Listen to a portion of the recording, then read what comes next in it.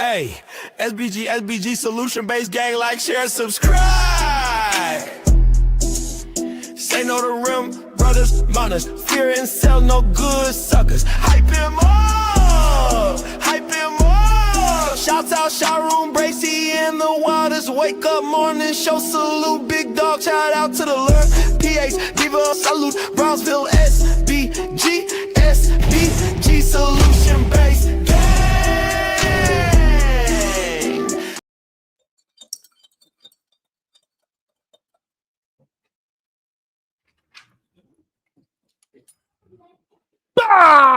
Let's go. Good day, everyone. How are you doing? I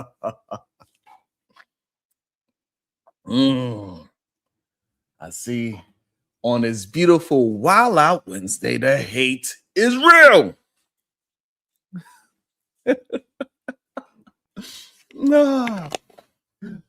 Good day to you, kills. Make sure I address the kings before they get upset. Let me make sure I address the kings. Instead of maybe taking my shoes off like Big Cuz do, maybe I should take my shirt off so I can address the kings and do some push-ups. Maybe then they will appreciate me. I'll take my shirt off and address the kings.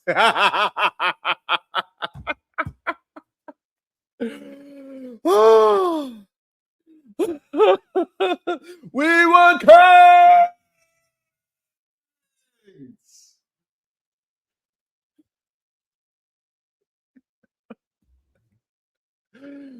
Oh my goodness. What up, Otis? Who? Good day to you, Miss J. How you doing? Good day to you, Corinne. Zero tolerance. How you feeling? Shout out to the king. Shadow. That's a good, hard-working man, Savannah. Shout out to Shadow the Time Wasp with the $2. W Worldist wake up show already gaslighting this morning.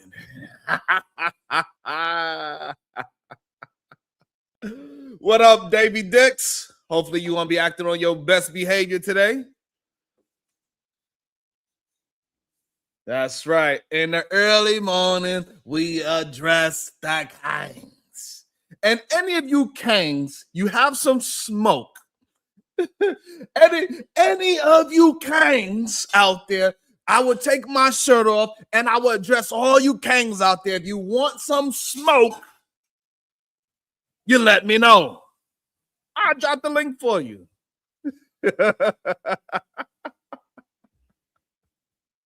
What up, Tickle My Fancy? Good day to you. Victorious one. If any of these kings out there want to have a personal conversation, we could go back. You could tell me what your problem is.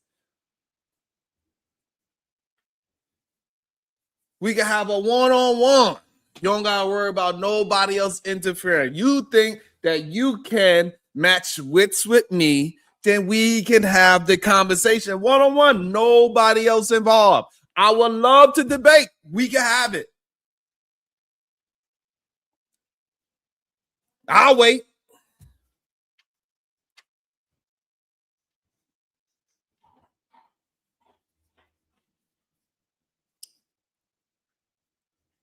I wonder if any of the, you know what? Because I do have an idea of what I want to have my show about. However, I've been hearing rumblings of my name been saying on these YouTube streets, how this, that, and the third. But somehow, even if I say no bounties, we can have a one-on-one. You don't have to worry about nobody else. I wonder if they will hit the link. Shiesty Bum, do you think they will hit the link?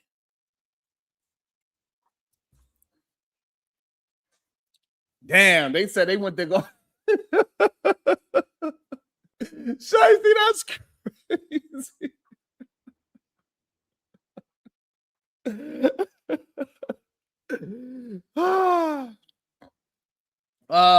Oh, this who you have an issue with me? Let me know. I'll drop the link for you without a bounty, one-on-one. We can have a discussion. We could talk about your worldview. We could talk about your religious status, your relationship status, your manhood status. Whatever you kangs want to talk about, I'm here to whoop. I'll whoop your head, boy. You know I will. I'll whoop your head, boy, with the back of the steel. 2 in the front, 2 in the back. That's 4 strapped in Grandpa's Cadillac. In my mind, I'm like, let's kill all these.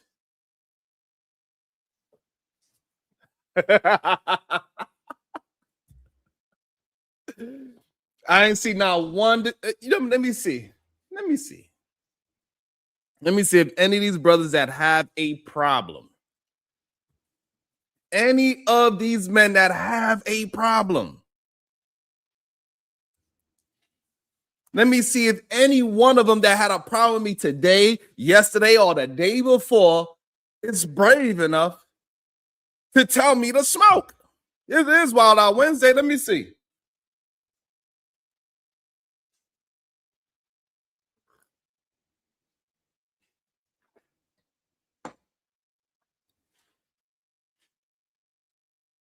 Let me see. Any of you red pill ladies as well. Any of you red pill ladies? See, the problem is what I'm starting to realize. A lot of people are afraid to stand on who they are as a human being.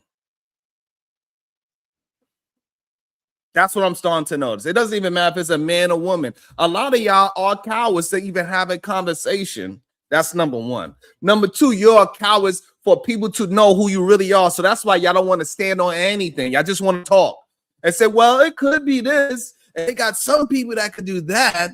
And it could be this because you're afraid to be wrong. Because you're a coward. You don't have no legs to stand on.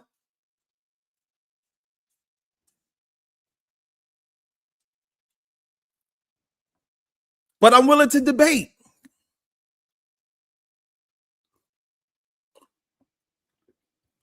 You don't have to have a issue with me, so to speak, but you have a disagreement with me, with what I'm saying, what I'm producing. You can challenge my thoughts. I'm waiting to see. Happy life and love. Yes, I am anti-red pill for what it stands for. Because most of these men that claim that they are red pill, when you start to peel back the onion and we turn this into a cry fest, they don't want to actually deal with anything truthful. They want to deal with everything that is a talking point. They don't want to deal with real life whatsoever. When I put that mirror up to their goddamn face, they run. They can't have a conversation. Welcome to the show. Savage. Good morning. How are you doing today? What is the thing you want to debate about today? I don't need to debate about anything, sir. I'm up here because you want me up here. So does Shiesty Bum and all the rest of your family members. So it's really good. I'm waiting to hear the thing that you disagree with me with, the thing that you want to debate with, the thing that you think that I'm so wrong about that you have the correct thought about. It's your show, your platform, what you want to do. I can't disagree with what you do. I could make fun of it, and I could have my opinion about it. I'm not going to debate about it because you're going to do what you want to do. So you don't have a disagreement with what I'm saying, or the things that I represent? Disagree with what? What you said? Do you have a disagreement about the way how I represent? I have an opinion about the things that you do on your show. I think it's cultish a little bit. Not a lot of it, actually. I think that, to be honest with you, I don't think it's you. Because I've known you, I've seen you rock out for 5 years. And I still say to this day that you my nigga. But I believe that you puppeteered by these chicks and these false outside people, because this is really not you, dog. It's really not you. It hasn't been you. First of all, I've only been on the internet for 3 years, doing shows. And You've been rocking Fight Club and all that other shit. Let's not do that. We've been around for a while. For long it been, whether 4 or 5, 3 years, as long as we've been rocking for a long time. I've seen you in your true light, and it's not this shit.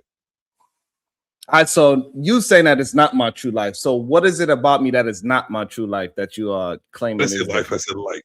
I said light. All right, what is the true version of me? You're and what am actually I? a decent person to talk to, which you give people the benefit of the doubt to understand their conversation, because I've seen you do it. But when you have your minions around, you tend to act the part. And then sometimes I see that you don't act the part. You back up, and you always do this. You fall back, and then you let your minions take control, because you know that they'll do so just to hold your shit down.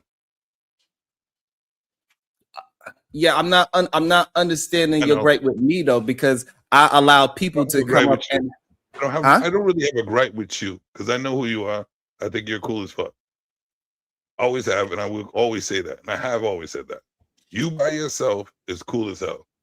But when you get to your I know you have your show now, and I know that it's narrated by a female in the background. And I believe that if it was just you having this conversation with people, it'll be a different story. There will actually be no bounties at all. There wouldn't be people like looking forward to bounties. And it'll actually be a decent conversation where we're all trying to understand each other.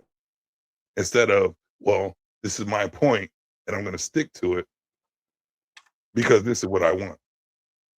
Instead of trying to understand other people. Why you have an issue with about it? And why do you have an issue with bounties? Because y'all do it for no fucking reason. Just so you do it just to shut people up. And why shut people up when you're trying to get an opinion or other people's perspective on things? Why would you try to shut someone up when they have their opinion or perspective? That makes no sense. That means you're not really trying to hear anybody. You're trying to shut them up. That's cultish. If you don't agree with you, you have to drop them. Or if someone else in the chat, which you accept, doesn't agree, you drop them. Instead of trying to figure out where y'all could come to an understanding of both perspectives. Which that's what I think. Maybe I'm wrong. Maybe I think that that's what you would do alone by yourself. But maybe that's who you are. I think the issue is that no matter what I do, if I'm having something successful and it's pushing in a certain direction, that another person do with your success, bro. We want your success. You're great. Do you think? I'm talking about the conversation that you don't try to have. Right, and I'm trying to have it with you, but you're not having a conversation about anything that you disagree with. You say you agree with me. You say I'm cool, so you don't actually have a problem with me. You have a problem with you hear what I said. Yeah, but you're not saying anything that is pushing towards me. What do you want me to push? Do you want me to push towards you? Because what I was saying is I want to hear what's your disagreement so we can flush out. We can flush out what is the middle. Hold on. I just told you by yourself that you would have a decent conversation. But with your so I'm trying to have it. All right. You try to act like something different. Act. I'm attempting to have a conversation with you now about it. Are you gonna have a conversation with me, just me and you? Trying to or are you gonna act? Are you gonna act like for all your people? We've been having a conversation for the past 14 minutes. Ask you a question. Huh? I asked you a question. I said, are we gonna have a conversation between me and you without you acting for your people? Or are you gonna act for your people? Because I can act for your people as well. So right now you believe I'm acting? You have been acting. I know it's for the show. I know it's for content. YouTube is just for a show. But if you want to have a real conversation, then let's have one. I've been attempting to have a real conversation with you for the past 14 minutes. 14 minutes. Yes, I've been live for 15. The first minute I was talking, you came up maybe an hour, maybe a minute or 2 minutes after I started the show, and I'm attempting to have a conversation to understand where are you coming from and where we have a disagreement, where we have a misunderstanding that. And so while I'm talking, you still talking. So that's kind of strange to me when I've been giving you the grace to. It's strange that I'm talking while you're talking when that happens normally on your channel. Is that really strange? Yes, because I'm talking to you one-on-one. I know, and it's nobody else. It's nobody else here. So how is it strange that we're talking one-on-one to each other? It doesn't make any sense. It was strange that you are interrupting me while I'm talking to you. So do you. I'm not doing that to you. I'm talking about right now. Today. So now that we're having a conversation, you need to stop worrying about everybody else. I'm having a conversation with you. I don't need to stop doing anything, sir. To have a fruitful conversation, you need to. No, I don't need to stop doing anything. So you don't want to have a fruitful conversation. I am having a fruitful conversation, but I don't need to stop anything. If other people you are making it, then other people are involved. It's nobody else here but me. That's why I asked you, are you willing to have a conversation with us, or are you going to act for your people? I don't put on no acts. That's number one. Yes, you do. No, what the problem is that you're confusing that I let other people on the panel, and then when you start having a conversation with somebody else, you're trying to have me as a part of that person's personality. Are you? I'm talking to. Yes, because when I'm talking to you, I'm talking to you. If other people's a part of the panel and you start talking to somebody else. So let me ask you something. You have an issue with that other person, not me. No, wait, let me ask you something.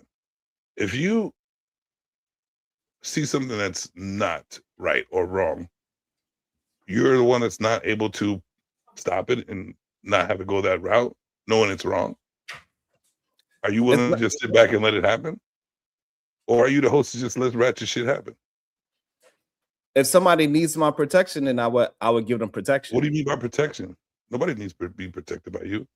But I'm saying that you're a host. What you are asking for. And you see something wrong, and you know it's wrong, and it's part of your team. I don't ever see you trying to stop your team from being wrong. But when someone else that's not part of your team, you're quick to send your minions or stop them from saying some shit or trying to change the narrative when it's somebody that's not a part of your team. But you let your team talk a lot of shit towards other people, knowing that it's not right. But you let that shit happen when someone else tries to do it towards your team. Like, let's bring it to this. Like, when you have people drop people, knowing they're on a path of trying to have an understanding with you, you're still letting them be in drop. And it's okay because you're making money, right? No. But don't you want isn't your motto, what is that shit, which I don't really think that you're trying to do? I don't censor nobody. No, not that. You come to an understanding. What is it called? Damn, my bad. I'm just waking up out of nightish bullshit. It's part of coming to an understanding. Pretty much, it's a different word that you use, which is part of your little logo. What, rhetoric? No, not rhetoric. Solution. There you go. Solution based. Mm-hmm. And I don't ever see a solution from your channel at all. That's see your narrative. I see a narrative. I see a narrative that you want to portray on people, but it is never a solution. If it's not part of what you think, you and your team, it doesn't matter that you get dropped, you're laughing, you're having a good time, female flirt, all the female gestures and all that shit. But there's no solution base and there's no understanding. You just sit there and play your games. Do you watch your own shows? So do you watch your own shows? The problem is, do you watch your own shows, Sharon? Yes. So the problem is I answered the question. You want me to answer it twice? Yeah, do it again. So the problem is when people like you have these People like me. grievances. What's up, people of mine? People like you that cannot formulate a straight, coherent thought about me. You try to people like use me? other people. And Yeah, so are you throwing insults? No, You sure? unless you Because feel what like, people like, what unless do you you feel like, know about me? What do you know about me for you to say people like me? I know that you cannot form a clear and coherent thought about me. That's number one. You sure about that? Number Are two, you sure about that? Number two, I'm talking to you, I'm communicating with you, and you're talking to me about other people. I'm talking about you. No, you're What not. you let happen. That has to do with other people. So it has to do with you. It doesn't have to do with me. Really? And So you don't allow things to happen on your show. This is not your show. So I allow This is you not your to show. have I allow you to have arguments who you Is want to this have an not your show? argument. That's a rhetorical question, correct? Is this not your show? It is my show. All right. So that means when you allow people to do things, it has something to do with you. No, it doesn't. Right or wrong? Wrong. Oh, so you don't allow people to do shit? Or so it's their show then. Whoever No. starts talking and you back up, it's their showdown. No. So it's your show. So whatever So you what you're allow not- on so your what you're show not- has to do with you. So what you're not understanding is that I allow people to work it out. I do not What was the police. first thing you just said? You gotta I allow allow, me to right? finish. You gotta see the way You how said I'm I lying. allow, right? Do you believe this is your show right now? You said I allow. Hey, Do you believe seems this is like your you can show make right it now? my show.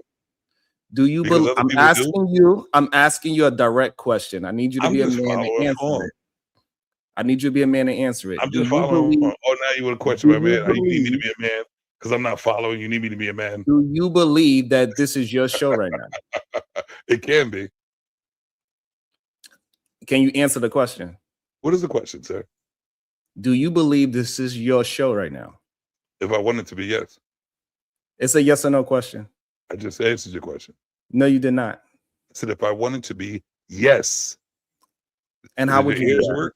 Do your ears work? And how can it be? How can it be your show? By me doing whatever I want, just like you let other people do. How does that Because make it your show? you just told me when you're not talking, other people have control. Right? That's not what I said. Well, that's what you were saying. No. That's what I you were said leading was, because I asked you if it's your show. if you allow me to, if you will allow me, anything if you allow me, you have a part of it. answer. And then Yes, you said no. I'm asking you. I'm asking if you. it's your show. If Right, it's your I'm show, asking you something. and you Can have you hear nothing me? to, if Did you you come can't deal here with your to people, argue? Did you come here just to argue, or you came to have a conversation? I come here to match your energy like you've been doing. You have not, because I'm talking to you. You're not talking back. I come to match your energy, sir. All right, what energy is that? The energy that you're giving right now. Right, and my energy is that I'm being patient with you and I'm having a Are you conversation. being patient? Say what? Are you really being patient? Because I know Yeah, how I you am. could jab in those little insults and think that it's okay to do so. Right. So, and again, I'm having a conversation with you, even though you've been disrespectful this whole time you've been here. Have I been? Yes, and I'm still allowing you to have what you do. and I'm still allowing you to have a conversation. Like, even though I keep telling you stop interrupting me, you continue to do it. Or what? And so it goes to show that men that have the same mentality as you, Yeah.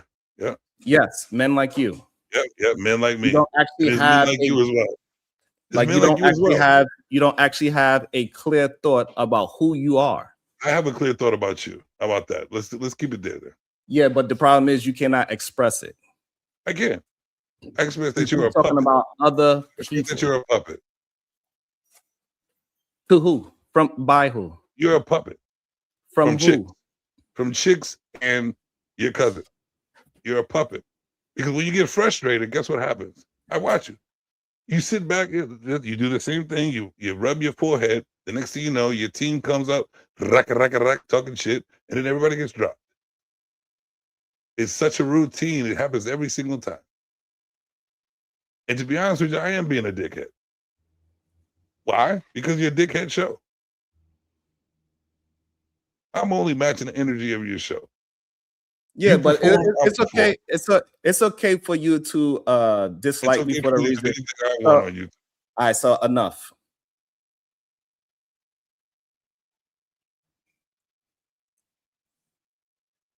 And this is a problem with a lot of men like you. A lot of men like you as well.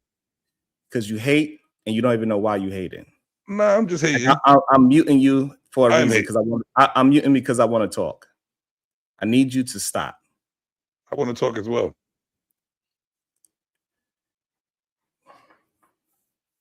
Frustrating, ain't it? Yes, that you stupid. When Yes. people do dumb shit. Because I'm Yes. admit, I'm doing dumb shit right now. All right, I but am- you all continues to do it, and you aiming Right, it towards you me where it don't continuously have nothing do to it to do with men. me. And You again, I'm trying to have a And you conversation. continuously do it to I'm men. attempting to be patient with you. I really But am, see- but you are acting as if. What are you gonna that- do? What are you gonna do? If you don't want to have a conversation, then you don't want to have a conversation. I don't know what's wrong with you, brothers. To be honest with you, if you came here to get dropped, I don't understand. I really don't get it.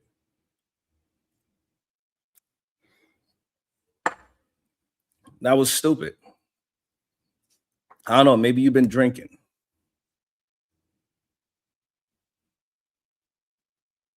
I don't understand. When I attempt to have a conversation with y'all don't even have a problem with me. Y'all have a problem with somebody else communicating with you.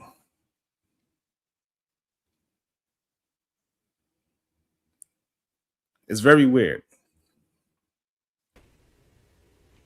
Good day, Hank. Hello again, Sharon. Now, Good how day, much- Hank. What is your disagreement with Sharon? So last time I talked to you, Sharon, we had a disagreement over this leading other men, and as you just experienced firsthand a minute ago, that it is really, really friggin' hard because a lot of other men are not up to par, up to snuff.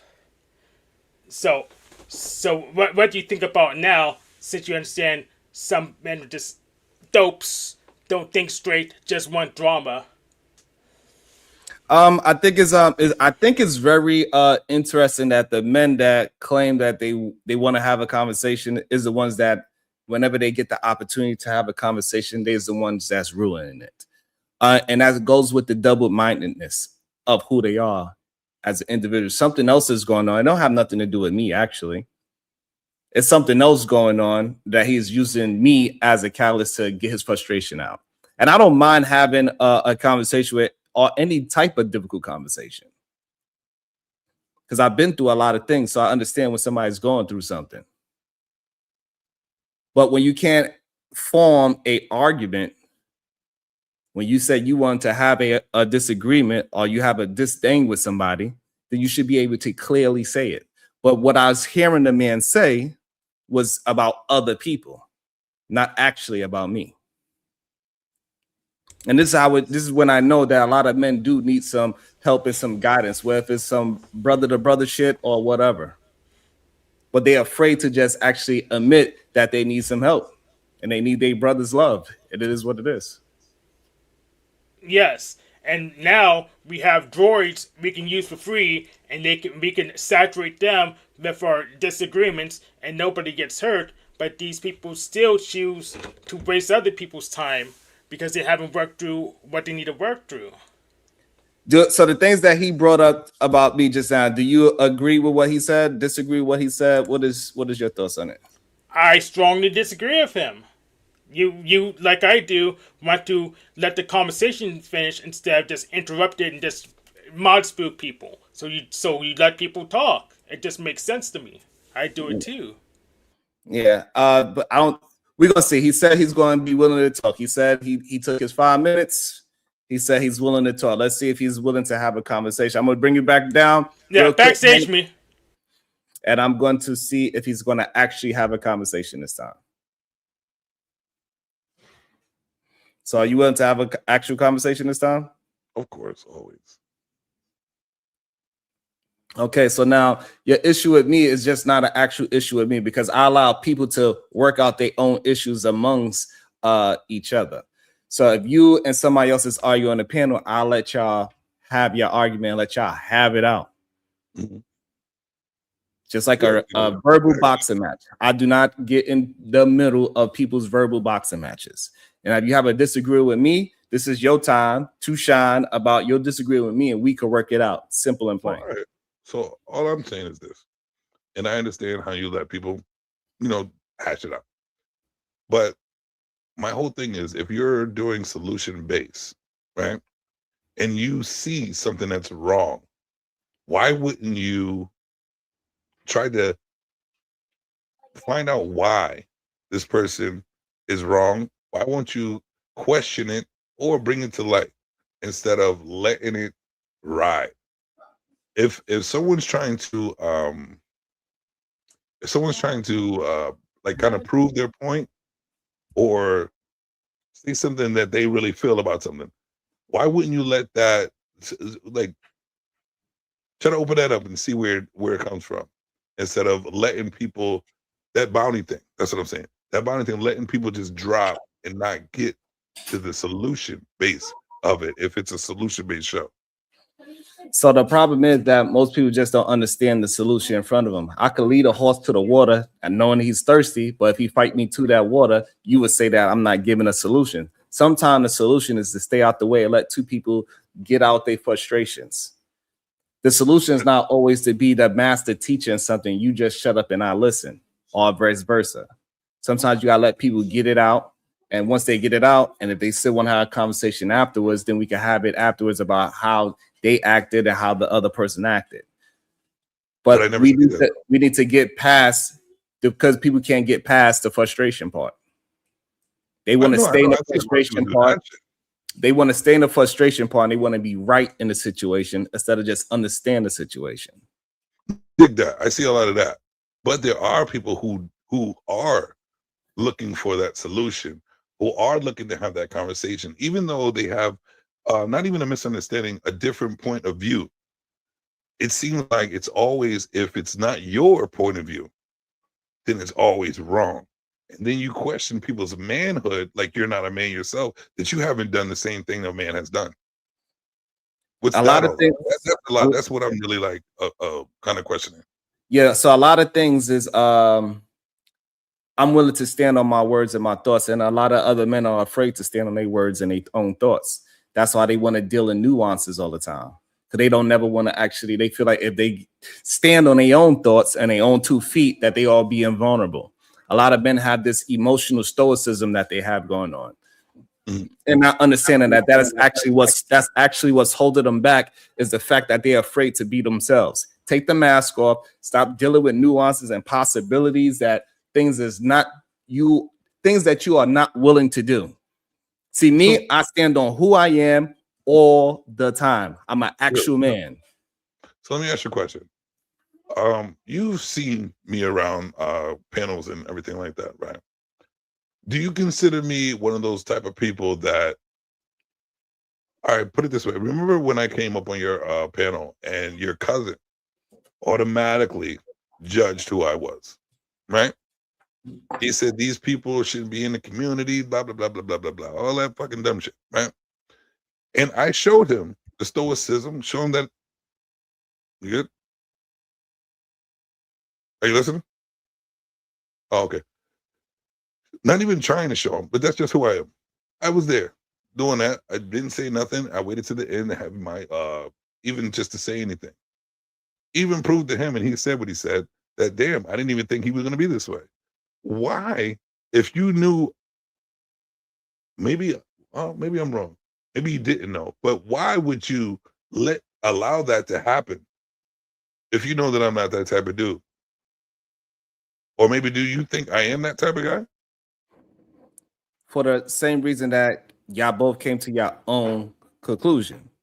He realized that, he can have a conversation. I let people decide their own relationship. What if I it do would have not been I do not lead people into believing something that I am doing. I just defend my point of view and how I got to that point of view and why I keep moving my life in that point of view. So again, all right, that's a solution. Again, that's why I allow people to work out their own grievances. okay. So we definitely the same. So you know what I have done, even in the mix of talking shit, right? What I always do say, no, Sharon's a good dude. I like Sharon by himself. Having a great conversation with him by himself, not with his means. I've stopped people in the middle of talking shit, saying, no, Sharon's a good dude. So why couldn't it be reciprocated? Like, why isn't that not the same? Like, why couldn't you be like, well, you know what, Browns, I think you're wrong about that guy. Why don't you do that with people? I don't know. You let your cousin, you let PH Balance, you let all of them talk shit to people. You let them do it when you know that person is not like that. Is that the type of host that you want to be, or is that just something that's part of your show? It's something that is a part of my show that allow people to form their own relationships. So the same way how you have this horrible experience about PH Diva, I don't have that. So if I go and tell other people, if I go and tell other people PH Diva is not what you just said. Yeah, but I didn't say nothing about horrible. Like that, like when you make up like this, and that's another thing you do. You come up with a lot of words where nobody said anything about that to build a narrative, and that's what you do. And that's another thing I have a problem with. Like, I didn't have a horrible situation with her. That shit was fun. It's entertainment. Like, she means nothing to me. But it's fun to do that. But for you to be like, oh, I had a horrible, I never said that. So that means you're building words to build a narrative of what I've done on your show when I didn't. And so, and again, if you don't like the word horrible, fine. I heard you say it. It's not about like, there you go. So the problem is, I never used that, and I never expressed that. Let me finish saying what I'm saying. I heard you use the word horrible and PH Diva in the same sentence. Have you? So that's why I used it. Is that after you used the word horrible, or did I use that before you used it? And it's okay. So you don't like the way how PH that word horrible before you used it? That's fine. If you don't want me to use the word horrible, I won't use the word horrible. You don't have a good experience. Okay. If you don't have a good, did I or not? It's not something that I don't want to major in something minor. You did not use the exact word horrible. Did you? Did I express that it was horrible or use that word before you said? I heard you use it before. You did. You did. Yes. You sure?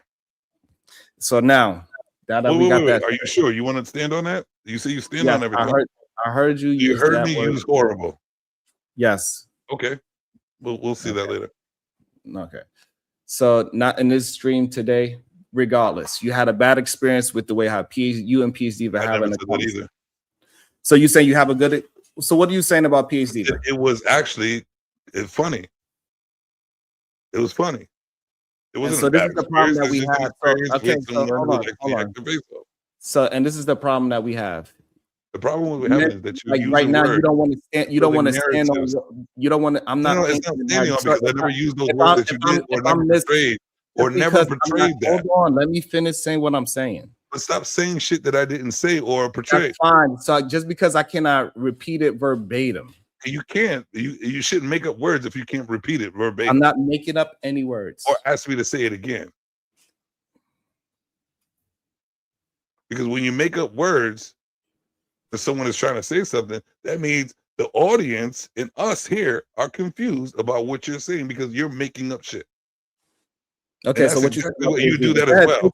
Okay, so say what you said about PH Diva. What's your experience with PH Diva?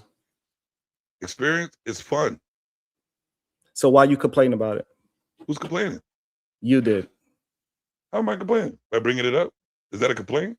Yes, you said why, Sharon, you don't correct PH Diva and Brownsville when they do something that is painting you in a different light than who you believe you are. That's not a complaint. That's a question.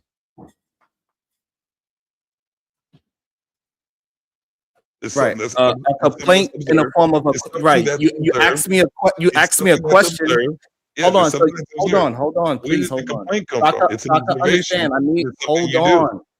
I need to understand. So, because it was a complaint in the form of a question, or No, do I it have was a to- question from an observation. You took it as a complaint. Yes, I took it as a complaint. Correct. I know you took it as that. I'm Right. saying And so you saying that it's not a I'm saying this complaint? is what happens. Hold on. So why are you saying? It's Are you fun saying for it's me. not? They can do Hold whatever they on. want to do. Hold on. Are you frustrated? I need you to stand on something. What is your I just issue did. with my? You are not standing on anything. I'm not saying The another only one thing you because you standing on say that so. I didn't say. Because of Hold what you on. say, I'm not standing I because of need you. you are not standing on anything How did because prove it? because you are leaving everything in nuance world. Here's the thing, sir. Complaint is not It's a an complaint. I observation don't from what understand. you do and y'all do. You hold on. It's You not a saying you complaint have a 'cause I can deal with hold it. on. Hold on. You saying you have a problem with the way how I didn't say I I am have a not. problem. I said So this is what I'm observing.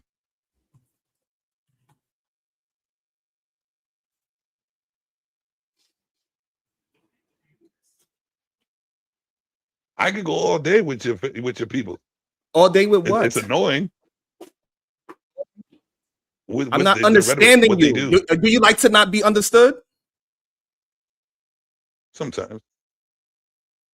So you need to do Because that I'm not shit somewhere else. I don't want to have a conversation about nothing. If you want, Just because you can't understand what I'm saying doesn't mean does it I make do not understand what you're saying because you keep on talking while I'm talking.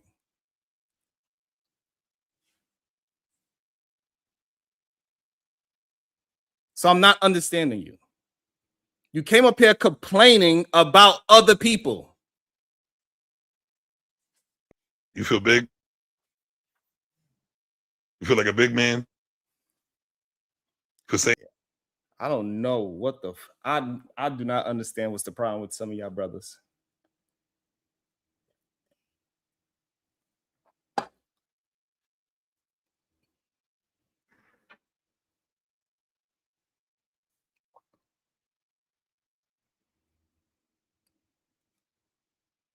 I don't get it.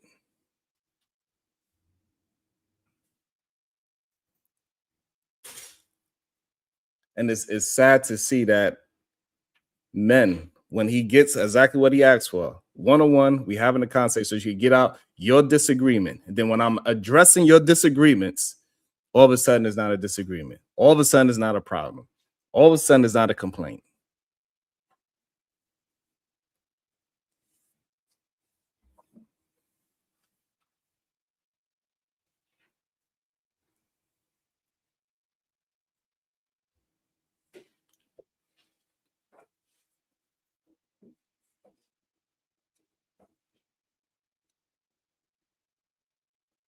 I really don't understand it.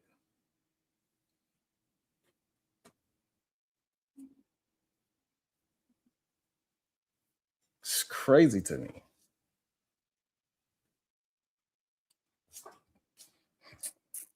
Like, I don't understand. If you really don't have a problem, then why act like you have a problem?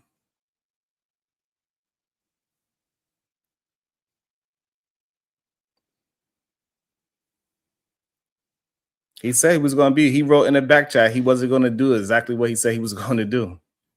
But whenever you try to get one of these men to actually stand on a thing that they said, that's when they get up defense. I didn't say that verbatim. I wasn't trying to quote you verbatim.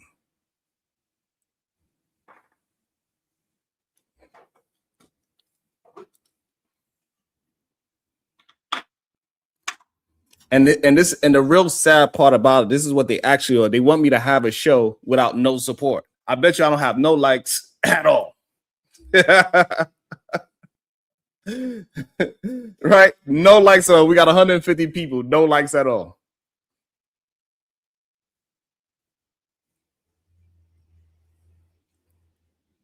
Not one super chat, not one cash app, nothing. This is what they think is a good conversation. No support from me. That's what they actually want.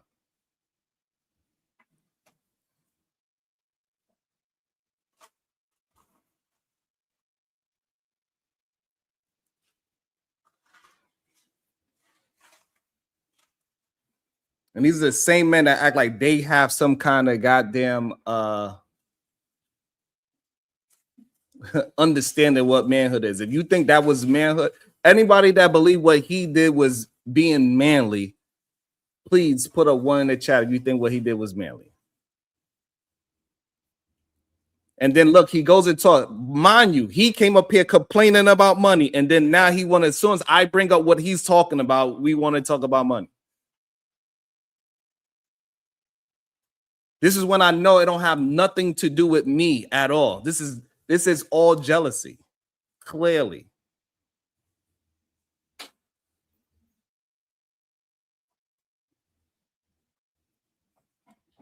Y'all men need to stay in your own echo chambers, because clearly you having a conversation with somebody that is not agreeing with you, you cannot do it.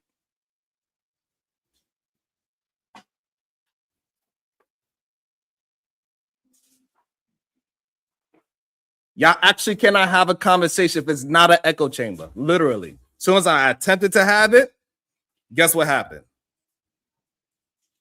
You started acting like a, you want me to be honest? You started acting like a bitch. You couldn't stand on your word, and you kept interrupting every 2 words I said, literally. It's not man code at all. Men usually stand on their words and say, yeah, that's how I meant it. That's what I said. Let me find out if any other man have a problem. They want to have a disagreement. They want to have a debate on something and actually have a point to debate on. We can have a conversation. Put a 1 in the chat if anybody else think they have a better outlook on life than I do. Go ahead. We can talk about whatever. Religion, relationships, marriage, baby mamas, baby daddy, work, philosophy, ideology.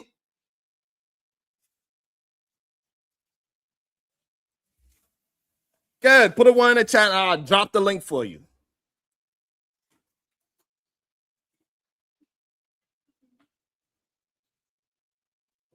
Let me see. Nice. So I don't see no ones from all these men that act like they have a problem with me. Stop crying and acting like you do.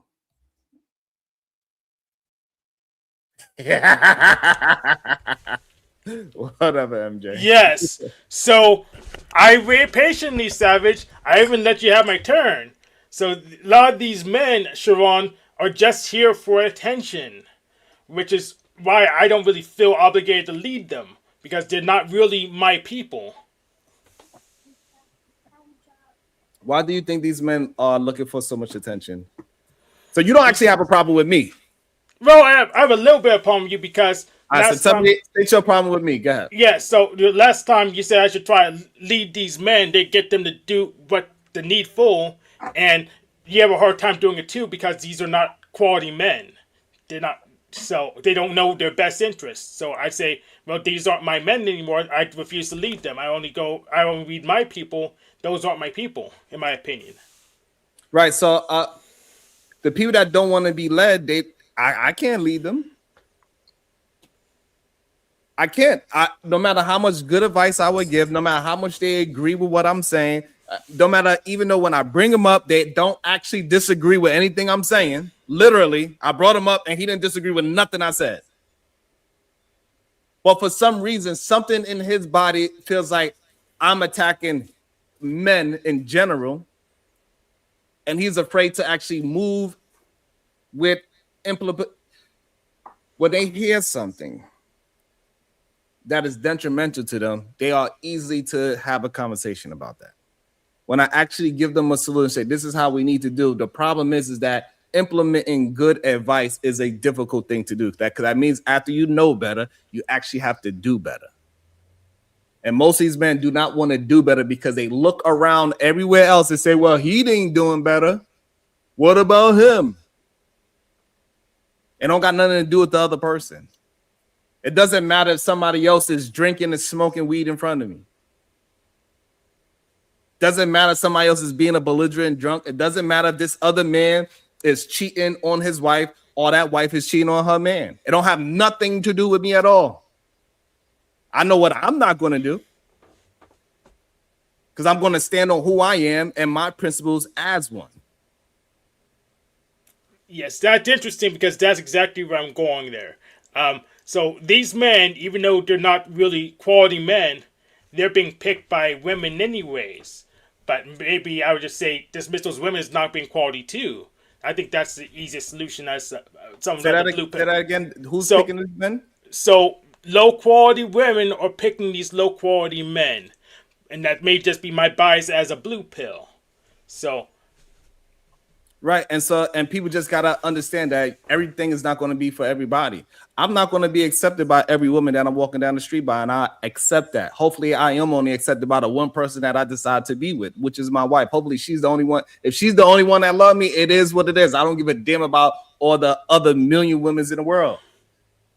I want to try to make my pool even smaller. If I was a single man, I would try to make my pool smaller so I can have a very direct line of the type of female that I want in my life. I do not want a broad version of it because then that makes decisions more difficult. And most of the time they want to have it as a nuance and say, oh, I like this one for being short. I like this one for having long hair. I like this one for being freaky. I like this one for being conservative. It don't work that way if you're looking for somebody to move forward with. You need a smaller scope of females around you, not a broader one.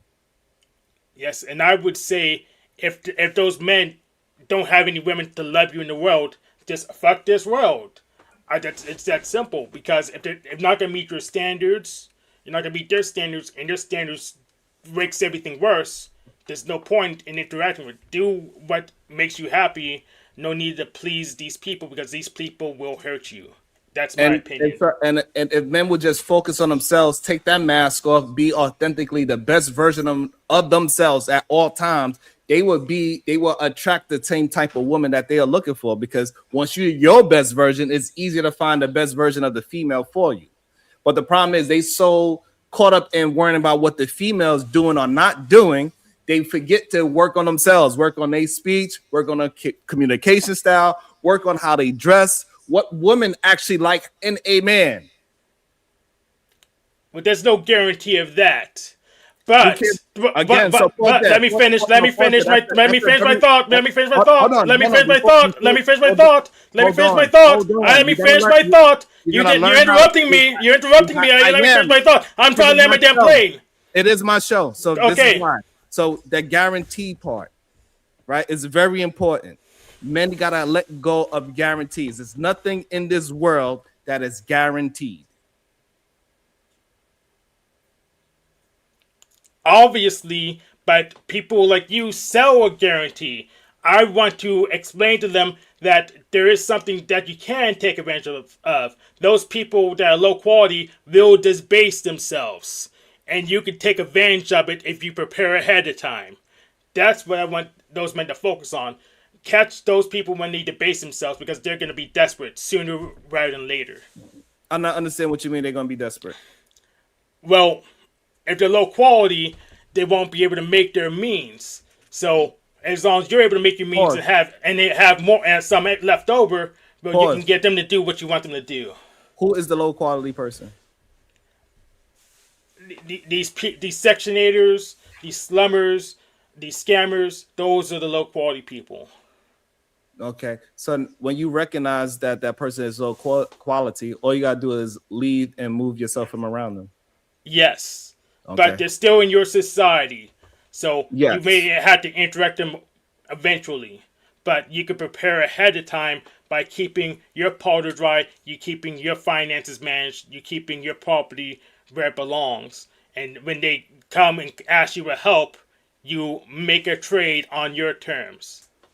Oh, okay, yeah. I'm not in any disagreements to that. You thought I was disagreeing on that? I just want to be clear. Oh, okay. Yeah, you have no disagreement there. Once you find out somebody is a bad actor, you should make sure you get them out of your life for sure. And if they insist on being in your life, they can be on it only on your terms, or they're going again. So what I'm trying to get you to understand, also, sometimes people do make mistakes and they're not all scammers just because somebody make a mistake. You got to be able to differentiate the difference between somebody that is attempted to scam you and take advantage of you and somebody that's going to make a mistake. Because those are two different human beings. Because you can absolutely make a mistake and I could piss you off, but it doesn't mean I'm trying to scam you. Those are two different things. Yes. So what frameworks do you use to discern the difference between someone who's just here to scam you and someone who just made a mistake? Okay, and that happens a lot in relationships as well. People will look at one person make a mistake versus the scammer. They want to believe the lie of the scammer instead of believe the person that made a mistake is going to attempt to do better. That's another problem people have. So what frameworks do you use? I use game theory, I use MBTI, I use Enneagram, and I use economics to figure out, discern who means it and who is just trying to take advantage. So What is game theory in relationship? Oh, so pretty much there's mathematical formulas that will determine what is the best option to take for hypothetical imperative. And that's been well studied for the last 100 years or so. And how many people found they made using this hypothetical imperative? I have no more than 2 documented cases, and also both the red pillars and blue pillars use it as part of their, I guess, studies. But I don't see a lot of it. But it's just another tool in the toolbox. I only have 2 confirmed cases. So what I'm saying is I never heard of this game theory. I don't play games with somebody that I'm trying to build a relationship with. So if you start off a relationship playing games, you are starting off on the wrong foot, in my opinion. Okay, everyone can have opinions. So I want to know with this game theory, what proof of concept that it actually works? Oh, because the couple people who did use game theory to find their mates were accredited academics. Give me an example of something in game theory, if you can. The prisoner's dilemma. So for example, if you're like capturing a police investigation, the best outcome for both prisoners as a group is if neither of them snitch. But it's better for you to be the snitch in reference to the other one if they snitch, and in the worst case scenario is if they snitch on you and you don't snitch. So technically you're better off snitching than not snitching via game theory, but overall, if you can cooperate, your best possible option is neither you snitching. But how do you translate that into a relationship? Oh, so pretty much use that the same kind of mathematics to determine who's available, by your chances of it being compatible. So there's a bunch of formulas. Yeah, look up. It could be a freaking series on its own, but you can use those formulas to figure out who's available and calculate what's their best interest, what's their imperative, and you make predictions based on that.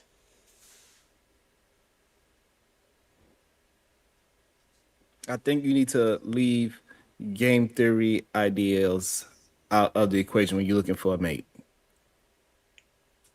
I don't see how that could actually benefit you moving forward, or any man moving forward attempting to find somebody that is suitable for them.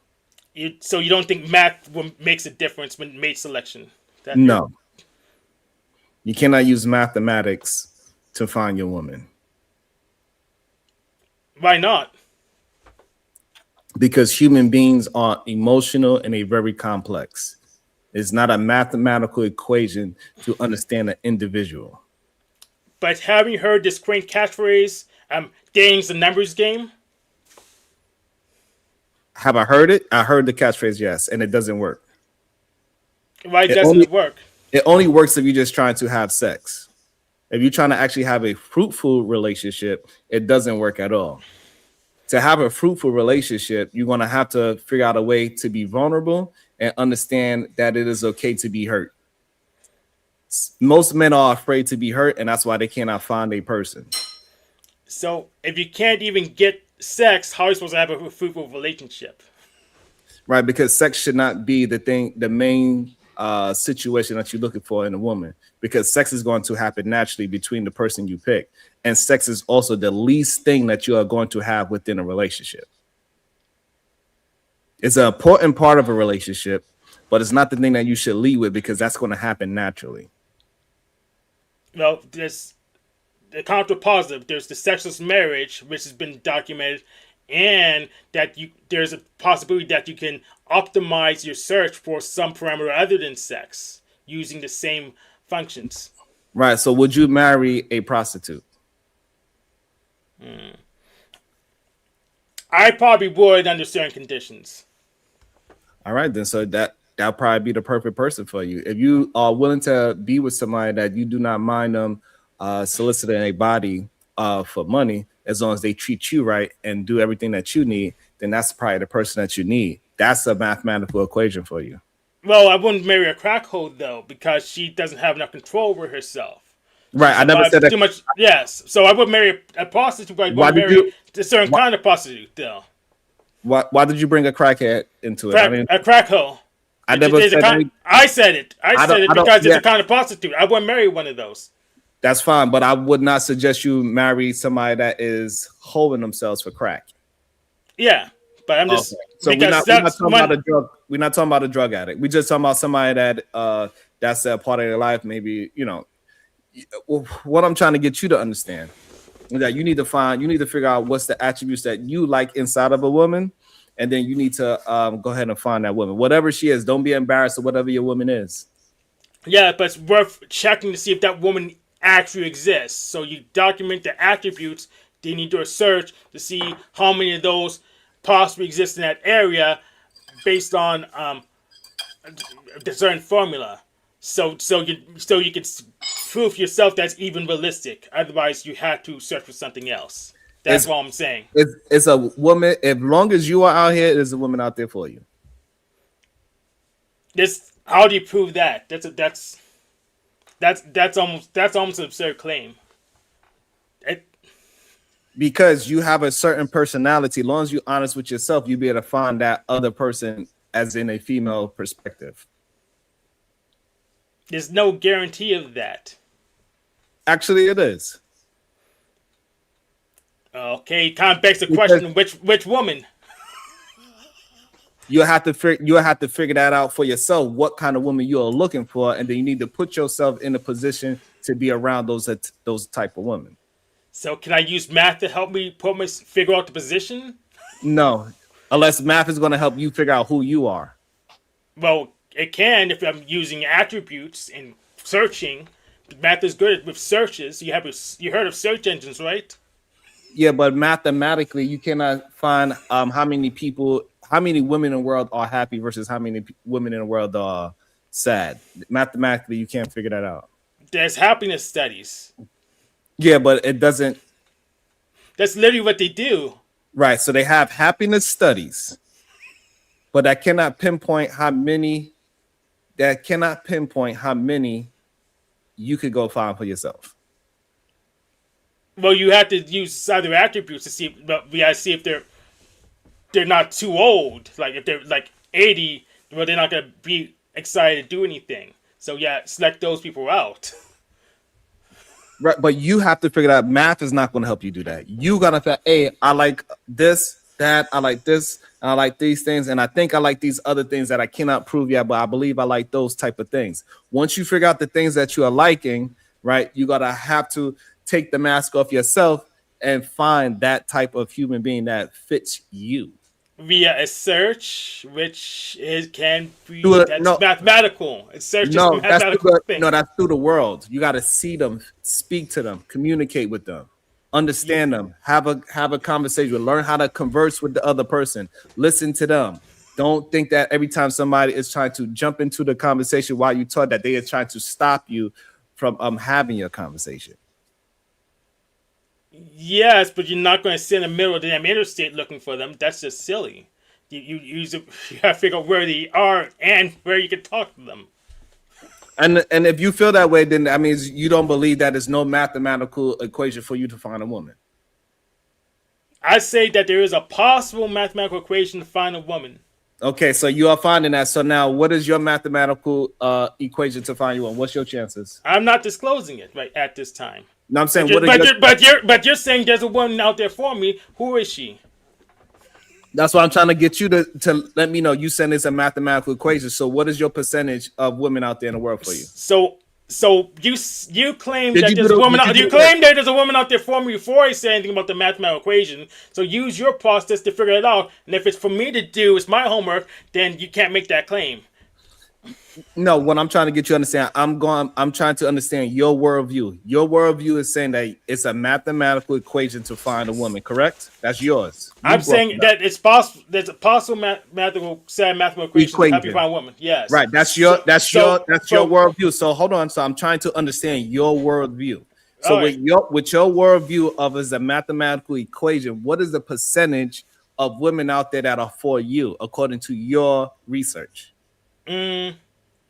I would say 0.02% or so, because I had to restrict it to my general area first. Then I had to restrict it to women that's actually my age and legal, of course, and then restrict it to women that have similar interests to me.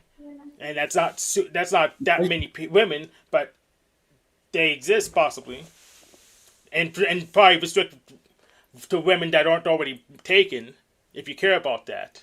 Which I actually really don't really care about that. But it's not every woman, it's a subset.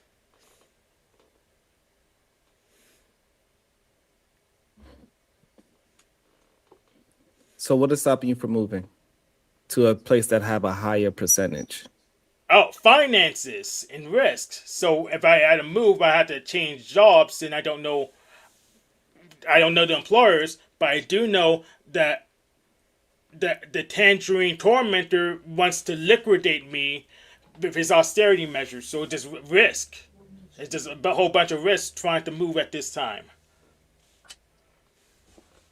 And that risk is not worth the mathematical equation to find your mate? I'm not sure if the risk is worth it, but I don't have a good plan to make it work anyways if it doesn't go my way. All right, so the number one thing you need to work on your mentality. Okay, but this is an interesting question. So if I lose all my money, what plan would you do? If you lost all your money, how would you build yourself back up? No money, and let's assume your woman left too, so you can't use her as a lifeline. You lose all your money, you lose your woman. How do you bootstrap yourself? That happened to me plenty of times in my life. I don't concern myself about losing money or losing my woman, because in real life, you just got to deal with what's in front of you and plan appropriate.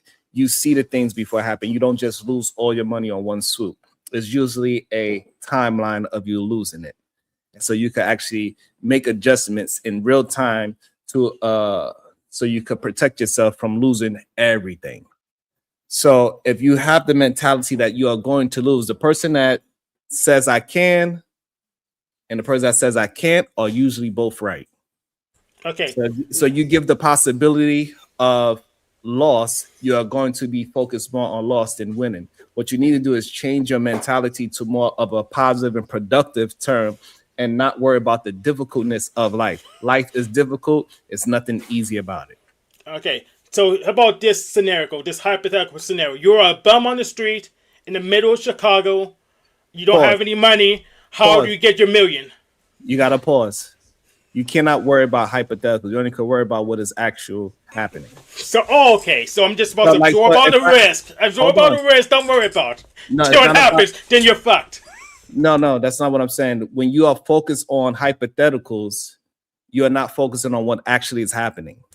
I can't do a hypothetical, can't plan, Sharon.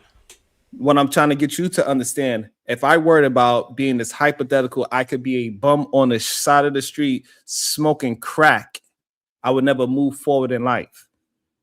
It doesn't make no sense for me to worry about a hypothetical where I could be a bum sleeping on the side of the street smoking crack. Does that happen to people? Yes, but there's no purpose of me thinking that's going to happen to me because I know who I am. I'm going to get through things no matter how difficult it is. Because that's my mentality, to work through life. So my question is how? What about you makes it so you will be able to bounce back and get back to your million after you're somehow a bum on the street in the middle of Chicago? Plenty of people have done it. Is what I'm trying to get you to understand. It's all about the mentality. Most people that obtain something, they're not worried about losing because they know they could obtain it again because it was already done once. I heard that, but I also saw many people lose it and not get it back. And I just try to ask myself, how does that make sense? Right, because we are all individuals. So if you allow something difficult happen to you and you succumb to that, then yes, you could become a bum on the street. That is an example of not to lose faith in who you are. Is when those bad things are happening to you, that means you are transforming into something even more powerful. See, when you're about to achieve something great, a lot of things is going to come against you. So how do you explain all the people who transform into something less powerful? I don't have to explain that. And All that's right. the problem. So if this is what I'm saying, you are focusing on the negative things. And so if you focus on negative things, you're going to get negative outcomes and negative thoughts. You are what you think, you are what you eat. The problem is most people think eating is only physically with food, but the things that you read is a part of your digestion. So The things that you watch is a part of your digestion. So you are digesting too much negative information and you're having a problem in real time to start moving your thoughts into a productive way. You got to have the understanding of the art of not giving an F about what everybody else is failing. Work on productivity. Tell yourself you are productive and you be able to move forward. So you may not understand this, but you're asking me to absorb the risk inherent in the system and not worry about it. So Correct. my answer to that is no, because that's just dumb. Because if you don't plan fine. ahead, you're planning to fail. That's fine. And again, that's you thinking about negativity. Yes. Right. And you need to learn how to focus on productivity. So if you keep on thinking about negative things, you're going to have negative outcomes. Let me put it this way. I am not a failure, so I'm not going to plan to fail. I'm not going to absorb the risk. I'm unwilling to do so. And that's fine. That's the life that you decide to have. I'm not trying to argue with you with that. And I'm glad that you at least admitted that you do live in a negative mind state. And that's fine that you understand because you recognize it, right? So that's good. You think that everything is a risk. I don't think everything is a risk.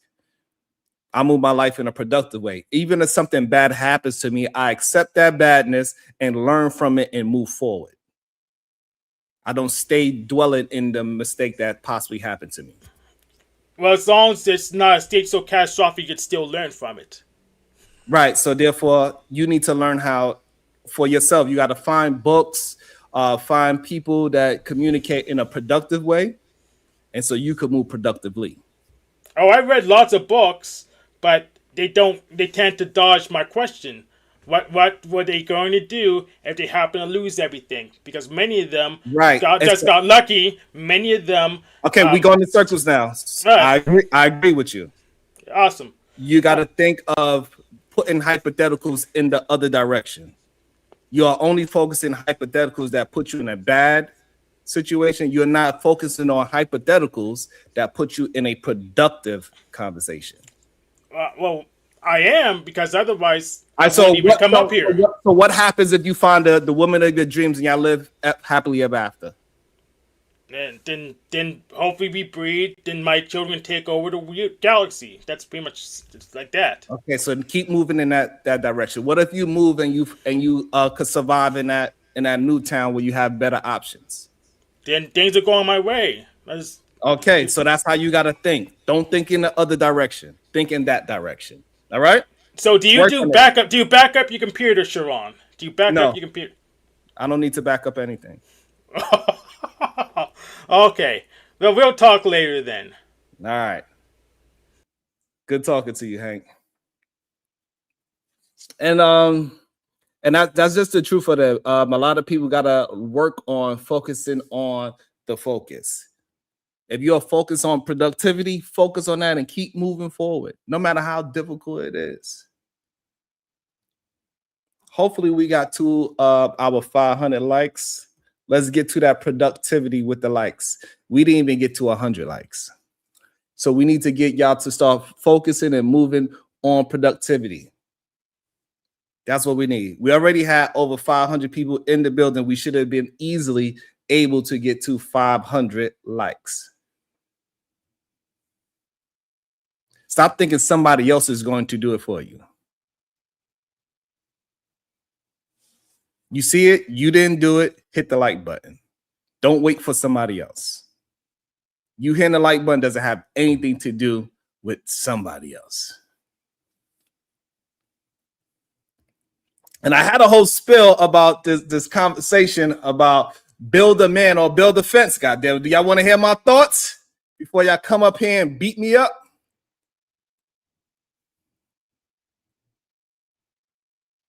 Because I got sent a video, which I thought was pretty interesting.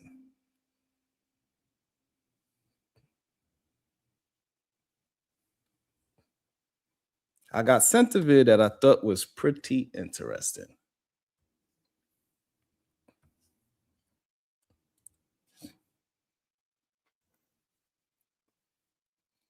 That's right. I want to get 500 likes.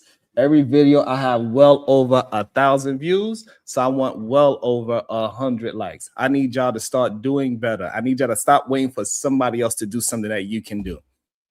If you hit the link, you check it out, hit the like button. It should be very simple for us to get to 500 likes.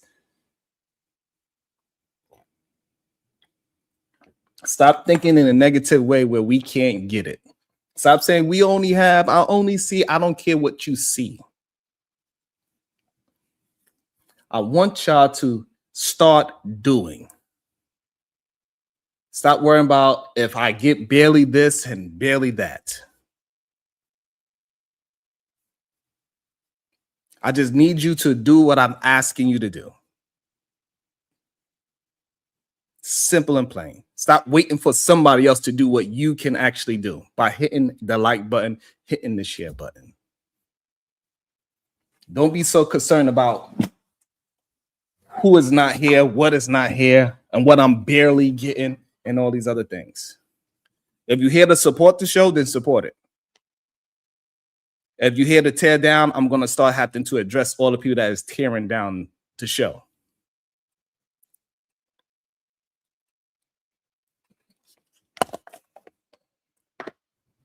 If I ask you to do something, I'm hoping that you are moving towards what I'm asking you to do instead of moving in the opposite direction what I'm asking you to do. Because we could get there as a team. We got another contestant, I believe. I don't know. His camera just turned. Let me see. Good day. Welcome to the show. What is your disagreement, sir? I disagree with the fact that you don't also focus on other people's mental health. I think the entire mental health of the community is fucked up. And I already got my money on the table, So I am concerned about people's mental health. That's why I have conversations with anybody and allow them to express their true feelings in real time.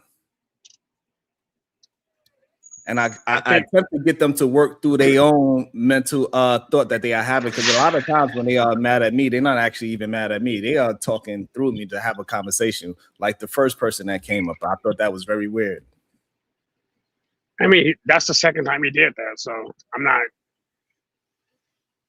Savage just seems to have a beef with you, even though he says he doesn't have a beef with you. He has a beef with the way you run the show, I guess. So to my knowledge, I thought bounties were just part of what we do here, and I was like, that's why I engage in it, because it's fun. Well, I mean, I guess, hey, no matter what it is, somebody will have a problem with what I'm doing. Is it because you get paid for bounties? Like, are they upset at the fact that you're getting money for bounties? Well, what is your issue? I want to know what's your issue, because I don't know. I've been trying to figure it out, but I don't know. But what's your issue with me? My issue with you, Sharon, is that you don't care about men's mental health, and you don't lift up men the way that y'all lift up women. So the thing is that I don't even actually lift up women. A little bit. What do I say that lift up women, in your opinion? You tell them good day. You treat them like people and humans. You act like they have a personality, and they're not meant to be wives or something like that. I don't know. Shit. No. Oh, I go back to being serious here. No, bro. I think my issue becomes like, it seems like a lot of the conversations get very one-sided, and I've had this conversation with you before. I feel like yeah, there's a lot of issues with men, and as a man, you're talking to men on how to be better men. But I also feel like at certain points in time, we need to hold people accountable for the actions that they're accountable for. Like, yeah, men sleeping around with random women causes the quote unquote body count epidemic. But even in that aspect, women still have to agree to it. Like, I feel like that's a double-edged sword that has to be addressed, so both parties stop. And both parties stop that party. You know what I mean? And I feel like there's times where you're only focused on one half of the problem. Huh? Who's chasing who? Are you talking, generally speaking, or are you talking about in modern days? Generally speaking, who is chasing who? Even in modern time, who is going after who? Who is jumping in whose DMs more? Who is trying to holler more? More, I'll say definitely men are still hollering at any female they can get. But in that same breath, nope, don't do that. Nope, sir. Right, because hold on. So that I want to build off of that, right? So the problem is you keep trying to skip past them and say, hey, these men that are chasing women, they finally get somebody for their game, however they got that woman to lay down with them in a non-serious manner. You want to blame the women for that when the men is the one chasing. No. I didn't blame the women. See, this is what we're talking about. Now we're talking about what I actually have a problem with. I said something specific. And what I said specifically was, and we need to be able to discuss men. Stop jumping in their DMs. Women, stop jumping in DMs. Because you're acting as if it doesn't happen. And I'm saying, yeah, it actually does. Me personally, I don't deal with a whole bunch of men that have this experience of women chasing them down. I never really had that experience of a bunch of women chasing me down, jumping in my DMs, and it's not has it ever happened? Yes. But to say that it happens enough where I can have a conversation about it, no. Well, keep in mind, I'm Ubering for colleges at this point. And a lot of people out there, it's mainly chicks. Like, there's chicks going to clubs specifically hunting dudes. Like, more, yeah, it's weird the way it is now. I think a lot of dudes want to be treated like the chicks in relationships. Okay, so we saying the same thing then? No, what I'm saying is that now a lot of younger chicks are going around and actually being the dudes. They're hitting up the dudes being like, yeah, I can do whatever I want to do. It is what it is. Okay. If you say it's a problem for men, then it would be a problem for women to do the same thing. This is the conversation I'm trying to have with you. Right. So the women that see those women doing that, they need to have a conversation with those women, because I don't know why they're doing it. I don't know why a woman is chasing down a man, or they gotta go on hunting men. Ain't no woman gonna see me think that they gonna be hunting me.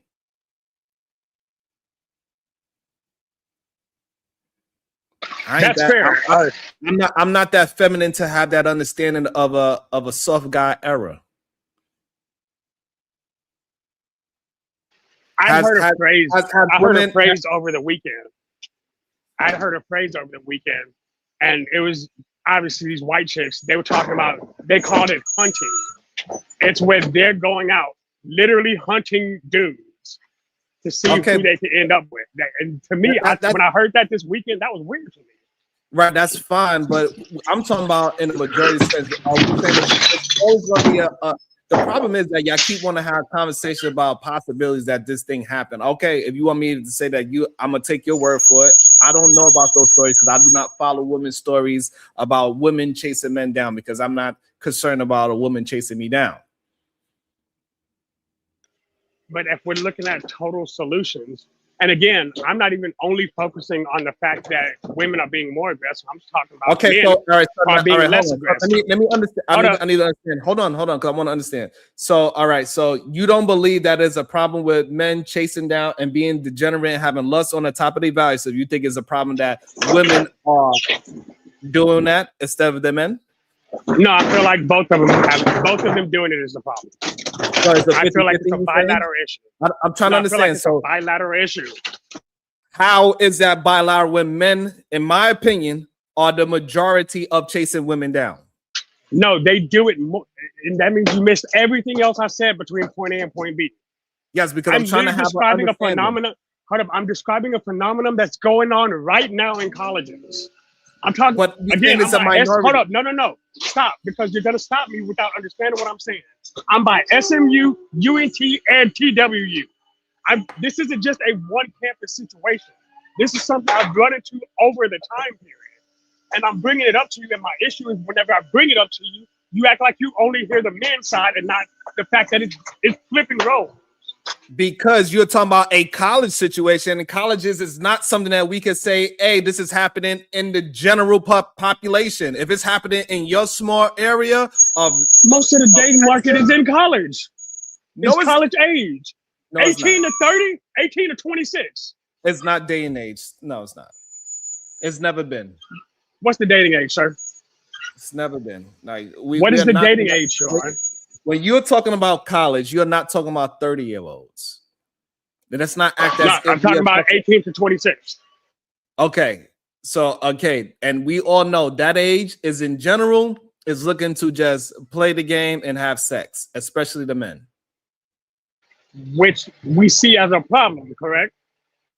For the men to only do that, yes. Repeat what you just said in the way that you just said it. Exactly, because we know who is the ones that's out there chasing the tail, and it has a group.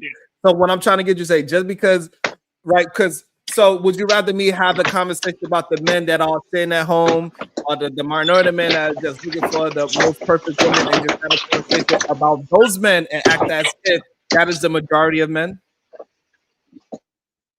Actually, oh shit, I bit my tongue. Oh shit. Sharp teeth. No. So the conversation you just had with you just tried to explain to him what he needed to do to change his mentality, right? To change his from a negative perspective, i.e., fucking around, to trying to look for something more stable, even in a math situation. Do the same thing with the general population. Okay, so you saying that it is an equal problem with the data market is your problem. What?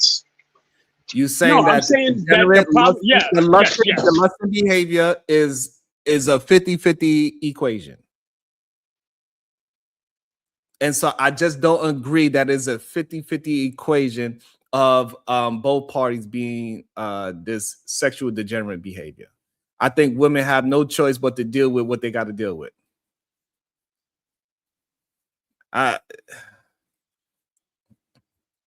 You're on mute. First and foremost, just because niggas are chasing you doesn't mean you have to put it out there. So first, that's not the situation. The fact that women are agreeing to it would also be the problem. Men can hunt all day long, and if every woman said, "Nah, back up," I have standards. Hold up, I have standards. Hold on, I got you what you're saying. So let me understand it this way. So if it's a bunch of scammers out there and they find people to pay them for their scam, who is the problem? The scammer or the person that agreed to get scammed?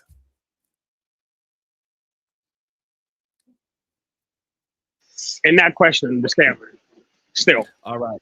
So that's the So Okay, now we're now, eye on that again. now I'm correlating that to the men are out there chasing, and then now the women that are out there that eventually subsides to that man, and he lied, whatever he did to be with that woman, and he wasn't trying to be in a serious relationship. We are trying to blame the person that's getting pursued versus the one that is doing the pursuing. That's the problem that I have.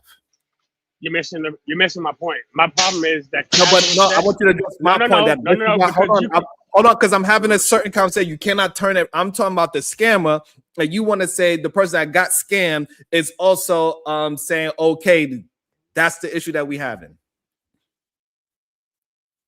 All right, no, that's fair. If the conversation is what you're having, then yes, I actually agree with your point. But that's not the conversation we're having. The conversation we're having right now is I'm telling you that now women are doing the same thing that men are doing. Like those same men who are playing the game, women are playing that same game to even it out. It's a lot more even than you're willing to admit to. If you say so, I don't see the proof of that, but if you say so, okay. I mean, if we got to pull up studies, we can go through studies and actually go through like Gen X. Ironically, despite the fact that the 70s and 80s being the generations of love, YNs nowadays are having more sex than they were back then. Again, more sex, not more babies, not more, again, specifically casual sex. Casual sex is on the rise right now, especially based on like millennials and Xers. Yeah, that's a whole thing right now. Okay. Like we're having conversations with again, there's people having conversations about sex like this that shouldn't be having those conversations. I'm gonna leave that sentence at that. Okay, so all right, so people are having more casual sex. So now what that have to do with me? Is casual sex is casual sex degeneracy in your opinion? It depends. On who? On the situation. If both parties are being honest about what they're doing. Hey, listen, you get to choose your life how you want to choose it. You cannot say you want to find a wife and then also have. I agree with that. So hold on. Okay. Are you saying are you saying that casual sex, i.e. lust at the top of the value system, is okay situational? No. If you are a man and you are looking to find your partner and you are having casual sex, you are contradicting yourself and you are not doing what is in your best interest. Majority of these men that we are having a conversation about, they are complaining about women having casual sex. So therefore, I'm assuming that these men don't actually want to have casual sex. They want to have a woman to themselves. That would be a fair assumption. So that's what I have my conversation towards. If you want to go ahead and be a degenerate, go ahead and go to Vegas and buy whatever you can afford. But don't come back over here complaining about the thing that you bought and having buyer's remorse. This is what these men are doing. They go and have casual sex and then complain about the casual sex that they are having. Sean, a week ago, we had this very same conversation. I think it was a week ago, tomorrow. We had this very same conversation. I changed what I just said. I need to understand that these men are the ones. Hold on. So this way we can understand, right? The men in the Manosphere, the red pill, they are the ones complaining about women. That they don't have no marriageable women out there, but they also the same ones that are chasing the goddamn so-called hoes. Yeah, I was gonna say most red pill people are looking for hoes anyway. So again, all right. So now welcome to the conversation. Okay, so good. No. Welcome to the conversation. Okay, so where are you standing, Sean? Because last week you literally said a woman can do whatever the fuck you want with her body. Where I stand is that I am a married man, so I don't know what you asking me where I stand in that. Again, this is what I'm trying to say. Don't do that. You know exactly what the hell I just asked. No, I do not. I do not understand. Then let me ask the question since you didn't understand it. Because where do you stand in that opinion, sir? Because you're quick to tell unmarried men that it's not good to be casual sex. But last week you told women that they should do whatever they want with their body. You sound double-minded in that subject, sir. That's what I'm telling you. Again, if that man, I just said it and I got to repeat it, which is weird. Repeat it. if that man wants a wife, you cannot be out there having casual sex. Because you had never find your wife going outside looking for casual sex. If you want to be a casual sexer, then you need to go ahead and do that. Stop acting as if you want to be a monogamous man looking for a good woman that's going to stay home, cook and clean. You're going to take care of her, take out the workforce, and you are not able to do any of those things. That's what the conversation is. Okay. Right. Calm about this. I understand where you're coming from in that. But my problem with you, and again, and only this thing, is that when we have this conversation, you make one, even if you don't intend to make it sound like that, there are times you make men sound like the villains in the situation, i.e. the person who's only doing all the degeneracy when you can't do degeneracy alone. Correction, you can. Actually, you can do sexual degeneracy alone too. I think you understand what I mean, because you're too specific right now, and we're majoring in minors. If you really put it in perspective, when we're talking about sex specifically, goddamn, how do I keep biting my tongue? When you're talking about sex specifically, you can't do it alone. And if in order to fix the degeneracy as a whole, you have to be able to work with both parties. And again, since we're focusing on solutions, i.e. solution-based gangster, Mr. Sharon, SNL, then it's not okay for you to then turn around and say, well, if a woman wants to learn to explore herself, she should do it. While at the same time telling men they shouldn't. Hold on. If my wife want to bust it wide open, what is my solution to that? Find a new wife. Say what? Find a new wife. So if that's not what am I? Okay. That's not what you hold on. I'm glad that you said that. So what am I going to tell her to do? You're going to tell her to honor the vows that she made to you. No, I'm going to say. If there's a conversation y'all need to have. Hold on. No. You cannot be double-minded on this. No. What I'm going to say, hey, I'm not going to be with you because you busting it wide open. That's not for me. And I'm going to leave. I don't have to tell her anything. I don't need her to tell her, hey, you need to love me and stop busting it wide open for somebody else. I leave. So me talking to the woman don't make no sense. If you see a woman busting it wide open with a whole bunch of people, then your black ass need to leave. If that's not what you into, but if you into watching, looking, cockhold, whatever it is that then you stay your black ass there. So what I'm trying to get men to understand, you gotta be responsible for you. Stop worrying about what somebody else doing because it has nothing to do with you as a man. Okay, are we focusing on men? That is it. What I'm saying is that the logic, right? So what I'm saying is that logic that you just said is, I asked the question: are you focusing on men or are you focusing on a community? I don't understand that question. When you yourself say, let me break it down. Let me make it easier. Hold on. Sharon, are you talking to me specifically? Let me tell you why I don't understand. Hold on. Let me tell you why I don't understand the question. We started this conversation, say, Sharon, you focus on men. So it doesn't make sense for you to ask me now, are you focusing on men? That's what this whole conversation is about. That's why the dude came up earlier, Savage, because you want to talk to men, but you allow PH Diva, you allow these women and this and a woman and a woman and a woman. I literally say I'm having men, I say men, you need to X, Y, and Z. So to have a conversation and ask me, are you talking about men, is ridiculous to me at this point in time. Yes, right. That's what happens when you get cooked up. No, never. How you money? Hold up. I just went over my last one. No. So my point is pretty clear, Sharon. The reason I asked what I asked is because if the advice that you're giving and if the solutions that you are giving are designed for everyone, i.e. the community, not just men, then you need to be able to be bilateral with your conversation. You need to be able to say, hey, you know what? Every now and then, women are fucking up too. Granted, men are fucking up most often. Wait a minute. Right. Give me an example of, because when I held women accountable, I just held the woman accountable not so long ago. We was having a whole conversation about a woman. I did a whole show about a woman, how she was whooping men's asses and she threw the chair and she was hitting on them. I had a whole show about a woman. A whole show. Literally. That was a very extreme. That was a very extreme circumstance.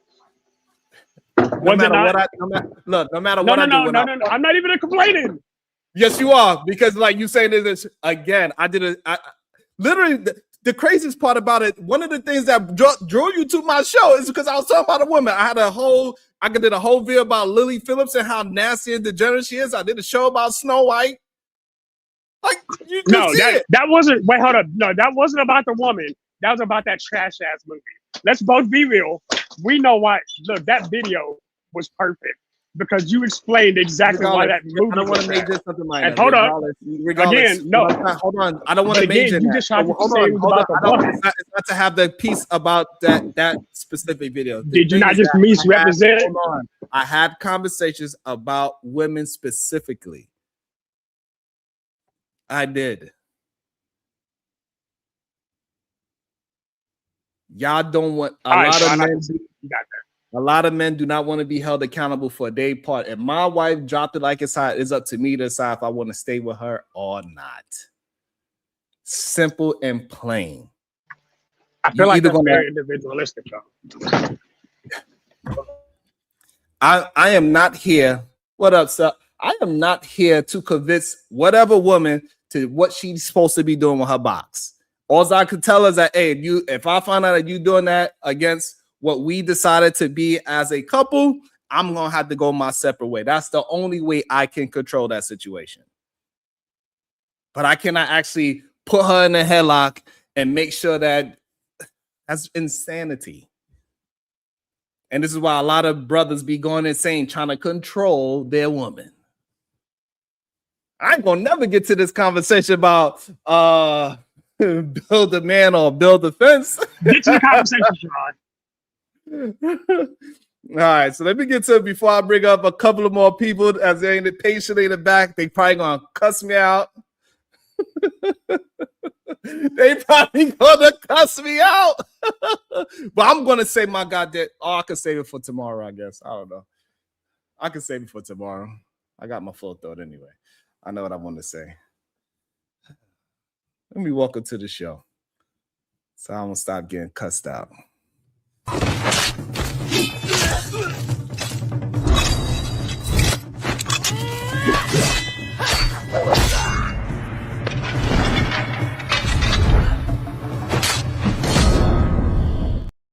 Welcome to the show, Supreme Vaginal Vessel. Good day to you. What's your issue with me? The fact that you will sit up here and entertain idiots for an extended period of time, torturing us. We got to sit there and watch the stuff and listen to it. And so I have a real problem with that. And I told you several times before, you entertain anybody. Like, you entertain too many people. Some of these people you should just be able to look at, know they're an idiot, and not even engage with them. And so that's my problem with you.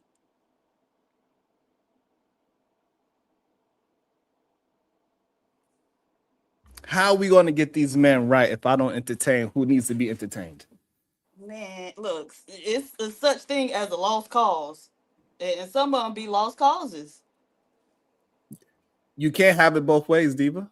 Yes, you can. You either want me to try to help people or not. No, you can't have it both ways. You can help certain types of people. People who at least seem like they trying to, not just a complete moron who should have been raised better by his mom and daddy. So, but that's the thing. A lot of people, they do need the help, but they don't have somebody to have a conversation with them, because what happens is that they just get pushed to the side like children. That whole stay in the child's place thing, that happens to grown ass people too, and they don't allow they don't get a chance to really communicate properly and have somebody challenge their mind properly. Okay, well, can we just be left out of it? That's all. Nope, you gotta be involved too, because y'all gotta know what's going on out here. I mean, some of it was just ridiculous. I mean, even if they mind ain't right, and you will still sit there and entertain them. Because you gotta get their mind right. I gotta get their minds right. It's not possible to. I don't agree. I think everybody can be reached in a positive and productive way. All they got to do is be challenged properly. Most of these men have never been challenged a day in their life. That's working with Jalen. You getting through to Jalen little by little. Mm-hmm. He don't got no lotion on the top of his desk anymore. You know what? That is true. Slowly but surely, I'm getting those minds to start critically thinking, because of what we have been missing. What I'm noticing, a lot of our brothers have an issue with critically thinking. Absolutely. And so, and that's why they get mad at me, and they don't understand how am I able to go through everything that I went through in my past and figure out a way to critically think. They can't even talk their way out of a paper bag, like literally. Right. Can't think their way out of paper bag. Yeah. And so eventually somebody, because they goddamn their therapist ain't do it. So I gotta do it. I gotta hold the line. I'm just listening to my people. They told me to hold the line. You hang up on some of them motherfuckers. We give you permission. We'll give you permission. Don't hang up. All right. Well, that's my problem with you. All right. We got some super chats, by the way. I do. Okay. Probably the people saying the same thing. Shadow the Titan Wops, $2. Wow, this wake up show already gaslighting this morning. Dang.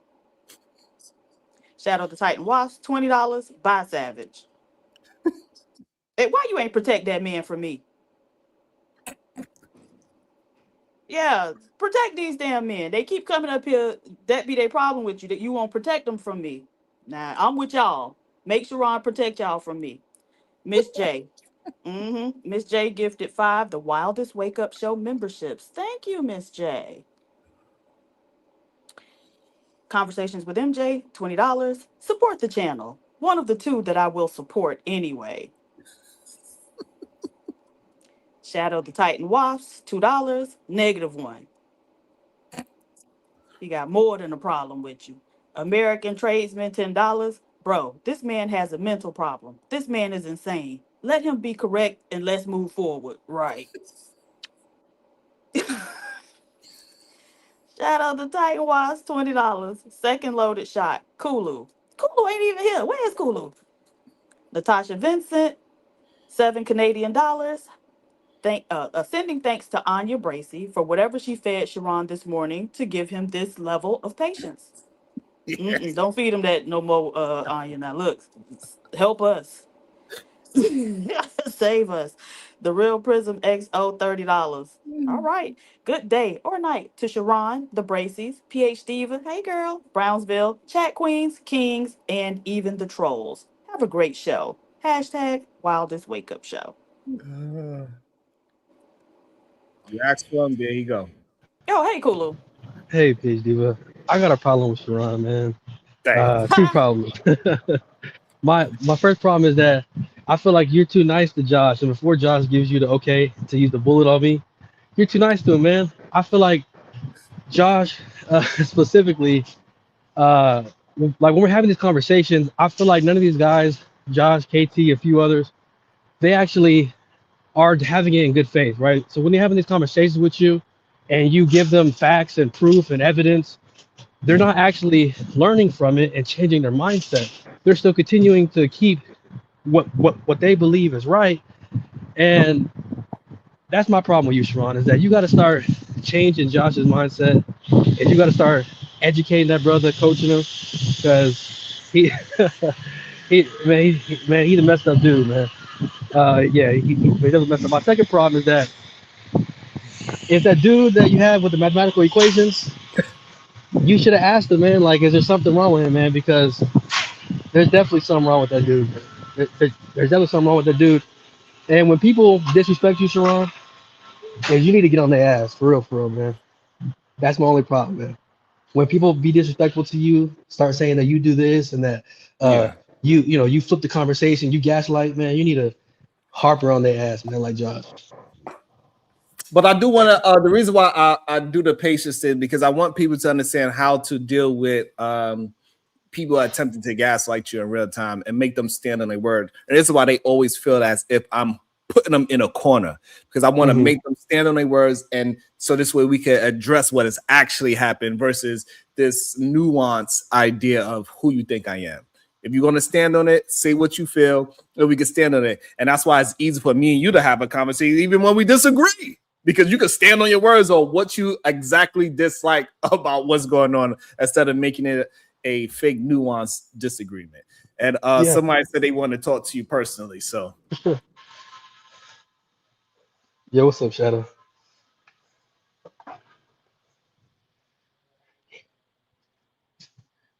Hold on. All right, cool. So I got some beef with you real quick.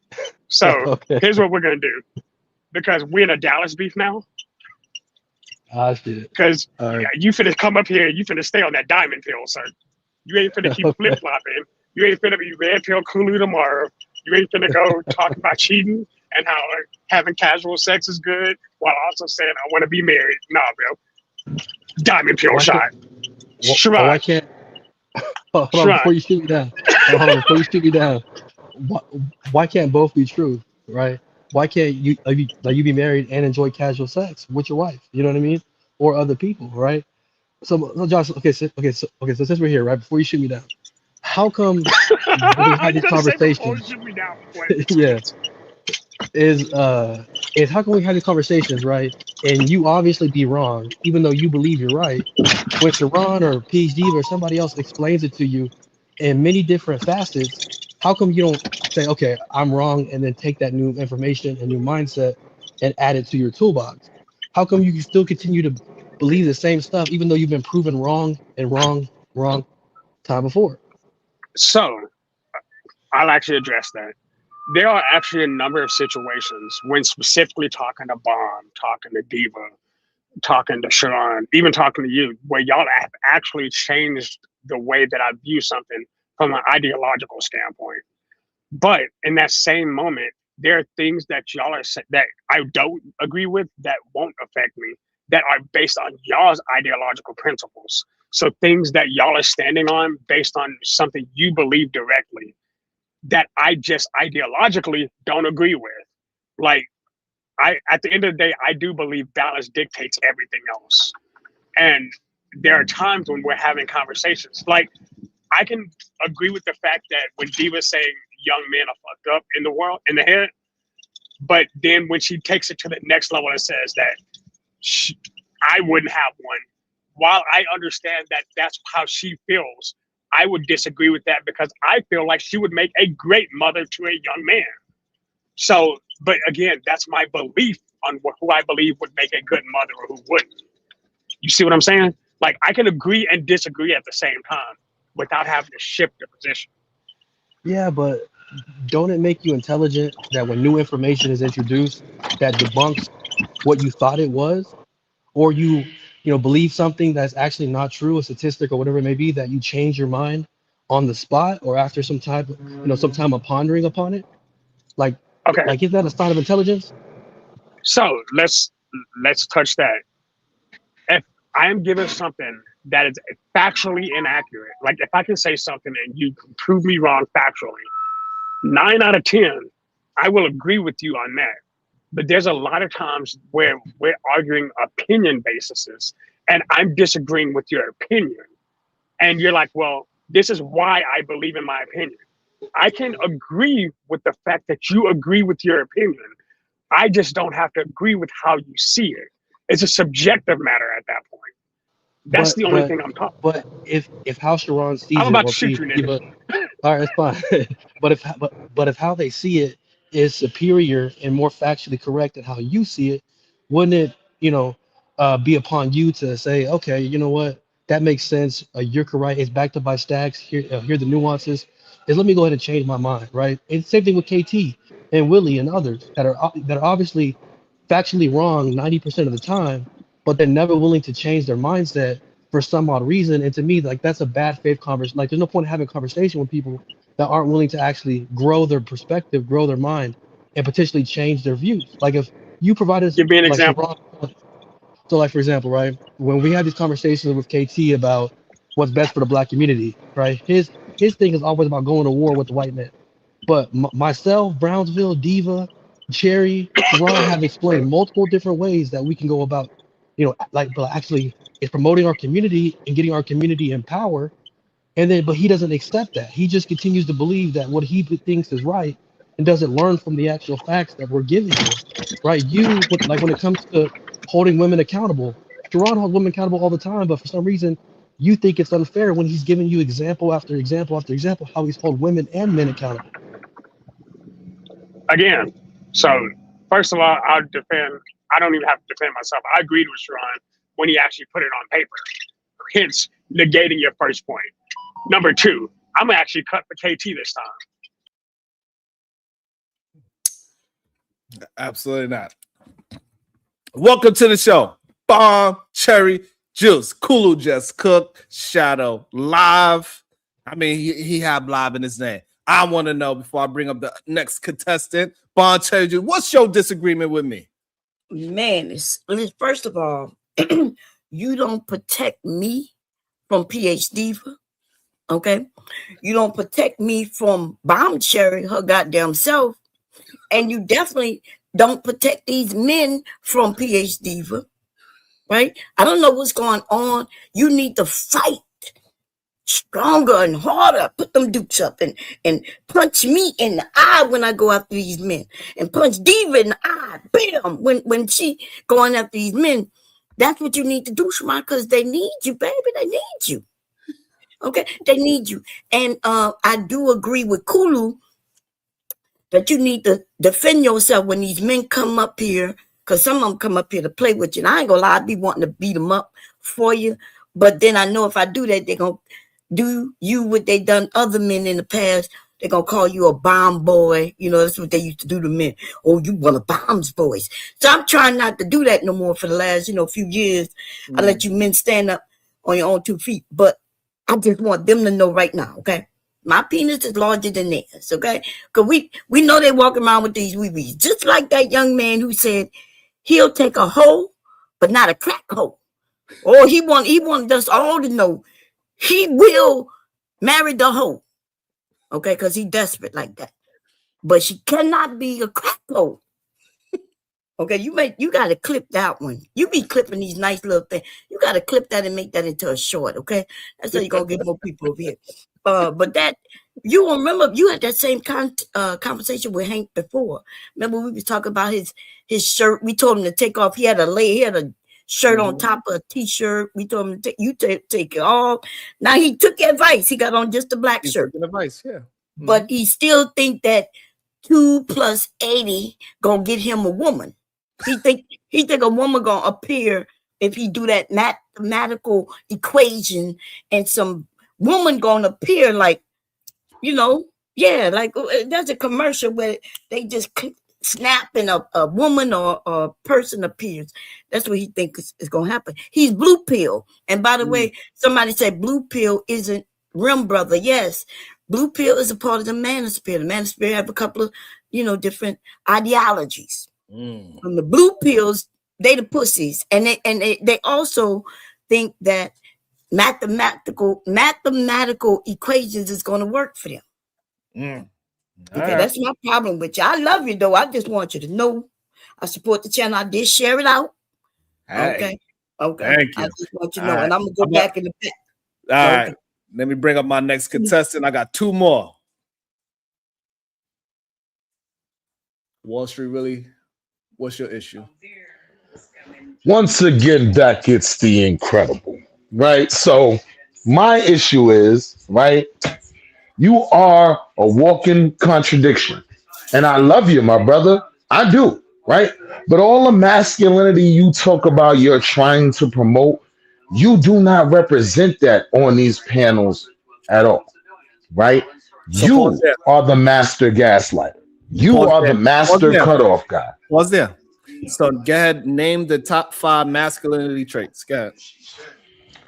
For me, confidence, the ability to compete and perform and do well. There's a lot of Go ahead. Keep traits of going. masculinity. I'm sorry, I don't have confidence. No, no, no, no, no, no, no, no. Oh, you reminded me of one, right? Being able to admit you're wrong, right? Also, having, I would say, Slow down. wait, let's deal with confidence. No, you don't have Hold confidence, on. not when talking to me, because you do this. Slow down. This is a lack of confidence. Hold on. Go Slow ahead. down. Go ahead. You I'm say here. I do not push out masculinity.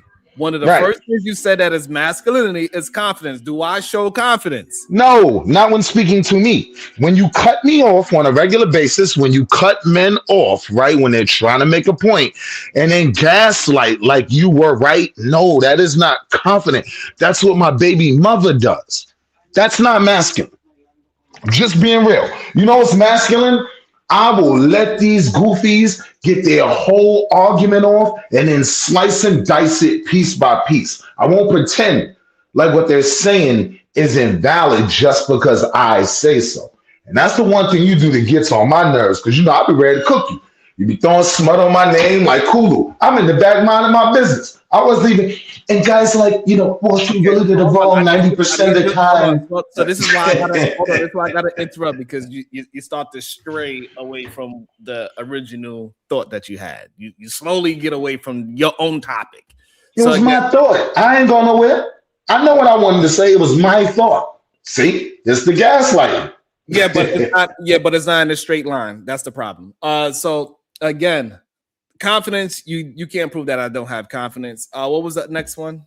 Because I clearly I have confidence. I just did. I'm saying when someone's making a point, right? Especially someone that disagree with you, instead of hearing their argument and dealing with the argument, you pretend like you heard what they said while cutting them off. Okay, and trying to pigeonhole the conversation. Pause there. That's not me pigeonholing. That's me getting you to stand on something so I can actually break it down. No, sir, that's not. No, that's not to you, because you're not masculine to understand that. I'm saying that's your opinion. Hold on. Right, you're doing it right now. You're not holding up to your own idea of masculinity. And here's the difference between me and you. You right, on stuff. Okay, you right. And that's another problem with masculinity, right? You cannot, once you say a standard, break your own standard. That's not masculine. So it's so simple that y'all not understanding. I get it. All you gotta do is say, hey man, I need some lessons, and I got you. That's all. You ain't got no problems. You just want to learn. But this is the thing though. You ain't got me, because you can't give me the lessons on the things about masculinity and manhood that I'm working on. You can't teach me those things. Too. No, you didn't. You wasted your time telling me that, because I've already achieved those things, right? I was able to do what you can't do. Hold on. You're doing it again. I was able to do what you aren't able to do. I was able to say I made a mistake and I was wrong. You can't do that. Slow down. You named 2 things. I already proved that I have those 2 things. Can you name anything else? You proved it to yourself? Okay. That's called confidence, by the way. No, I was asking. Because you did not prove it to me. You're literally displaying it. Because I don't have to. Hold on. You are incapable. Okay. You don't want to have a conversation. You wait for a second. Welcome to the show. Tired of your Well, hello, Big Daddy. You know, flattery gets you everywhere, girl. Okay, look, here's the thing, okay? I got 2 things. One of them is a grudge I have been holding for a while, all right? But we're going to talk about that second. The first thing I want to talk to you about that I'm so sick and tired of, and it makes me just want to come through the screen and mush you in your face, okay, is hollering and screaming and cussing and bullying us about your damn like button. When you said earlier you should have 500 likes, nigga, where? How? because your viewer count that you see, we don't see that. We see 120 people. You should be asking for 120 likes. Your view count where you see 500 people, that's people who have come in and out of the chat all day. So when you get to hollering and screaming and cussing at people about the like button, you're hollering at people who left already. So we are getting attacked for what other people didn't do. We hit the damn like. We could only give you one like, Sharon. It's very traumatizing. Stop doing it. Ask us nicely. You're going to get one like and you only can get one view. So therefore, the people that left in and out, they need to learn how to hit that like button too. Because right now we got 160. We don't got. They can't hear you, but they can't hear you. That's the point. They came in, they looked, they listened for 30 seconds, and they left. And we are getting punished for them not hitting the like. They're not here. You're yelling at the wrong people. We're doing the best we can, and you are traumatizing us. You're getting our anxiety all up, our nervous system out of whack. We'll be sitting here having a good time, and then all of a sudden, you start cussing us out. It's ridiculous. It has to stop. Okay? Mm-hmm. Okay, next thank one. you. What's the next So one? the next thing is, okay. So some of the things that the men are saying is kind of true, okay? Because you did it to me. So a couple of years ago, I think it was in 2024. This is what I'm saying. I've been holding on to it. I've been holding on. Here's my chance. So I don't even remember what the topic was about, but I do remember the exchange between me and you, because it was the most ridiculous thing I've ever heard in my life. Almost, maybe not quite. Mm-hmm. So I got up on the panel. I don't know if you remember this. And I asked you a simple ass question. Where do feelings come from? Do you remember that conversation? I think so. And I asked you, don't you know that your thoughts inform your feelings? And you were like, no. Okay, so how do you ever have a feeling about anything? Because the brain works in tandem with your emotions and your body, the things that you do. People can't even breathe without their brain informing the body to breathe. So for you to sit there and say to me that thoughts do not inform feelings is absurd.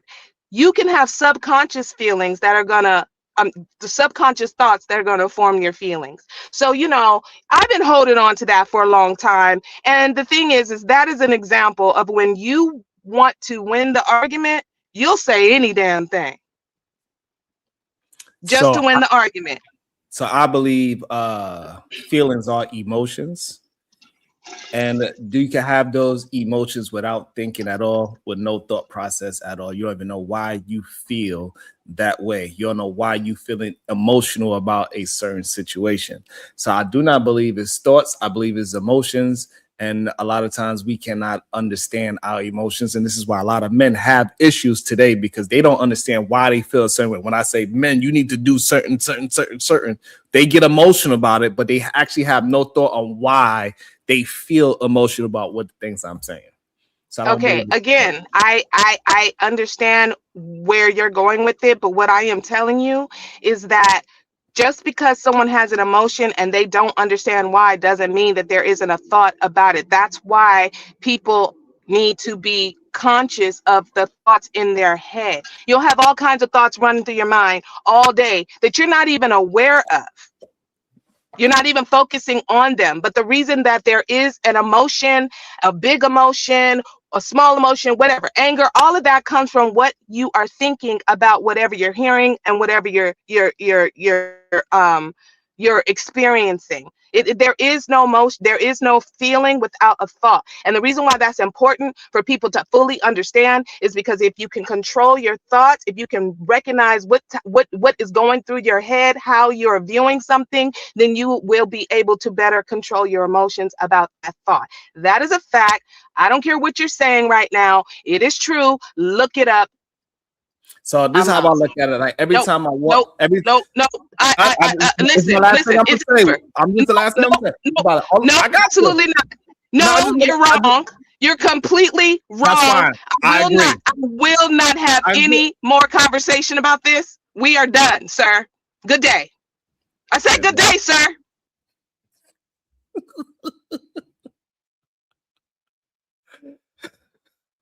Welcome to the show.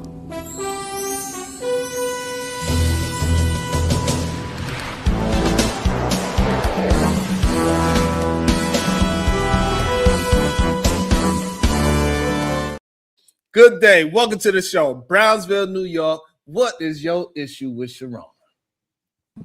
Yo, peace and love, peace and love, peace and love. First and foremost, Cuzzo, can you hear me? Am I coming through clear? Well.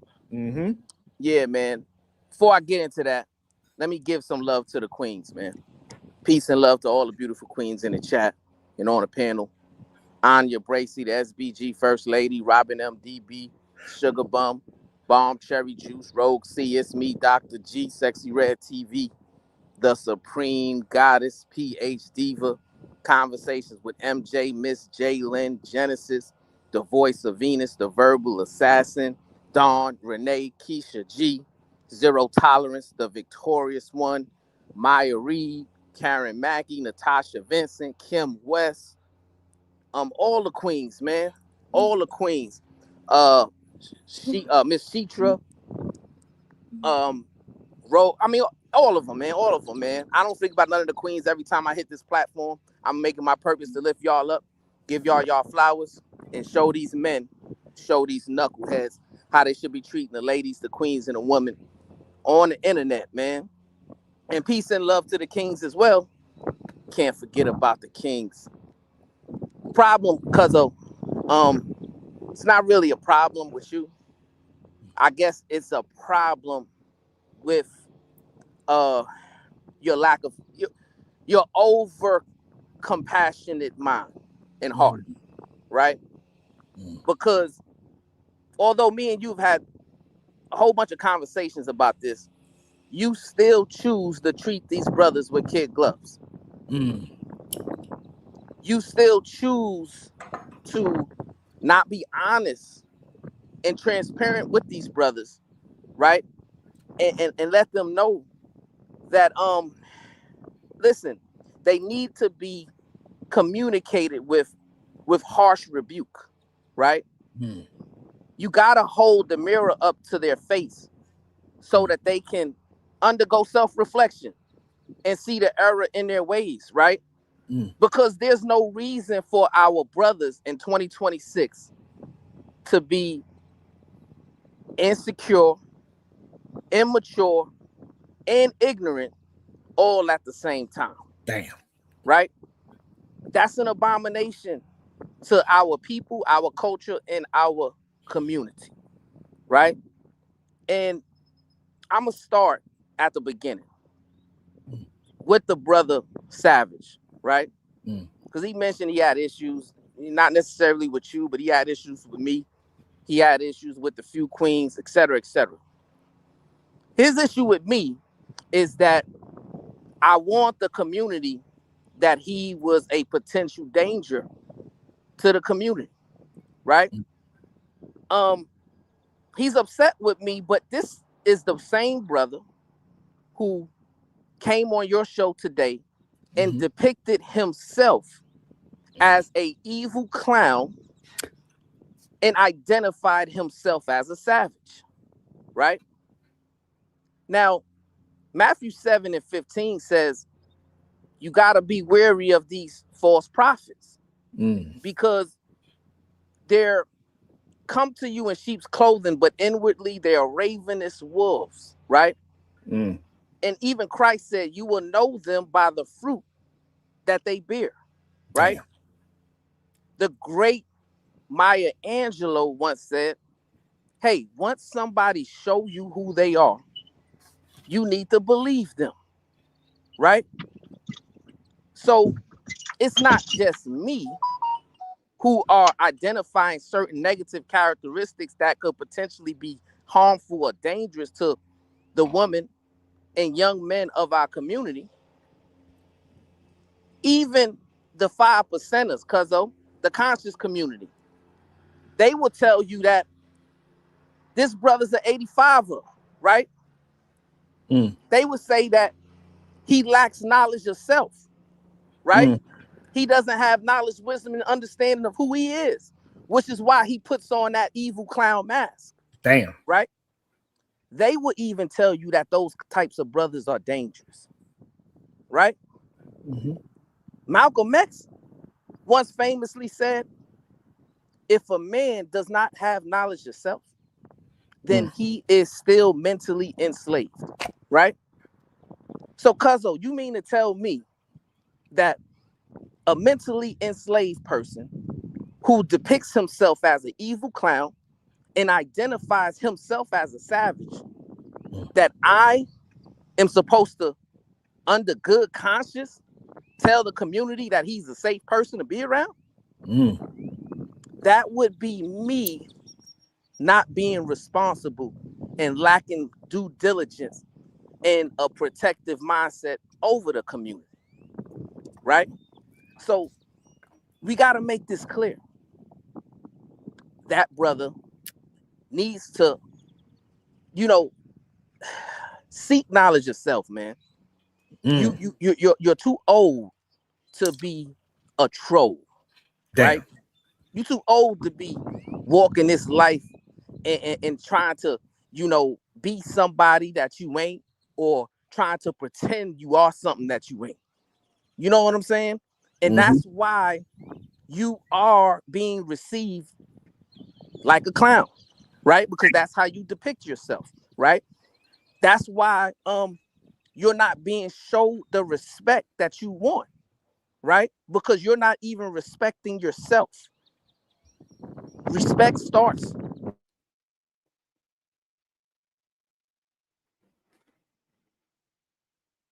Damn.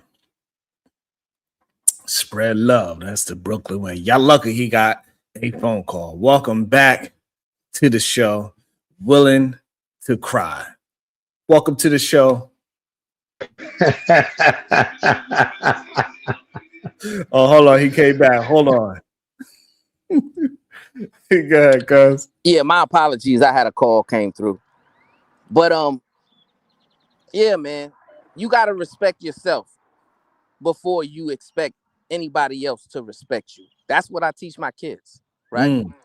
And it's sad that I still gotta teach these things to a man who's over 40 years old. That's not what we should be doing in 2026. Crazy. The other gentleman, the other brother, right?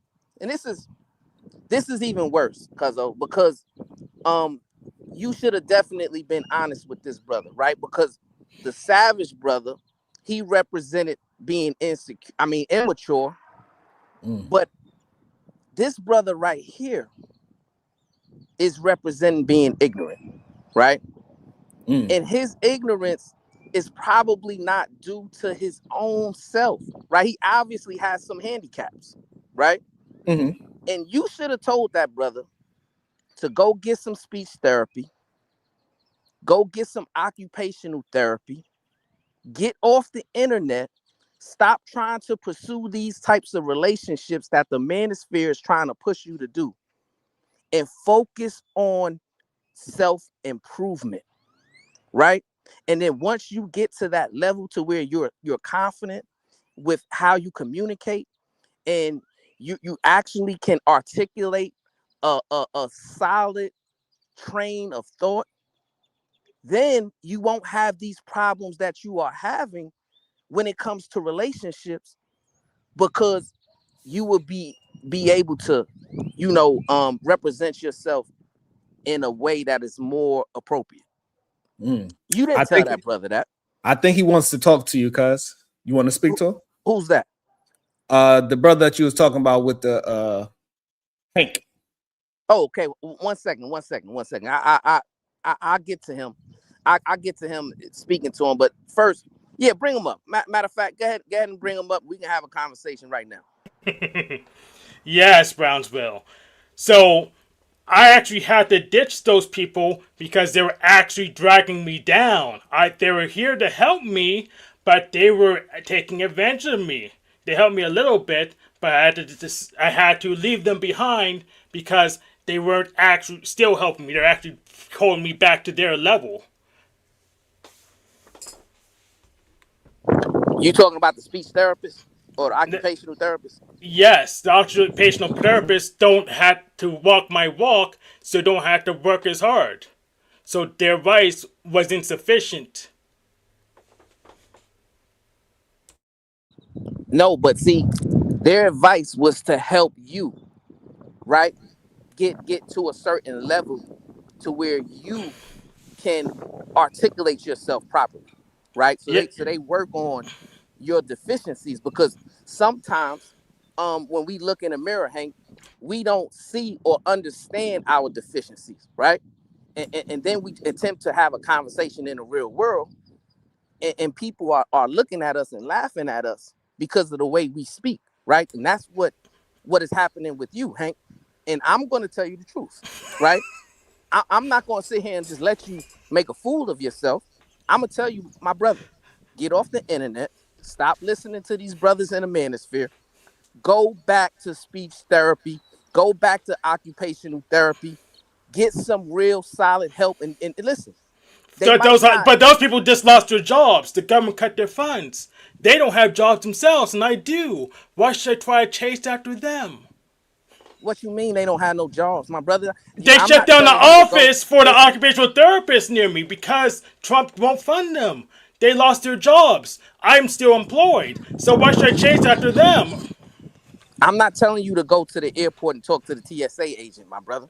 I'm No, telling I'm you, talking about occupational therapists. They closed the office that was near me that I was supposed to report to. They lost their jobs. So I yeah, should chase after people who can't keep their jobs and ask them how to maintain a job, but not have a job and they don't. That's just silly. right. But just because they might have closed that clinic or that hospital, that doesn't mean they don't have another hospital 5 to 10 miles away that you can reach out to get some help. See, the help that you need, my brother, you got to talk to a trained specialist, someone who actually has the knowledge, wisdom, and understanding of what you are dealing with and struggling with, and they can give you the tools and guide you in a way to where you could actually strengthen a lot of your weaknesses. But Those what you trained got to specialists do, that talked to them before couldn't maintain their employment. So talking to them the first time was a waste of my time going by your standard. listen, I see, and here's the thing, man. Somebody has really befuddled and tricked you into thinking and believing that you don't need help and that the occupational therapists don't have your best interest in mind. You just haven't found the right program or the right person yet. Oh, And all I'm it's saying on is, me to go through all of them. I dedicate my time to their program, be their slave, and hopefully if I pick the right slave master, then I win. That's just ridiculous. yeah, see, and this is the problem, my brother. And you need to be so medication too, because a lot of the things that you're saying, right? They're incoherent, right? You're not making sense. You're speaking, about things that is really, really detrimental to how you want to be perceived and received, right? So No. no, so you want to be perceived and received as a crazy, mentally ill person who does not know how to communicate. Is that how Yes, you want to be? because being well adjusted in this society is a path to extinction because this society is full of lies, scams. It's going down the toilet. So I do not want to be well adjusted to this society. I want to be ready for the next one. And how are you going to be ready for the next one? What work are you doing to be ready for the Assets. next one? I'm doing logistics right now. Assets. I'm working in. I'm trying to move back into information technology because this apocalypse is going to happen soon. And if you don't know how to use revision control and backups, you're not going to have control of your computer anymore. Okay, so you're talking about you're being well versed and preparing yourself to be technological sound, right? But what are you doing in terms of your value system that is propelling you for the apocalypse? That's preparing you for the apocalypse. The slow apocalypse, not the apocalypse. They may be specific. So the apocalypse is what's going to happen after the megacorps make AI do everything, so they can blame AI on their decisions. I'm going to survive it just fine because I will have control over my computer, my software, my logistics, and Sharon isn't because he doesn't even back up his computer. Right. So here's the thing, right? And that's a good thing that you are preparing yourself in that way. And what I think you should also be preparing yourself for is, until this happens, you still got to communicate with people, and obviously you still have a desire to connect with people because you're on the show today, correct? Correct. Right. And in order to do that properly, right, you have to gain the knowledge, wisdom, and understanding to learn how to communicate with people in a normal way. Because right now, Hank, and listen, I'm saying this out of love. Right now, your communication style is very abnormal, right? And it's very off-putting. So if you attempt to try to get into any relationship, especially with a woman, right, you are not going to be received well, and she is definitely going to be repulsed by you, right? And the reason for that is nobody is telling you the truth. Nobody is telling you that you need to get help. You need to get your thoughts together. You need to, possibly be medicated so that you're not having these, outbursts and going, taking the conversation to outer space and beyond, when we're just talking about a regular, normal conversation, right? So Brownsville, are you medicated? No, So why do I need to be medicated when you're not medicated? because I have the ability to operate in the real world in a normal capacity, right? You do not. I maintained my job for 8 years. How many Right. years do I have to maintain a job before I could say I can operate at a normal capacity? So here's the thing. It's a Same lack of employer. understanding, right? I didn't say you can't maintain a job. What I said is you can't maintain a relationship or communicate to get a new relationship initiated because of your lack of understanding how to connect and communicate with people in a normal way. But if I get drugged up, then I can somehow, even though you didn't get drugged up. No, but what I'm saying is you may need to get drugged up to control certain things that you're going through. I don't know, right? I don't know your situation. I It's don't know quite what you're clear that you struggling don't with. know. But you Right. think you do know, you're trying to give me advice. But I went down that road and I only found betrayal. Right. And see, and that's the thing, because you got different voices in your head telling you that you don't need the help that you need, right? There's no reason why you should believe that a speech therapist wouldn't help you communicate better. There's no reason why you shouldn't believe that going to see an occupational therapist might be able to help you operate and communicate in the real world in a normal way. They'll help So have facilitate you went to a speech you. therapist or an occupational therapist? No, Then you don't have the experience. I know. I'm not saying I do have. I'm saying, I'm not telling you that I have the experience, right? So you're recommending something you wouldn't use for yourself. No, I would. See, here's the thing, right? If Then I do spoke it. like you, Do it and come back Hank, in a month to tell us how good it is. Hank, if I communicated like you, right, and I showed the inability to think in a straight line the way you do, I would want somebody to have enough heart, empathy, and compassion to give me some type of direction on how to improve, right? So No, because they're hypocrites. They're giving advice they wouldn't take for themselves. no, So but they I can't just be told you I trusted. would take it. I would take You it haven't taken it. You're giving me because I advice you don't haven't need taken it. for yourself. You're a hypocrite. maybe Yes, that's my you're birthday. right. I'm not going to argue that point, right? If you want to call me a hypocrite, so be it. All I'm saying is, brother Hank, you're getting on these panels and attempting to have conversations with normal people, right? And in the world where people are normal, you come off as very off-putting. So what I'm saying is, if you are attempting to have a real conversation to where you're gonna garner respect, then I would say go and strengthen yourself so that you do have that ability and there's resources available for you to do that. Right? Yes, And you but you're said, telling me to get advice from weaklings that can't keep their own job because they're on the government cheese. Their office closed down. And you said, well, getting the help from those people in the first place was wrong because their office happened to close down later. So Okay. I took your advice before, but you're saying the advice I did take, I was actually wasting my time. So we're starting. Hold on. So Hank, you saying that because the person lost funding, that means that the person can't help you?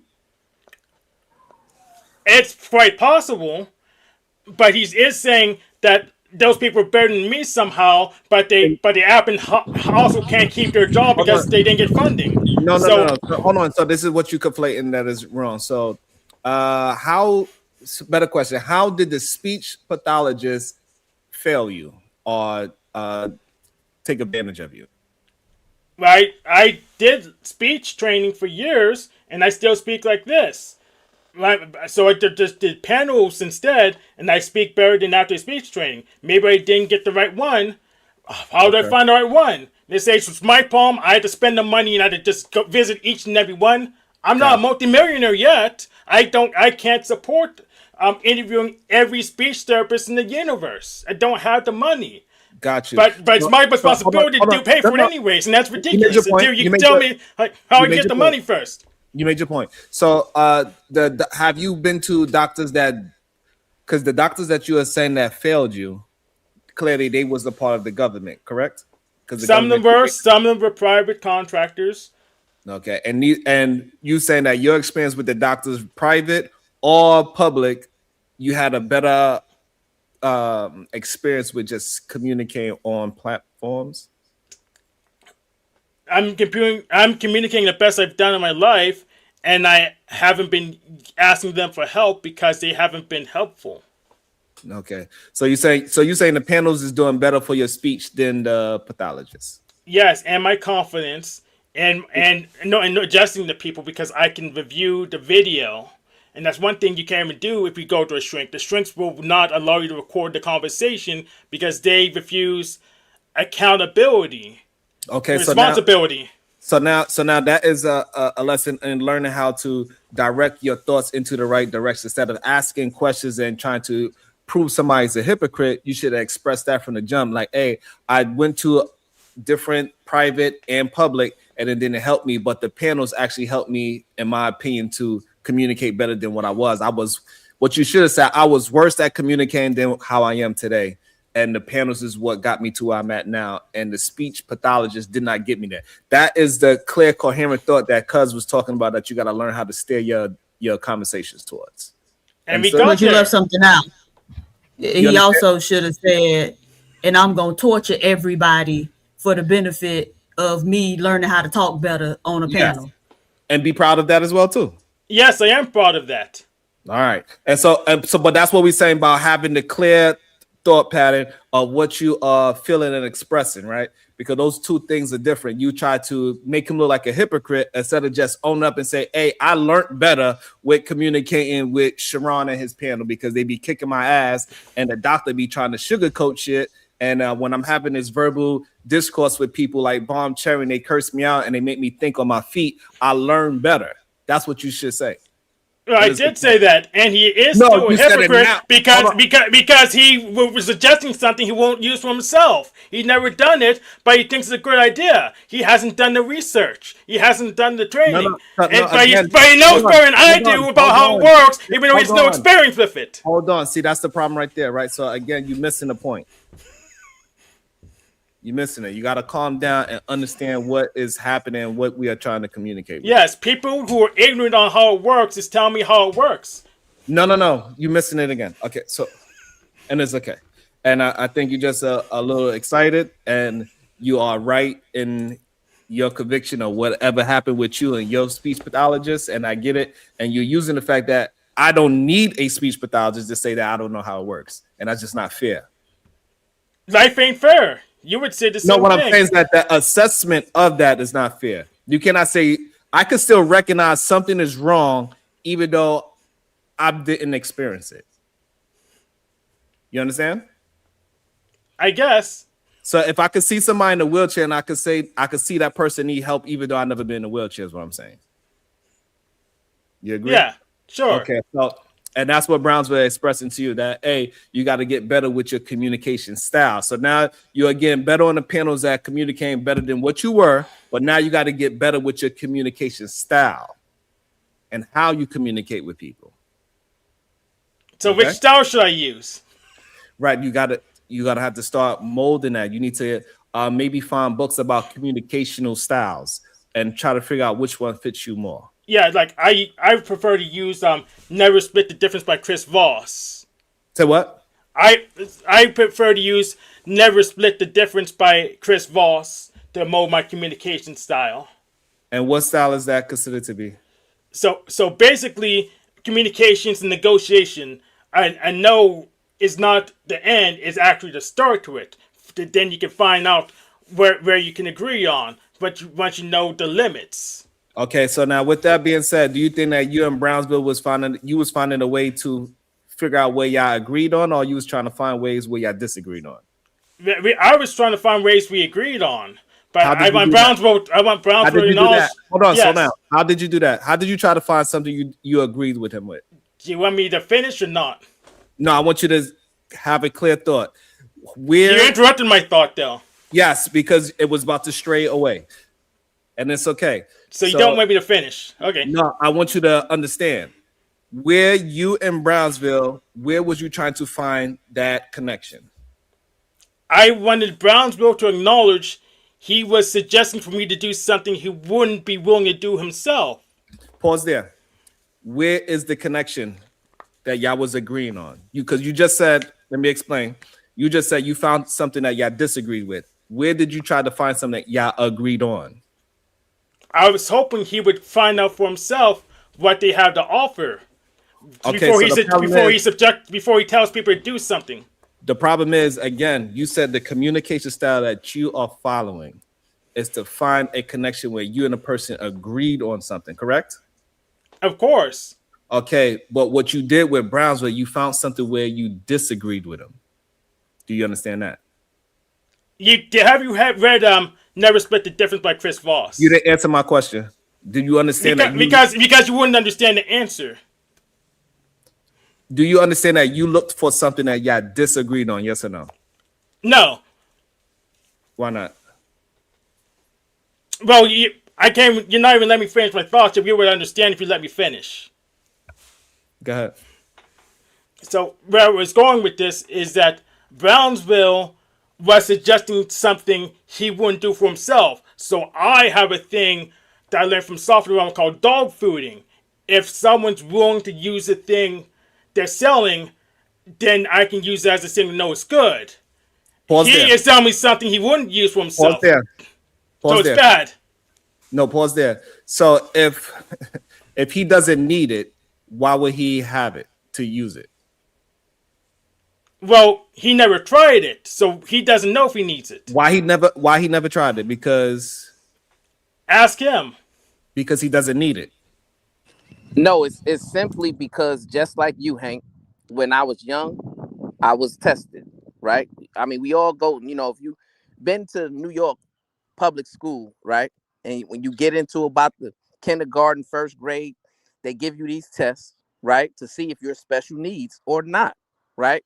If you pass the test and it's determined that you don't need any special needs, such as speech therapy, autism, occupational therapy, et cetera, then they'll put you in the regular classes, right? And then you get to learn in a normal way like all the other kids who are normal.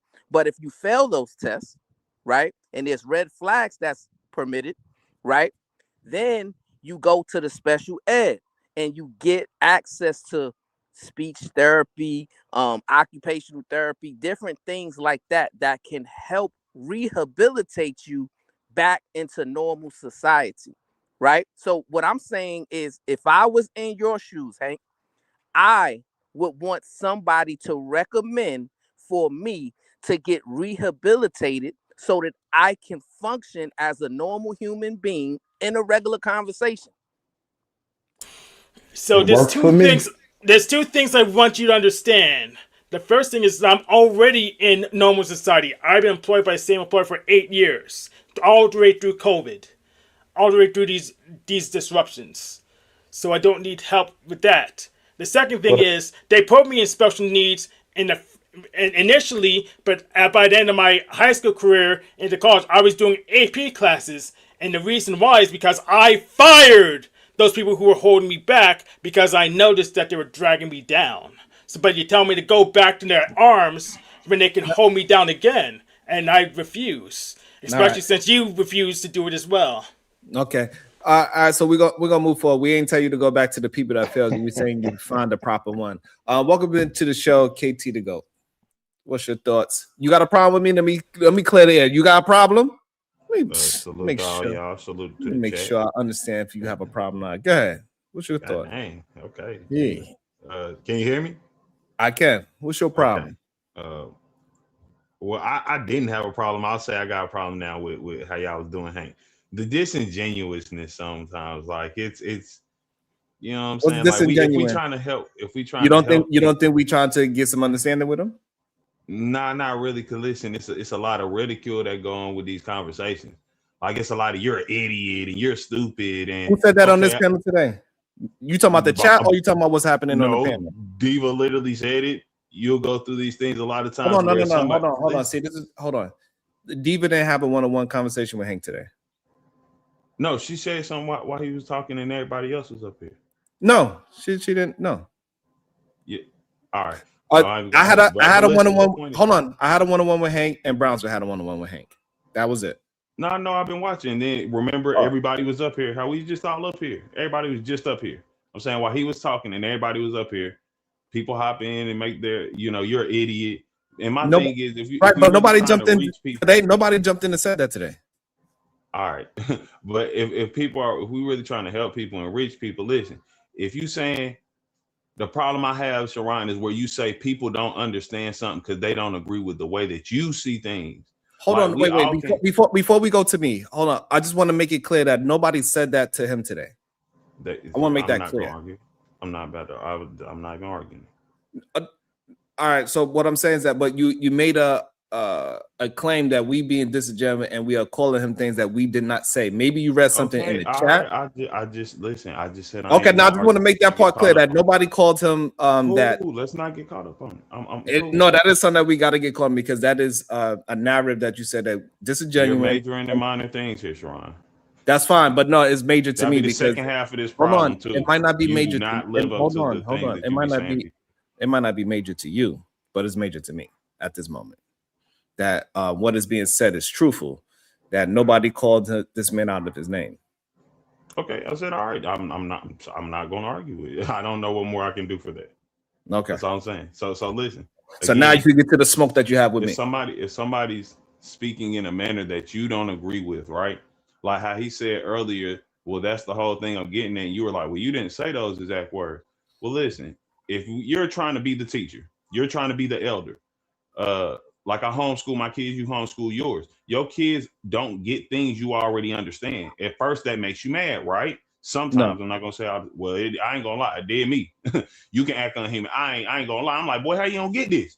But then I started realizing also, okay, let me break this down in a different manner and maybe some way that they can understand. Even if they don't understand it, I'm not mad at you because sometimes it takes repetition. It may take days of me saying it in this way for you to start understanding and recognizing in that manner. If you really trying to be somebody that's helping and being an elder, like we ain't got to tear each other down. Like yesterday, I ain't say nothing like that yesterday. Okay, Paul. Before you move to yesterday. So if we going with the kid thing, they're not getting it right. Should you tell them that they're not getting it right and keep on attempting to find a way to reach them, or you should just ignore it and just let them keep on being wrong? No, we're gonna say you're not getting it right. Okay, so that's what Brownsville was explaining to Hank, that he's not getting it right yet, and he's not understanding. He's not having the proper form of thinking yet. So but and we Hank has a so very Brownsville. good So point. let me just end it. So Brownsville had his form of way of trying to communicate with Hank, and then I popped up and I tried to have my form of communicating with Hank and tried to use his reference point, as he said he quoted a certain book, and I was trying to point out to him that the book that he represented, he didn't even represent that thought in a proper way, because he said he's supposed to look for something that they agree with, but what he actually did was look for something they disagreed with. No, and even if you can agree to disagree. Do you agree that happened? Yeah, and you can agree to disagree. That's what I'm And saying. so, Even if he doesn't I want to the reason why I brought that up. So isn't that going towards the line of what you said, that you have to keep trying to find different ways to reach that person? I mean, you don't always have, like I said, you don't always have to try to find different ways. You could say, okay, they don't get it, period at all, right? No, So but what now I'm saying, to teach you something. I understand that, but I'm saying, but before we move to that next point, is that not showing that we attempted different ways to reach him, like how you just suggested we should do? Yeah, no, but you're not doing it. Yes or no? Which one? Yeah, I said yes, but you're not doing it in a manner of really actually trying to be helpful. It's more insults in terms of how he keeps saying you're not normal. Who insulted him? Brownsville. He said plenty of times, like, you're not normal. You need to do things to be able to function within normal society. Now, Is it a true statement? No, he has a speech impediment, but he's having conversation with you guys. Okay, so that so maybe that's where you misinformation. He has said also that he have different things that's going on. That's why he got different kind of therapies that he go to. No, agree. I'm saying you were talking about a normal person. All right. His thing was saying you're not normal. Now the man, besides his speech impediment, he's holding a job like a normal person. He takes care of himself like a normal person. So how can we say just because he has a speech impediment that you need medication in order to, like? And that's all I'm saying. If we really want to help people. Okay, so stop there. So because we understand that people that have different levels of spectrums on these different things, we could still call them not normal, correct? Yeah. Okay, and we also know that it's plenty of them that could hold a job, correct? Yep. So that's where we are at with the conversation, that he needs to continue to find the proper help that he needs so he can keep moving forward, because he said himself that he has improved, and so he got to keep on improving. He shouldn't stop improving. Just because he had some failed doctors doesn't mean he needs to leave the whole medical profession alone altogether. So again, that is us trying to say, hey, don't leave that alone. You had some bad experiences, and probably some people even took advantage of him or took advantage of his situation. We understand that as well. However, you need to keep moving forward to find the right person to keep on building you up. But that is the problem, Sharon. You're listen. You can't be. We can't answer everything.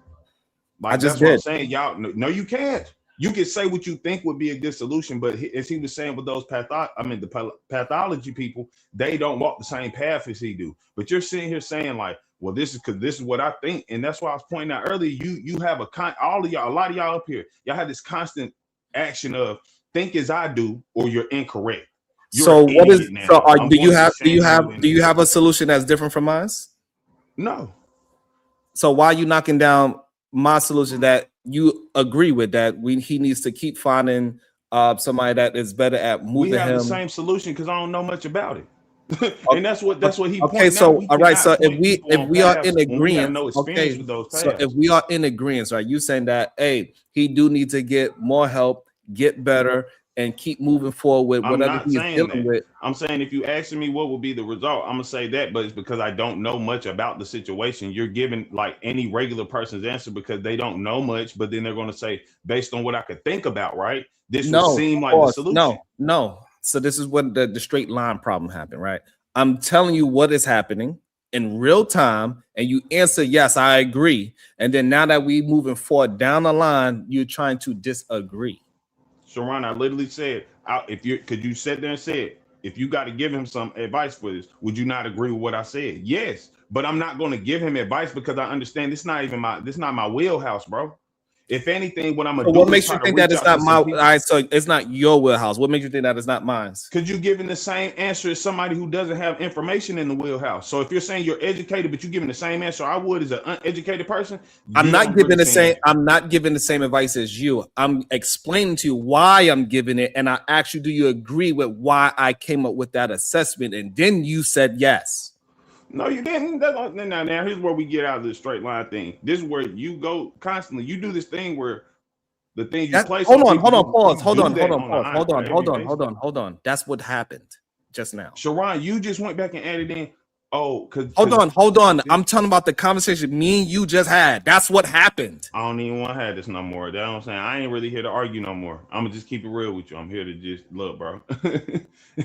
I ain't even with it. I'm actually here to obtain knowledge, and I don't really like arguing with y'all. Y'all too old for this.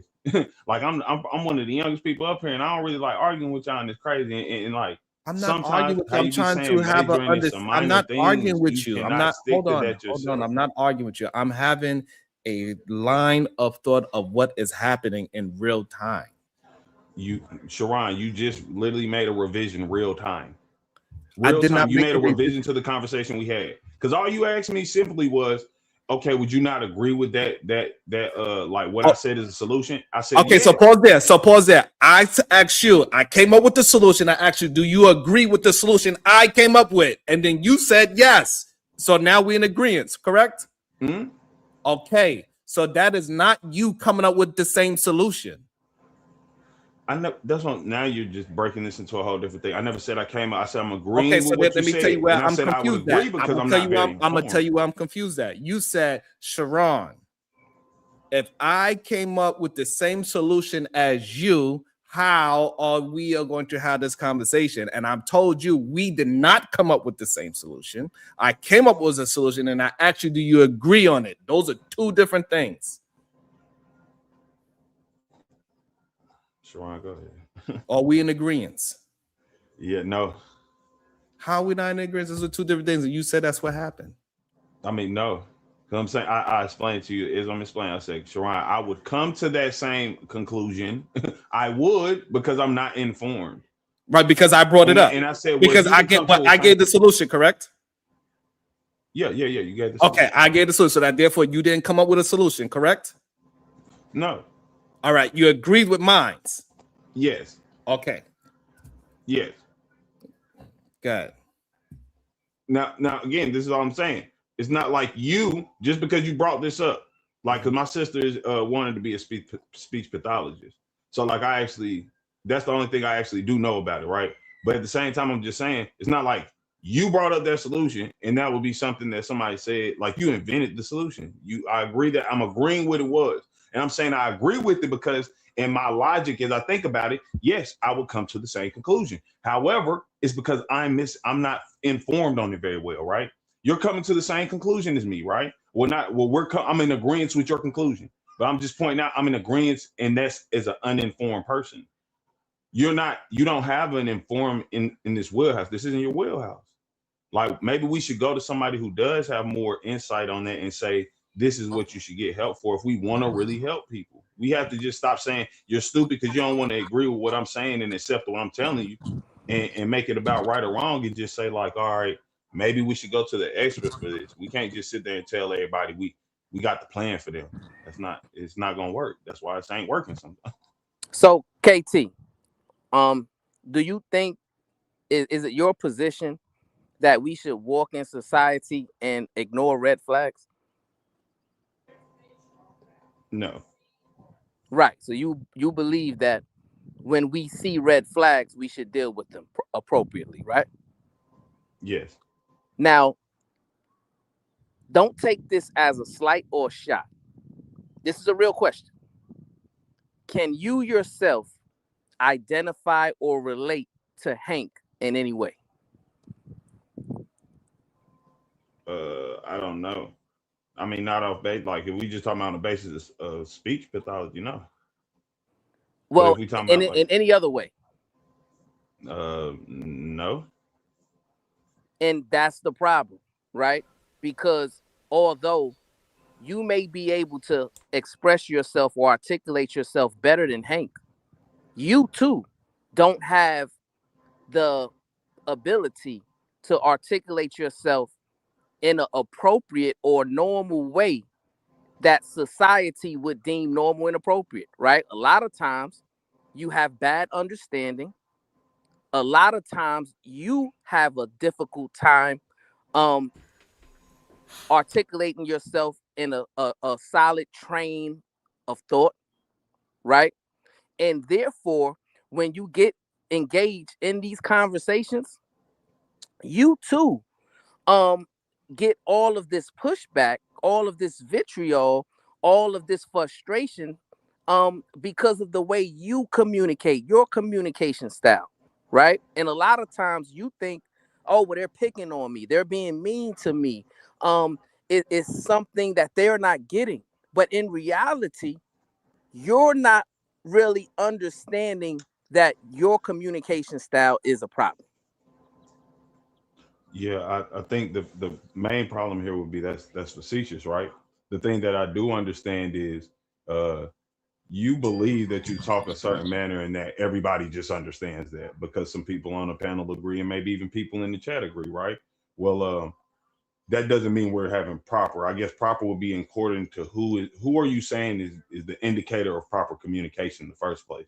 Because if we're talking about in normal society, I'm very successful in normal society. So that's what I'm saying. When we get up here on panels, what you guys do a lot is say, well, that's not you're not you don't understand, you don't really get it. And besides you guys saying that, and maybe some people in the chat and the people on the panel, we know in actuality, that's not true. I can't have a home with a family and own things if I'm not properly moving and speaking within society. Now, So what let me I ask you a further question, hold on, KT. stop. Let me just say this one last part, and you can say whatever. The other thing I understand is even if I don't agree with the way you're saying things, and often you say things like, listen, if we're being very blunt, if we have a mass crowd of people, the way you guys speak wouldn't be accepted.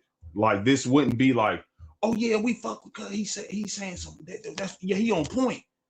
Most people not gonna think that they're gonna be like, nah, okay, kind of weird. And I ain't saying I even come with some ideology to say it's more palatable, but I think a lot of you guys speak from an angle of, oh, well, I'm very educated and that's superior, and you need to learn at this level. And it's okay if you're educated, it's cool, whatever. But if you're that educated, you should know how to speak with quote unquote dumb people. Okay. So let me ask you this question. Have you ever attended any institution of higher learning? Yeah. And did you go through a speech class, public speaking class? No. No, you never made it to a public speaking class. Well, if you did, right? If you did ever attend or went through a public speaking class, one thing that you learn is when you speak, the audience determines your ability to articulate or express yourself in a normal way, right? It's the feedback that you get from the people who are listening to you, right? And I say that to let you understand that not only me, not only Sharon, but multiple people on panels and in the chat has expressed the opinion that they believe you have a bad understanding and they believe that you have a difficult time articulating yourself in a normal way. Is that correct or not? That's correct. I don't even know if it's correct, and I'll agree. But see, you know what's the problem with that? If I have a rally for let's say Nazi members, right? And everybody agrees. Does that mean my logic is norm or like in mass agree? No. And that's what I be pointing out sometimes. Y'all guys are chronically online. Like you guys are people who done been here since the stuff that I don't even really be understand. Like Fight Club, y'all always talk about Fight Club. I don't know what that is. Like I know what it is because y'all talk about it so much, right? Y'all done been here in these dirty, filthy spaces of the internet where people arguing back and forth, and y'all got it set that your ideology is the correct ideology. The difference between me and y'all for real is I'm genuinely telling y'all I don't have the correct ideology. I tell y'all I got thoughts on things, I got opinions. And then when I bring those out, y'all try to tell them that, oh, you an idiot, that don't make sense. Da, da, da, da, da. When y'all not realizing my thing is I'm not saying this is 1000% correct or anything of that nature. I'm saying, hey, y'all, and I understand everything y'all saying. Only thing I think y'all don't be realizing, I'm saying for y'all a lot of times, everything y'all mentioning is things that's already happened. We've already been doing that process. And not saying we got to reinvent, I mean, like make a whole new wheel or something, but we can kind of reinvent it. We could take some of these basis of things, like, but everything y'all saying where you're saying, oh, degeneracy and lust, and man, that's the Bible. Let's keep it 100. That's dang near the Bible. You know what I'm saying? Yeah, but in this conversation we had today, right? I didn't say anything about degeneracy. I didn't say anything about the Bible, right? What I spoke about is the feedback that I've heard you get and everybody else on the panel in the chat have heard you receive, right? And you get upset and defensive about that feedback, and you believe it's everybody else except you, right? And that's the same issue and problem that Hank has, right? For some reason, y'all have a difficult time looking at yourself in the mirror, right? And seeing the error in your ways, seeing ways that you can actually improve. And one of the ways you and Hank can improve is how y'all articulate your thoughts. Like you said, I got a lot of dope thoughts. I got a lot of thoughts that I need to get out. The problem is if your thoughts are scattered and they're not aligned, right? You're not going to be able to express them properly, right? And so guess what? You're going to be misunderstood. And if you are misunderstood, my brother, that's a you problem. That's a Hank problem. And y'all got to get some help in order to improve in that area. And if we say that it's abnormal at your age to not get understanding on a basic level, that's not a slight or disrespect to you, right? Because I believe in calling a thing, right? If somebody is sick, right, whether it's asthma, whether it's HIV, whether it's mental illness, right? I believe in calling a thing and actually seeking help so that you can improve or get well. So you're projecting, you're telling. And look, let me say this. Let me say, because I don't want to make this whole show about this. Honestly, this is the last thing I'm gonna say. First of all, I've pointed this out before, right? And Sharon has like, we both pointed this out because the crowd agrees with you doesn't make it right, right? Like, because I can point out other shows where I've been on and people are like, they're in agreement. I could point out and I'm talking about the nation thing. I could point out other shows where, and I'm talking about larger viewerships. Like, and I could point out shows where people disagree with me. However, they're not saying I'm an idiot. So that's what I'm saying. Even when you take things like, oh, you get defensive about it, I really don't. I'm not being funny. I don't care. Y'all internet. Like y'all couldn't affect me if y'all wanted to. For me, this is just kind of fun and just seeing really how like people think, because I do want to actually help people. So I understand, like, I get my age group. I get how to talk with them. I get how to talk with the youth under me. Now the older people who are elders, which is y'all, that's really why I even come here, because I do have to understand how to even speak with y'all, because if I want to make anything move, it takes everybody, but everybody speak on different levels. My thing to you is y'all keep telling people what they got to correct, but y'all acting as if y'all the examples of perfection, because we never hear things y'all. Hey, and we go ahead and put that out there right now. Listen, she right here. I ain't say you, Diva. But listen, this is all I'm gonna say. We can't sit there and try to teach people by saying we're already perfect. People identify better when you show them that you're building just as much as them. Maybe that's why I don't relate to none of y'all. Pause there. When have you ever heard me say I'm perfect? Sharon never lies. When have I? That's not me being perfect. I mean, you never lie. Right. That means that something you're telling people to spread. Okay, but so if you want to act like that's not like, hold on. So me saying that I never lie means that I'm perfect. I'm saying that I'm perfect. You're perfect in truthfulness. That's what you're saying. You're perfect in something, but we're humans. We're perfect in nothing. No, that's not what it means. Okay. It doesn't mean perfect. So me saying that I don't lie doesn't mean that I'm saying that I'm perfect. I don't know how that correlation come out. No, how you just made this whole thing, how you just asked the question nobody presented. Because I never said saying you don't lie means you're a perfect person. I'm saying that You just said that. Stop. Hold Let me on. finish. Hold I'm saying on. you present Hold things on, as if you're perfect already. Hold on. This cannot be real life sometimes. Sharon, you did a good job protecting Brownsville from me, but Brownsville is hold on, suggesting hold on, things Hank. he Hold on, Hank. refuses to try for himself. He needs communication help. He's having the same as with multiple people. Hold on. Same as with multiple people. He's projecting. Hank, Hold on. Please let Hank go. Radio, chill, bro. My son, chill. Y'all chill, please. Let him go because my son needs help real quick with his work. Give me 1 second. Give me I'm right here. I'm still listening to everything, but my son literally right here was saying his mom can't help him. She told him to come ask me for help. So yes. So Brownsville has the same issue. Multiple people. Hank, do you think this is his show? Or it's my show? Okay. It's not KT's show. All right. Okay. So this is a wild and interesting show today. Things are being, man, that was wild. I asked him, how am I perfect? He gave an example. I addressed the example. He said in literal time that I didn't say that.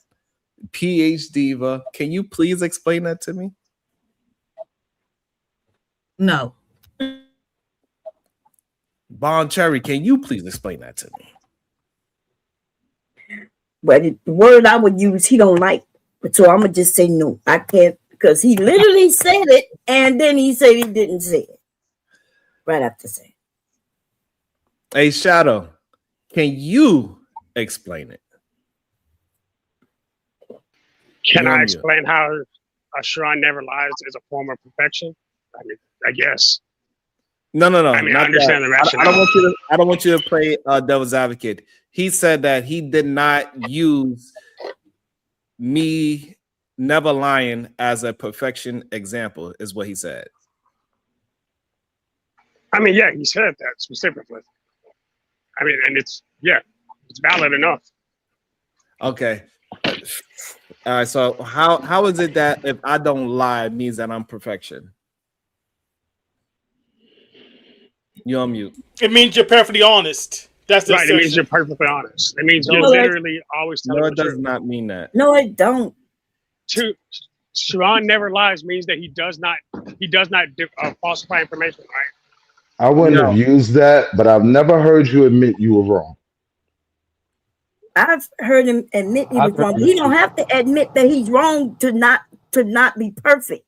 Correct. Y'all use the word perfect because I can stand on something, right? And then y'all call me a liar, but I could be wrong and not be a liar, right? You could be wrong and not be a liar. No. That's why I said take the liar part out. I agree with you. That's what we're talking about right now. Lie. And I just want to understand this. I just want to understand this. Whatever I say is going to be always taken as absolute truth. So, bro, that's a symbol of perfection. What the fuck? I'm asking where you. I'm asking you, if I say a joke, you're going to take that as the truth as well. No, but I'm going to assume that you're not lying. That's the difference. I'm going to assume that you are not lying because Sharon never lies, even in a truthful joke. Yeah, I took that completely out of it. I took the whole never lie thing out of it. But in a lot of the conversations, you press dudes to think about things from your perspective. I'm just saying, the question was this. Why do y'all not understand the question? The question was this. Okay, I can address that. So, because I ask very specific questions and people tend to run away because I don't know why. Because people have their own thoughts. No, if they're only answering your questions, you're pigeonholing them. Right, I'm pigeonholing them today. So you're saying I'm pigeonholing people to their thoughts is the problem? No, I'm saying you're pigeonholing people to your thoughts.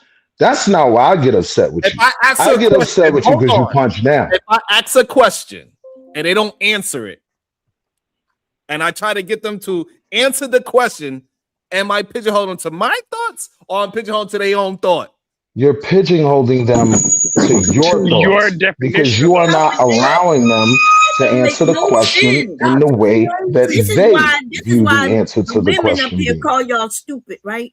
Because how can he pigeonhole you to his thoughts even before he tell you what his thoughts are? He's actually asking Because y'all, it's his what are show y'all and he thoughts? will He keeps take his saying, what ball do and you go think? home.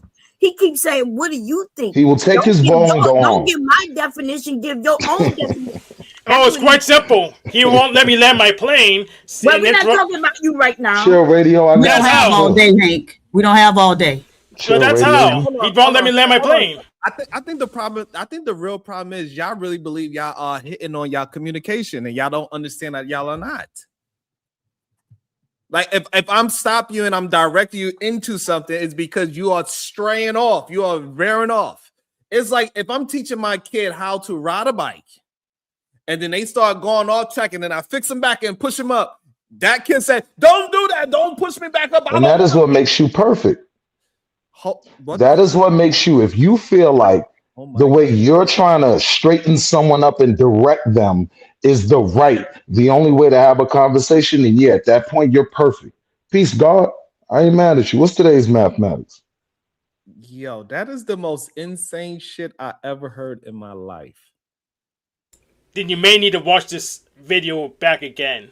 No, so Hank, so hold on, let me understand this, Hank. If you're riding a bike and you keep almost falling and I stop you from falling, I push you back up so you can stay upright. You saying I should let you fall on your face? Yes.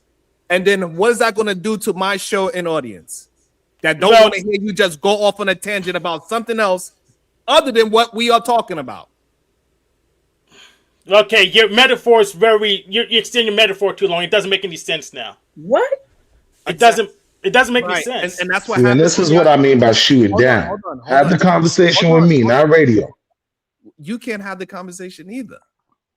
Because I'm trying to have a conversation, but y'all keep going off into a tangent. You literally saying that I cannot stare a person from falling off the cliff. And I'm like, hey, listen, you need to get back into what we are talking about, even though they are drifting off. I'm like, no. I didn't say you can't do nothing. I didn't say you can't do nothing. It's your show.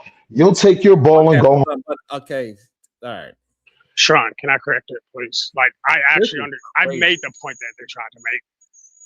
It's one thing when you're trying to correct the course of the conversation that's already on, but there are times when you make your statement and you put your point of view in their statement. So whenever they're not able to follow that statement, you're like, well, you're just not following the conversation, when in reality, you changed the scope of what was said. You did it earlier when me and you were talking. Right, I steered you back into the conversation because you try to turn it into something that wasn't. Sean, you steered me into what you were saying. Hold on. I will review me and your conversation, how you kept trying to steer it into the person that got scammed is a person we need to be addressing instead of the scammer.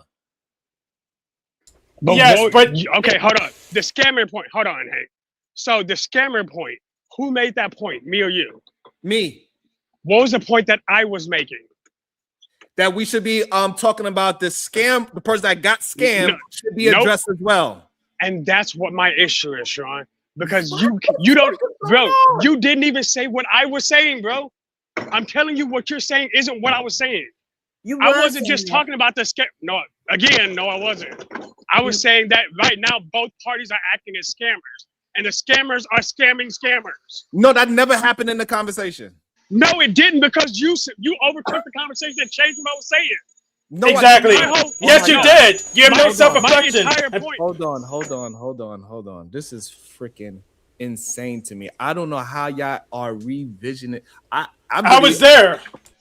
I'm really upset that I really pay attention to y'all sometimes, man. Like, right, which is what I've been telling you. Don't do that. I literally said what I said, and he changed our fucking opinion. He literally changed it to something I didn't say. Yeah, no, you said it. That is insane. When the fuck did I ever mention scammers? You keep saying when you No, say that's things crazy like work. they both need to be held accountable, and right? Don't you always say that? They both need to be held accountable. They both both sides. Stop talking about just one side. So you can't then turn around and say, "No, I wasn't talking about the other side." You literally are telling people that they need to talk about both sides. That's my point, actually. And it's just as stupid Okay, as he make it. so, in order to address what you said, to clarify what I said, I specifically said that both parties are acting like scammers and using this reference. Both men and women are both committing the crimes, and he made it just one. That's my point. Right, because they both are not doing it. And I gave an example why they are not both doing it. And you and the way how you men would justify it. Bro, the fucking example you used was literally a scammer. Hold on. No, that's because again, now you're trying to revise and it's gonna piss me off. Please, hold on. I'm back, but never mind. Hold on, this is what y'all not understanding. If I was talking about drug dealers, right, and we'll say men are the main ones drug dealer, y'all would bring up that chick in Miami, the godmother of Miami, that she was selling drugs. Y'all bring up that one situation of BT where they got all the La Madrina. Right. They'll bring up they'll bring up these examples that, like, did it happen? Yes. But in reality, we should not, it doesn't really matter because it is not even close to the majority of what we need to be talking about. Did it happen? Yes. And that's the issue that I keep having with that. Y'all keep wanting to talk about things that happen or possibilities. Right? We are not saying anything is 100%. Do it have some degenerate women out there? Yes. Do it have some lustful women out there? Yes. Is there some women out there that is trying to take advantage of men? Yes, but it's not the majority of women. It is not. Hold up, KT, you're in my fucking no, fuck that. KT, why are you're you in my cursing generation. like that? What is because going that on shit's getting on my with you? fucking nerves. Y'all are literally doing the same thing. The last Chill, Godfrey. the same thing. Yo, Shadow, chill. You wildin'. See, Chill. Yeah, I about to say, shit, let it go. Shit, I'm gonna be real with you. No, that's just dumb. Nah, because Shadow can make his point better than that. Chill. And this is Let's have a normal. conversation. This is normal somehow. Come on. I don't want to be normal. If this is normal, I don't want to be normal. You're not normal, and it's okay. Well, you clearly aren't. But So that that's not bullshit even that something you got to worry about. Yeah, something he said earlier. Hank, and you got Asperger's. Wait a minute. You correct. Men, wait a correct. minute. You men, right? The ones who got up here and want to take his side. Did you understand when he was saying, "Hey, you won't even go and get the therapy"? And Brownsville was like, "But I don't need the therapy." And he was like, "So why are you suggesting that I take the therapy?" And y'all gonna act like that made sense? What he was saying? Did that make sense to you, Willie? Absolutely not. Oh, you know that was goofy as hell to me. But Like, y'all never said that. Y'all come up. I never get to say nothing, Bomb. I get to answer when you pick me. I'm trying to be good. Wait a minute. Respect the house. Where is I don't KT? want Sharon to take his ball KT, you still upstairs. up here? Right? Listen, dude, I asked you a goddamn question. You answered. KT, did that make sense? Because you the main one who come up here trying to have his back. Did it make sense what that man said to Brownsville? Somewhat, yeah. So when he asked Brownsville, "Why are you giving me advice to something you won't take?" Brownsville said, "Well, I don't need the speech therapy." Are you saying that what that man said, you won't even go get the therapy? So why are you telling me to go get it? That makes sense to you? No, but the part that made sense is where he said, hold up, stop. Listen, no, stop, because that's what we be talking about. Like, y'all gotta stop I asking know, the specific because you questions want to make the drive narrative somewhere else. because you asked, did it make sense to me? And I can explain to you how it makes sense. But don't want to first, stand on nothing. can you answer the question without trying Yes, to? it makes sense. Okay, because just now you said no, but okay. So how did it make sense? Because he said, I'm saying, how are you telling somebody to go about their path when you're not walking that same path? And that's a very understandable thing. So he don't need this. Crazy. Oh my God. But KT is like him, and I told y'all that. I told y'all that KT was just like Jalen, and and this guy they the same, and nothing wrong with that. I mean, they different. But y'all couldn't if y'all wanted. That's what I'm saying. Like you couldn't attribute me and bro the same play. All y'all could do is make the joke. But in reality, the reality shows it's not a thing that actually matters. It's not a thing that actually stands. Hold on. KT,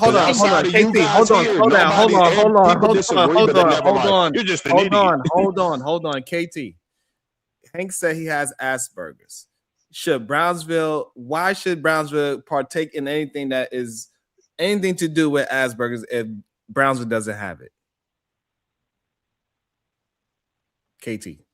I didn't say that's why it made sense. All I said was it made sense because he said if you're not going on the same path, you don't have the same understanding. That's an understandable thing. If that doesn't make sense to y'all, you don't have to break it down on why it doesn't make sense. I just explained why it don't. It is what it is. So if I see a crackhead, right? I see him smoking crack. I see him living homeless on the street, right?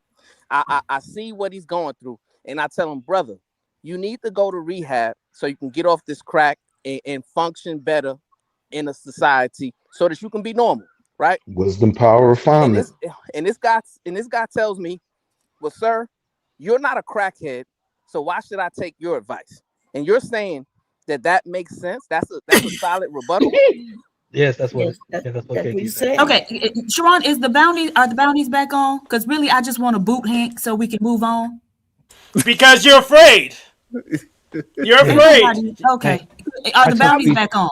I don't even want to address his stupid ass. Yeah, I'm booting you. How's that bounty where I'm booting you? You take me, I'm taking you with me. You can't take me with you, dummy. That's what you don't understand. You can't take me with you, dummy. I had the money. I had the money. I didn't get dropped, dummy. I had the freaking money.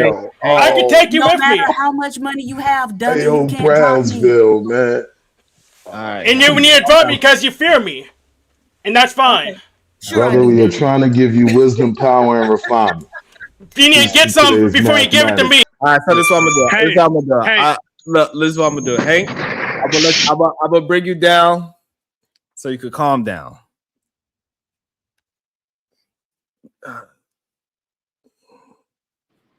Sharon, I took speech therapy in middle school and elementary, and I still have a speech impediment, as y'all know. Fuck that. Shoot Kulu. Hold on. Before Kulu shot. Shoot him. Hank needs therapy. Bounty that nigga. Hank needs therapy. Peace, guys. Sharon, slap the taste out of your mouth. I'd like to see it.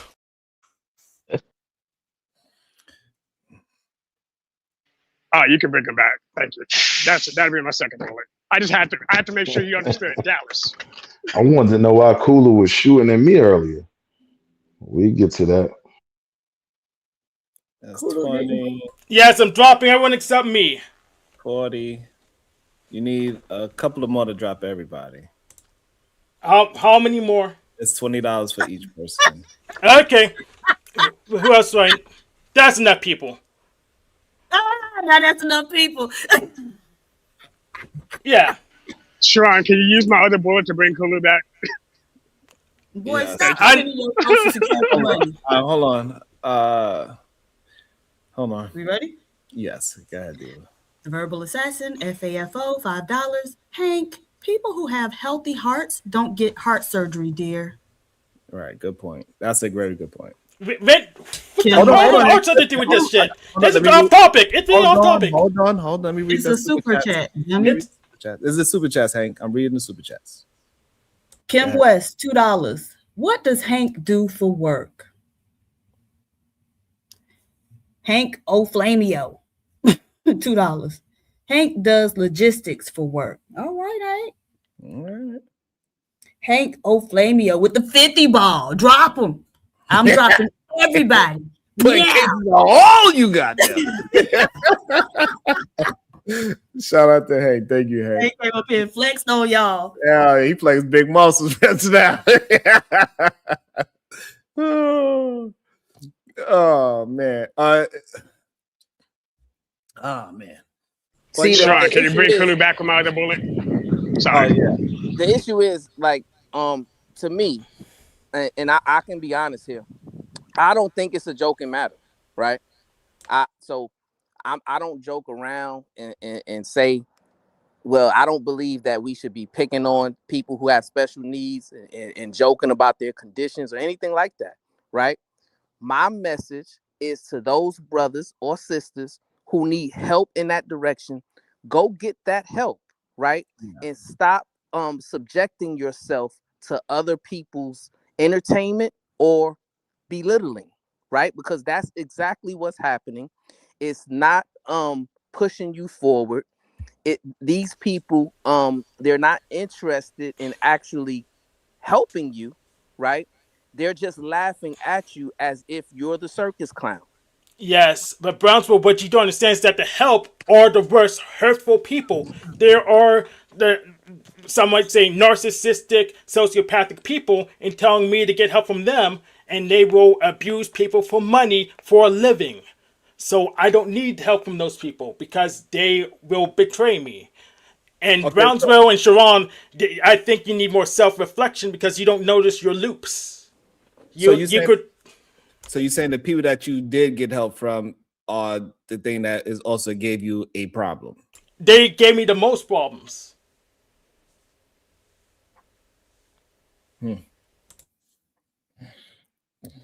So I stopped asking.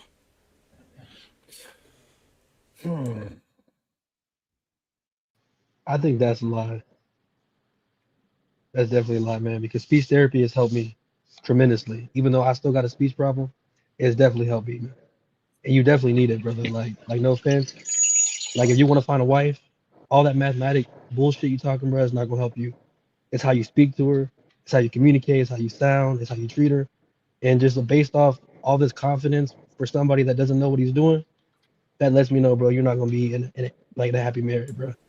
Yes, but I'm getting advice from people in worse situations, been divorced multiple times. Hold on. Those are the therapists. Hold on. Those are therapists been divorced multiple times, and you tell me go get help from them. Those Wait, loser failures. Hank, hold on. Just remember that Kulu, he also went to speech therapy before, so he's somebody that actually been there before, so he's a little bit more relatable, unlike me and Brownsville. But Brownsville told me to get medication as well. Yes. Okay, yes, but yes, let's deal with you and Kulu first before we deal with that.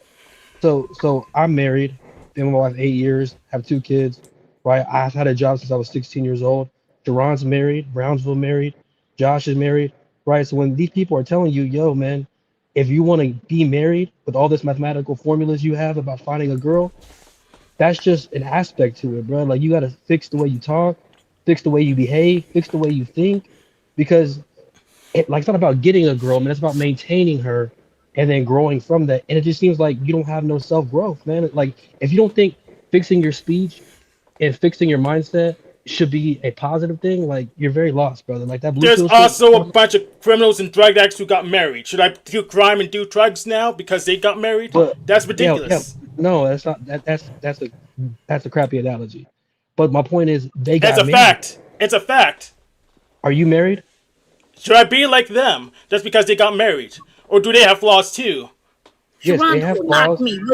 Who knocked me? Who knocked me? Hank. Hank, okay. We want Hank on. Give me a second. Hold on. So somebody already did that for you, Bob. Yeah, Hank, what's your final thoughts? Somebody paid $20 a drop. Well, they paid $20 a drop, so you need $10 to come back, Hank. Slap the taste out of your mouth. I'd like to see it. All right, it says, drop Hank. Bring Bob back.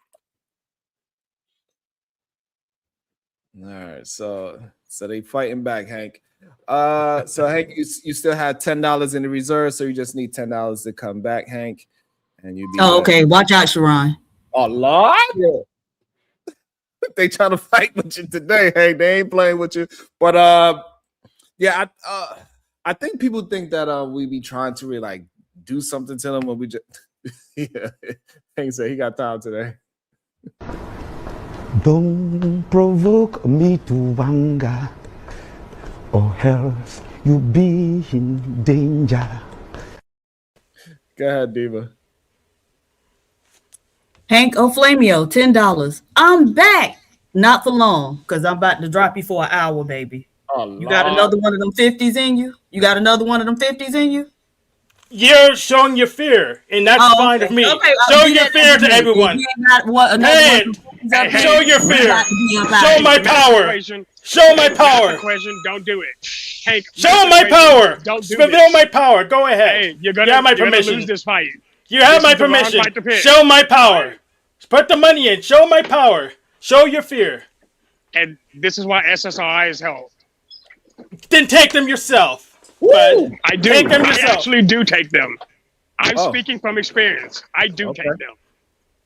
Tell Brownsville to take them too. He probably needs them. Siobhan probably needs them too. You can take those drugs. Taste out of your mouth. I'd like to see it. Okay. It says, so this way y'all know I ain't lying. I'm gonna make sure y'all know I ain't lying. You know how y'all. Oh damn! I done showed your name. Yep, I saw it. Bah! You big dummy! Lord have mercy. That's a 50 ball on Hank's head. So I don't understand. Shout out. I do know he's gonna keep jumping into this. Like I know Asperger's. This bro's gonna keep jumping in because now he's gonna feel it's gonna be a competition thing. All right. But he's gonna go into. No, I don't. You don't understand. He's gonna go until he can. If you understand it, why was you trying to act like you didn't understand? And so this way you could communicate better with him and say, "Hey, you know what? I'm somebody that's been through it as well." Because y'all keep trying to act like me and Brownsville is attacking somebody, and we are not. When did I say y'all were attacking him? Everything y'all were saying was valid. Yeah, everything y'all said was valid. You said I said why you didn't help out more with the situation, knowing that we were not attacking him. And I don't believe he believed that we were. He might think Brownsville was possibly, but he actually believes Brownsville was attacking him. Yeah, he probably believes Brownsville was attacking him because Brownsville talks different. I do the same thing when Brownsville comes after me. I feel like he's attacking me when he's actually just giving positive advice. But again, you have to understand people that he's never right because he been through some trauma, right with people. So I do right. So I do understand that part. That he's tried to do things and people took advantage of him, which is messed up that he had to go through that. I understand that point of view. But for other people to act like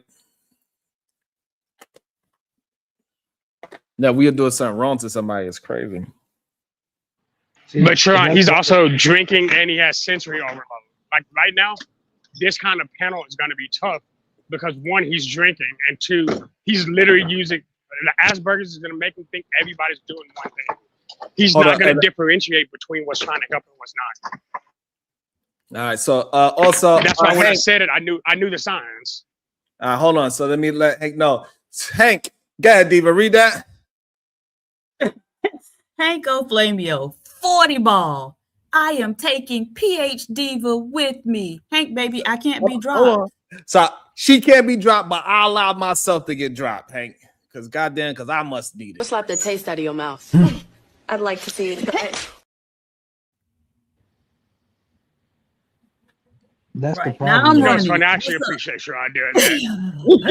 Diva's running. I'm running. Now who say what? Who got a problem with me? PH Mizu. Who got a problem with me? Mizu. Good boy. I got a problem, PhD. We ready? Yes, ma'am. I got a problem with you beating up on these men so badly that they run into all these other panels and shows to talk about you.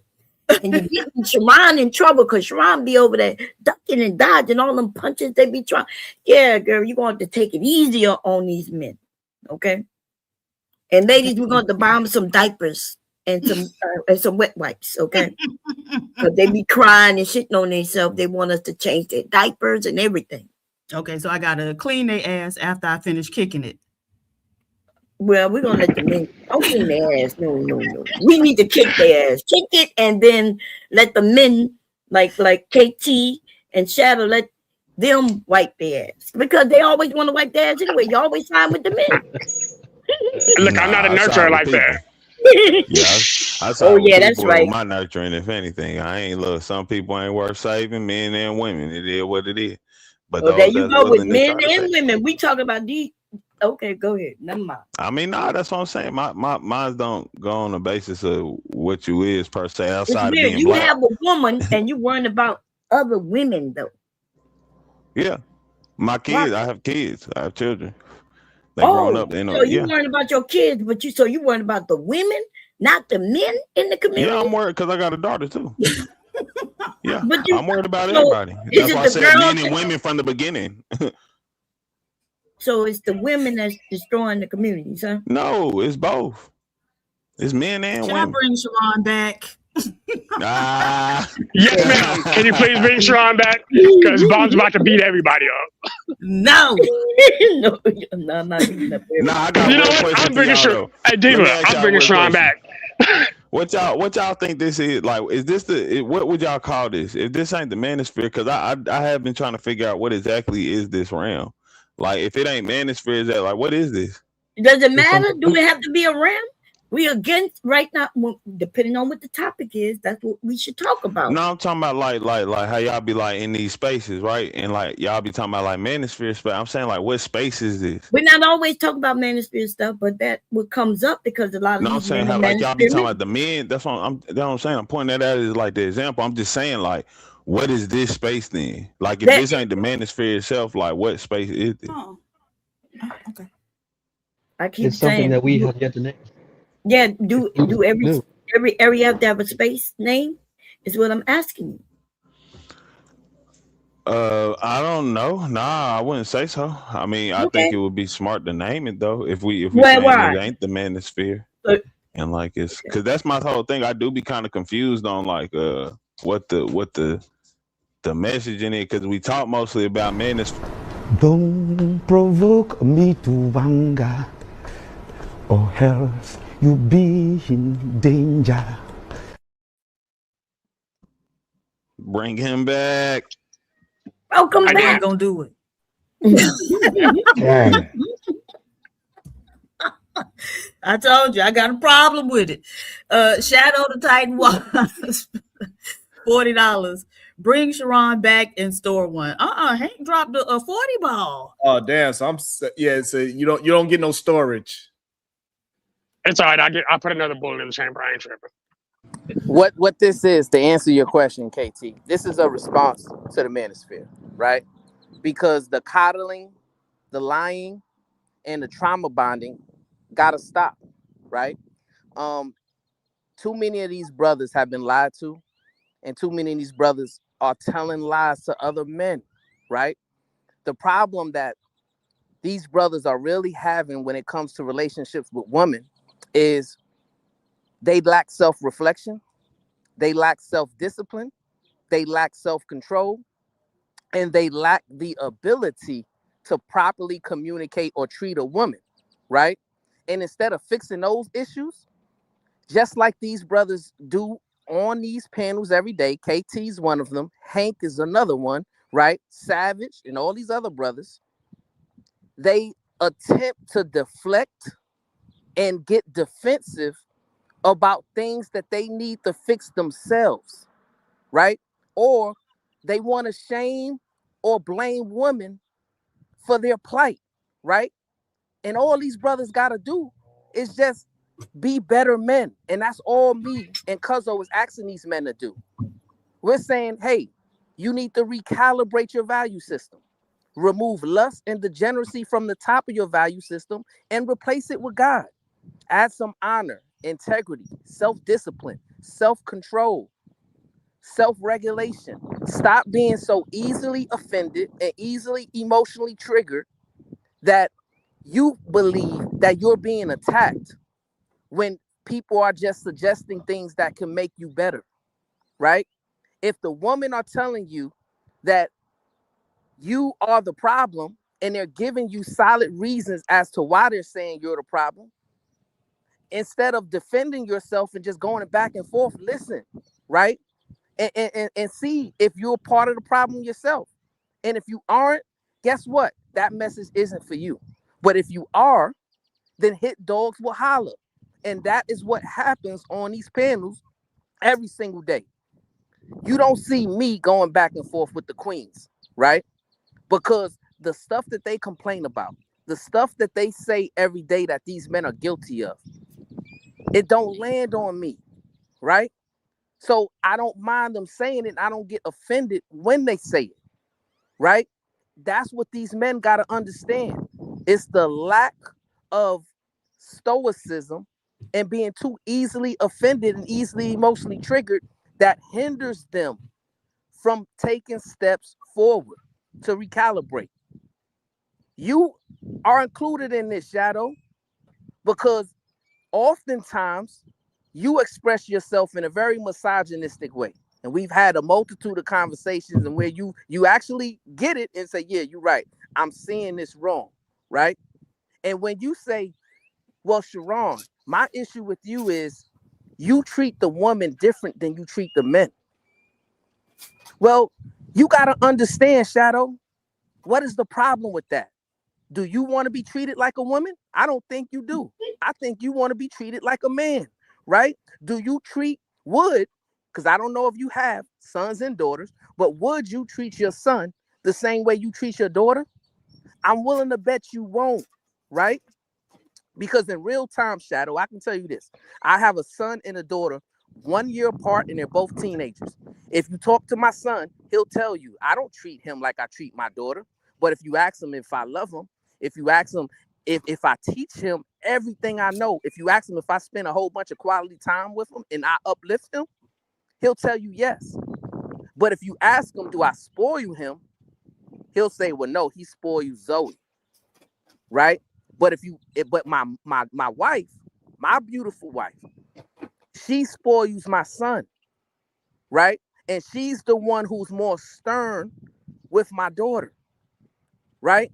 So I want you to understand, when it comes to being chivalrous, that is not for men. I don't want my son to be walking in this world thinking that women need to be chivalrous toward him. No, she shouldn't open a door for you. You open a door for her. She shouldn't pull your chair back. You pull your chair back for her. She shouldn't be giving you flowers. You supposed to give her flowers.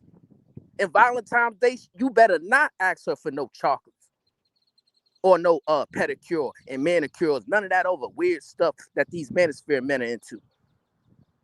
Y'all brothers need to get it together and stop trying to compete and compare yourselves to women. Peace and love. And also, let me address another catch that says, get your ass up there.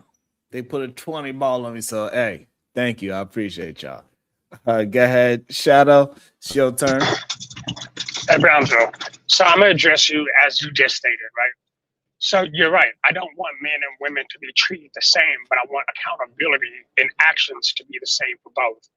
And what I mean by that is I understand that the conversations that we're having is intended to benefit the community. You're right. I have a son and I have a daughter. I have two sons and a daughter. And I treat Mara completely different than I treat my boys. But again, that's me being a father to my daughters.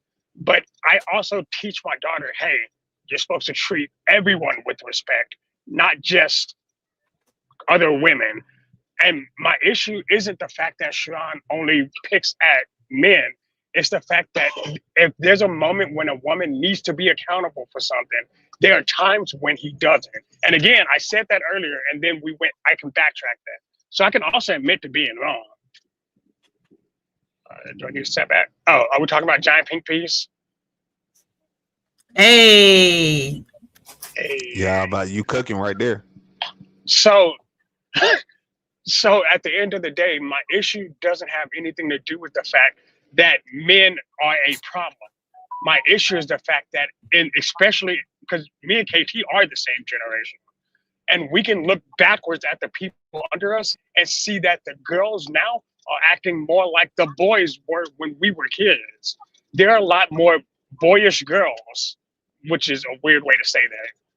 But there's a lot of girls who do boyish things. Oh, whistle, cat calling dudes. Like that was one of the weirdest things I've ever seen. And to me, women do have a level of decorum where they don't have to go out and do all that. Yeah, and we're telling little boys or boys, young men, adult men that taking lust off the top of your value system is a bad thing. That same message applies. It doesn't just apply to Ek, it applies to Mara too. It doesn't just apply to my son, it applies to my daughter as well. Because hey, just because I tell him don't go around putting your peen in everything doesn't mean you can bust it down for everybody either. Because both of y'all will be out of pocket. Because it's about both of y'all being better, not just one. And I guess that's where my difference is. This is crazy. But see, the problem is, right, is in your rationale. You tell your daughter respect everyone. I would never dare tell my daughter that. What I tell my daughter is be cordial and be benevolent to everyone, but respect is earned, right? There's some people that's in this world that don't deserve respect because they don't respect themselves and they don't carry themselves with respect.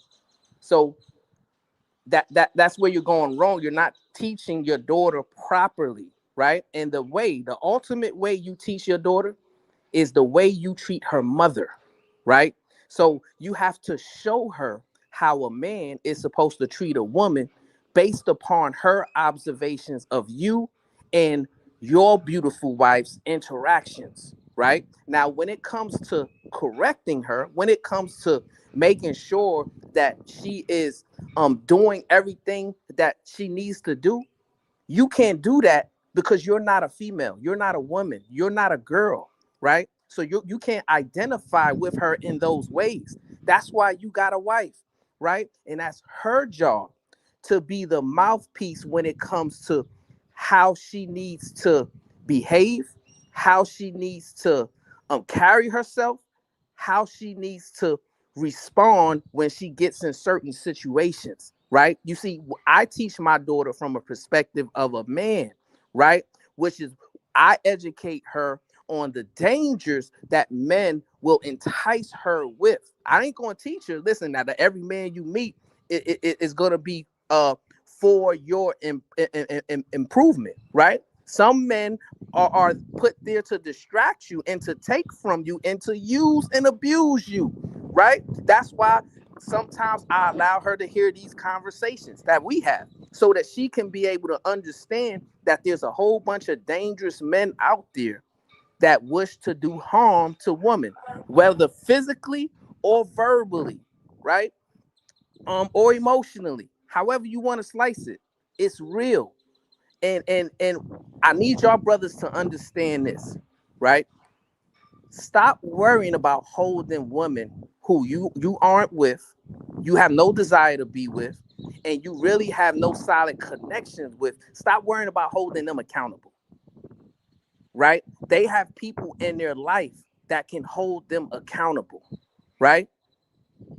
You can, set a standard, and the way you express yourself, the way you carry yourself, that's the way they're going to perceive you. And you know what? You might be able to make inroads and a difference there.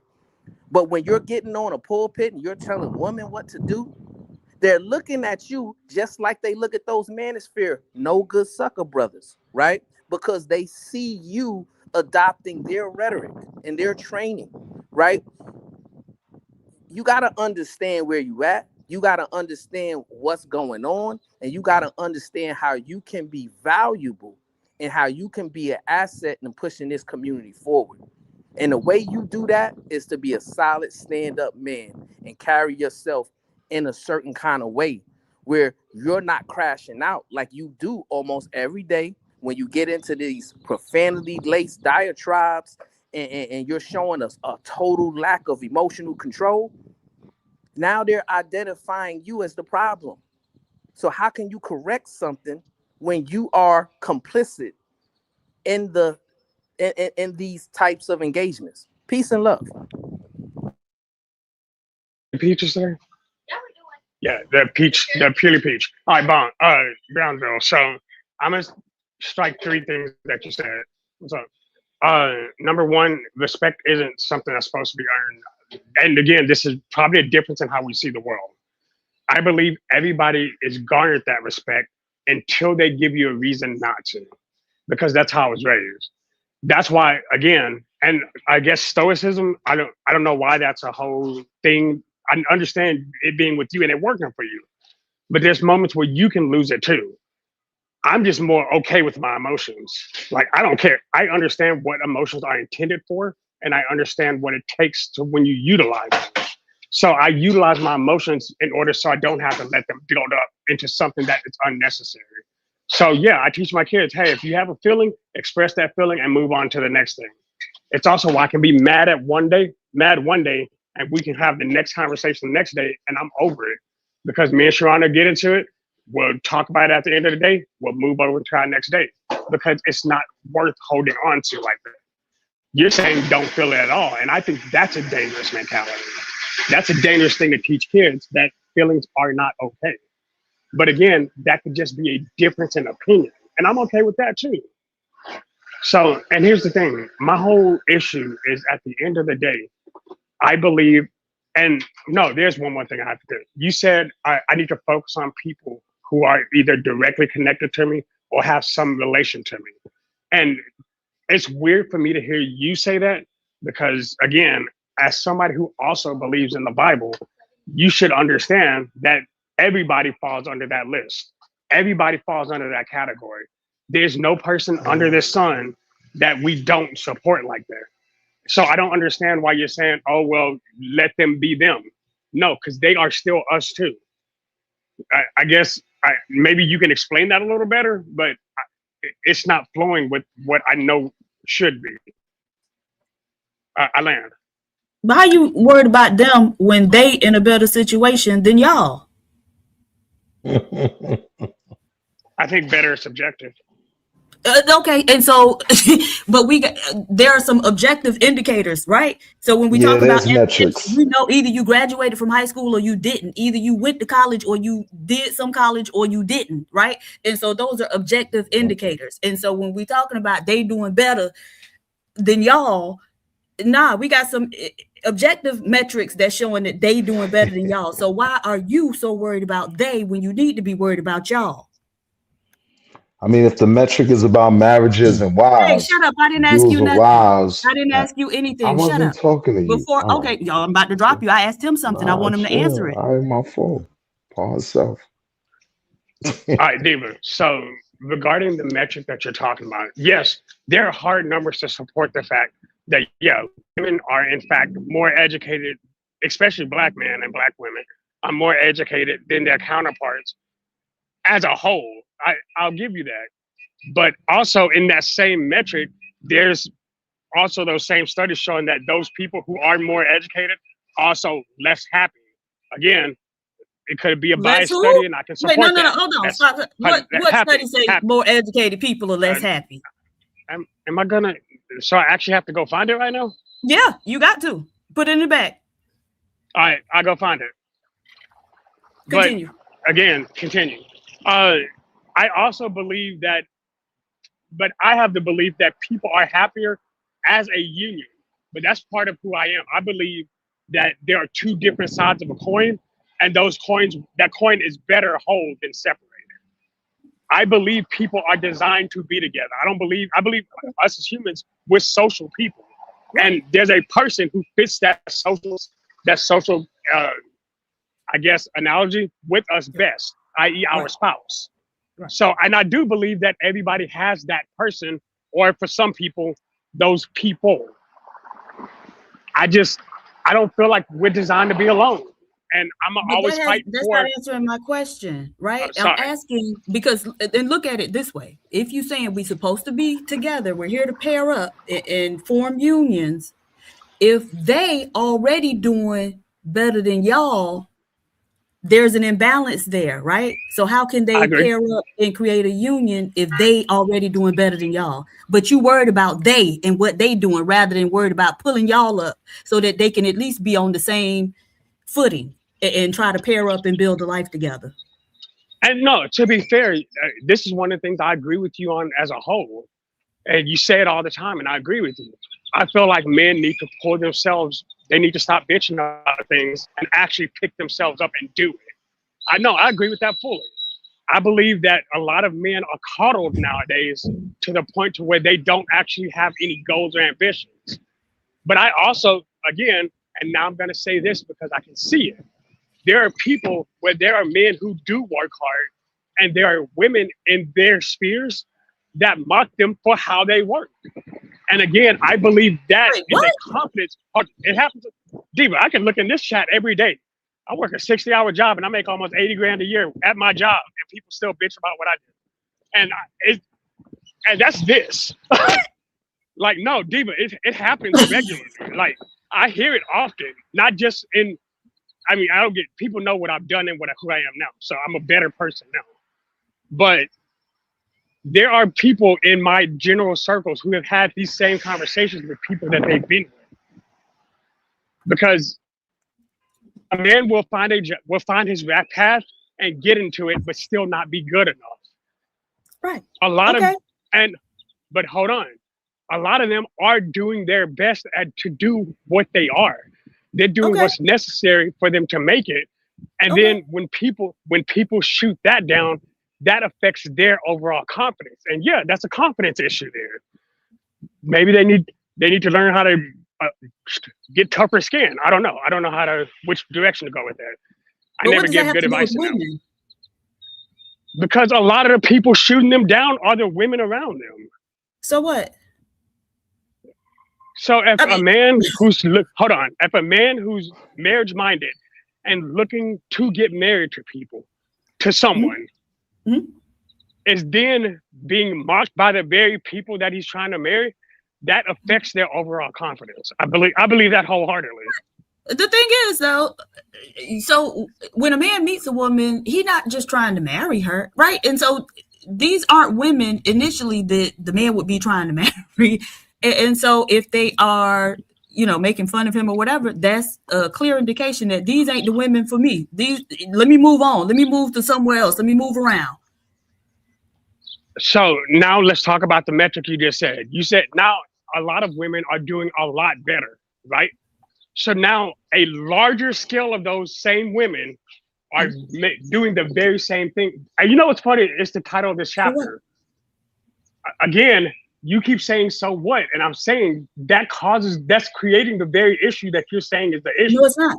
No, it's not. Because if How those so? women so if those women have gone and chosen a path and they look at a particular type of man and say, this isn't the type of man that I want to be with, there's nothing wrong with that. They get to choose, just like men get to choose. Okay, so just to make sure you understand, I'm not arguing against that fact. So I agree with that as well. What I'm saying is, now let's look at numbers now. We're saying women on average are probably 60 to 65% more educated than the men of their same category, right? Mm-hmm. Right. So now all of us, again, but when now 65% of women, who most people would never meet that percentage of women, are now are shooting the same shots against them as they are building themselves. I don't think men are as resilient when it comes to confidence. Hold on. Too bad. Again, that's why a lot of men end up being red pilled, because the people saying too bad. Hold up. The people saying too bad, and then those very same men just become a bigger problem later. Oh, so we're supposed to solve it. So it's up to us to solve male problems? No, I believe women are supposed to be a team with men, just like men are supposed to be a team with women. Okay, and so now what black woman issue are black men out here standing side by side helping us navigate and solve? Come on, that's not what's going on out here. And so say her name. Women should be able to go look around them, see the landscape, and figure out, this is my best way or most efficient way to get into whatever it is I want. Then you expect her, once she on her way there, to look at a man who ain't on the same type of path as her and go, oh, but because you trying, come on here. No, nobody's doing that. And men shouldn't expect women to support them if they're lacking ambition, lacking resilience, or don't understand what's necessary to persevere, right? See, these brothers got to look themselves in the mirror, right? And help pull themselves up by their own bootstraps and stop expecting women to pull them up, right? That's crazy that you believe that woman, that's their role. That's not their role. right? And I need brothers to understand that. And when you said that I don't believe in expressing emotion, that's totally untrue, right? I believe that men and women should definitely express emotion, but what I lean heavily on is emotional regulation, right? And finding positive coping mechanisms to deal with your anger, to deal with your frustration, to deal with your anxiety, or whatever that you're dealing with, right? Because guess what? That is how you build upon your resilience. That is how you build upon your perseverance, right? And you can learn ways to express and articulate yourself in a way that you can be understood without looking like a crash out, right? And Shadow, my brother, I want you to know you should not allow your daughter to see you crashing out the way that you do, right? Because if that becomes a pattern, when she grows older, she's going to think it's okay for a man to crash out on her. And she's going to be more willing to accept that nefarious behavior. And you know, as well as I do, that those types of behaviors can escalate into violence and put your daughter in a dangerous situation. So correct it, my brother. Peace and love. Okay, so I'm going to try to tackle this as it is because you just brought it up. I think there's a difference between emotional regulation. Wait, what? Let me read a couple of super chats before we go too far. And yeah, I think it's this one. Corinne Mackey. Hey, Corinne, $2. I got $1 for the host. Aron to Lucas, $5. Society doesn't progress without adults, men and women, acting with responsibility, accountability, respect, and cooperation. Absolutely. But if one already doing it more than the other, don't look at that one and say, hey, how do we get you to do better? You do better. So Diva, so you suggesting that you build a man or you build a fence? Fence.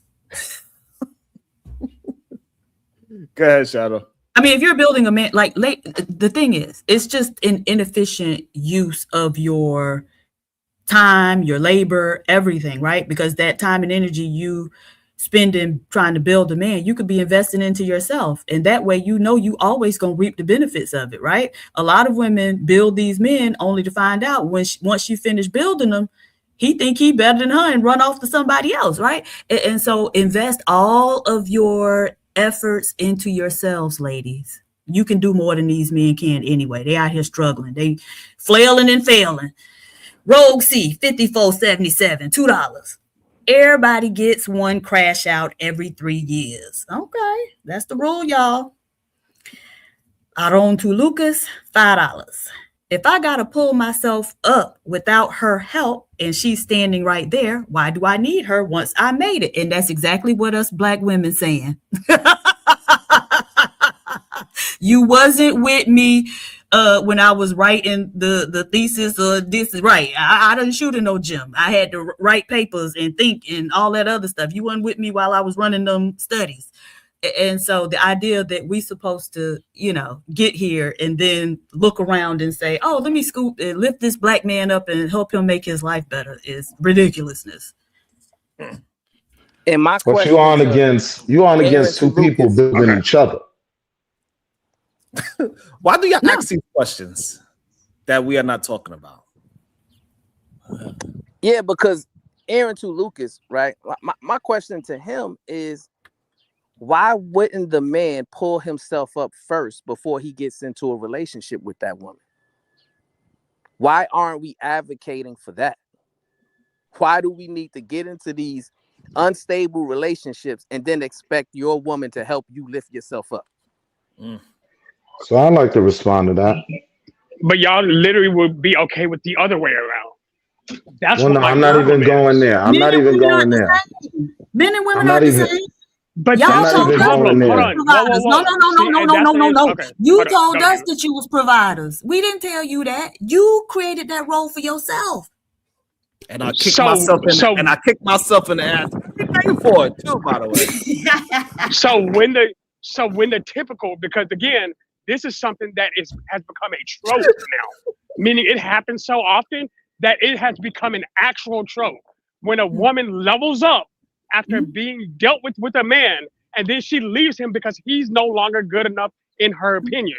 You're saying, oh, well, that's just his fault, right? You're good. I didn't say anything like that. Nope. That's what I'm.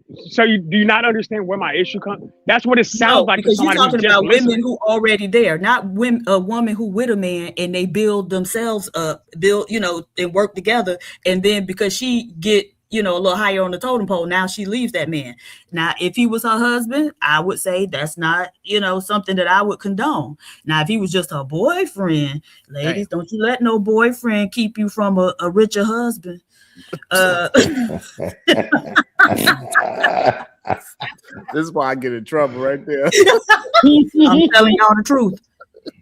I can't even disagree with that. The worst part about it is I can't even disagree with that, and I want to argue with her about it, but she's not wrong. But again, so I guess I can only speak from the white community because that's the only one I know at this point. In college, what we were taught to do. If we're building with that person, then we're gonna stay with that person. We treat that relationship like it's supposed to be. That's some bull. Hold on. Okay, Let me read the super chat real quick. Go ahead, PH Diva. I wrong to Lucas. $5. Or we can help ourselves in our current station to build and get further. Right. That's what I'm saying. Do you? But y'all, and so one of the things that I frequently have to tell Black men is that a lot of times y'all looking for us to make y'all feel like men. And don't ask us that, right? You're gonna have to get it on your own. We can't do that for you. No, if you can't do that for me, then why am I with you? To make you feel like a man? No. I'm saying that's what I said. I was just saying y'all look to us to make y'all feel like men because y'all can't go out and be men amongst the other men, and that's not something we can do for y'all. Listen, I don't know about other dudes. Like I can't speak for anybody else, but I feel like I'm a man, whether I got 2 pennies in my pocket or whether I got $2 billion. That's fine, but I'm not talking about you, baby. I don't know you like that, so I can't have a conversation about you. No, I understand that, but what I'm trying to say is this is the thing, right? I know. Well, I don't think the money, the accomplishments make you the man, right? Now, it's your natural confidence. It's your natural holding values for yourself. It's your natural being able to like live life and survive life. That makes you a man, sure. But what I'm saying is, if I choose to be with you, right, and to what Brownsville was saying, well, you can't. You gotta just do it on your own. If I'm already with her, and she can't help me while I'm doing that. What's the purpose of me being with her if I'm in a situation trying to build up and she's sitting there right there? That's what my comment said. And she's like, "No, you gotta do it on your own." Right. She probably don't want to be with you though, right? Then bye. She can go. Right. Okay. So it's a non-issue. I don't even know what we're talking about because if she's standing there and you trying to build yourself, she don't want you like that for real. Okay. So both of y'all move on. End of story. Go find who you want to be with. Sure, but the issue is people go online and start complaining about it. No, if you got if she don't want to be with that dude, leave and be quiet about it and just find somebody else. Same thing with the dude. Leave and be quiet and find somebody else. So we shouldn't even have these conversations because end of the day, you should just be with the person who you want to be with. And you shouldn't be sitting there pushing that person down because you ended up being with somebody you ultimately didn't want to be with. That's on you. And right. If you remember how we got here to this conversation, it was because Josh wanted to engage Brownsville about how we need to, make the girls do better. Well, we need to do better. We need to do better. Everybody needs to do better. Right. And so that's why we got here. Right. And so, again, I don't think Black women have to build a man. No, I think you should build yourself and then build a fence. No, I think y'all do. I think that's part of your role, just like it's part of our role to support you. It's part of your role to support us. And we ain't doing it. Well, so now y'all can think it's our role, but if they saying we ain't going, then we ain't going. And that's the problem call it what you want, but we ain't going. That's cool, but that's the issue, right? because at the end of the day, we want these. We have a natural desire for these relationships to be together, whatever, and to find somebody, right? Just in general. But then when it's time to be together and help each other get through life, we don't want to do it. And so then you complain about, then folks complain about, oh man, we're not getting these marriages or relationships or whatever, however you want to, however you go about y'all men complaining. Well, huh? Yeah, I hear a lot of y'all complaining. The men be complaining. For the most part, the women ain't complaining. Yes, y'all are. Yes, y'all are. All right, so I don't know. There was no complaint here from a woman. When do they start complaining? The women. When do they start complaining? When what happens? Well, if you can look throughout life, and it's not been just on the internet. It's been said way before the internet. But everybody's like, oh man, these men ain't shit. This man ain't doing this. This man aren't doing that. Right? Women complain about. Okay, that. so all right, no, so that's they making an observation. Hold on, so they complain after something happens to them. No, when a no. man is not holding up because what you said, what it sounds like. So you could correct me. It sounds like they are complaining after the fact that men are not holding up to the standard that they thought that man was going to be. Or they're complaining just like incels. They're complaining about marriage before they even have one. Just like incels are complaining about women before they even have one. I don't know what you're talking about, but me and Kuna were talking about course you don't. different. Hold on. Yeah. So, shooting down. Is that a complaint, or is she observing that these men out here ain't nothing? Just like some of you men say that. Some of you men say, yeah, these brothers out here ain't shit. So why is it a complaint when a woman said, but it's not a complaint when men say it? Because it's really the men who are out here complaining. Yeah. So wait, hold on. So let's take that real quick. So men are complaining, and women aren't complaining. Yeah, women are not complaining. Everyone's complaining. That's well, no. wild. And she's saying this dead serious too. Everyone. Wait, if I can't finish, then you don't know where I'm coming from, right? True. My bad, so here I am, a married woman, and I see that a lot of these men are on here crying. They ain't shit. They don't know how to communicate, have conversations. You're against education, all of that. And I can say the men ain't shit, right? The men, on the other hand, when you complain about women doing her hair and things like that, you can't even get the man. I mean, you can't even get the woman. That wouldn't be what I would be complaining if as a married man like yourself, right? You're a married woman, I'm a married man. I would have complaints about these women today that are nothing about what you were saying. I would be complaining about, right? What you complaining about? What about it? Give me a second. What Degeneracy. I see a high level of degeneracy in our women now as well, right? No, okay. Wait a as minute. well, but you didn't do nothing when you saw it in the men for all this time. So No, shut I up. call that out too. Sorry, I Bob. call that out too, Diva. But Diva, literally, I'll be the first one to call that out, Diva.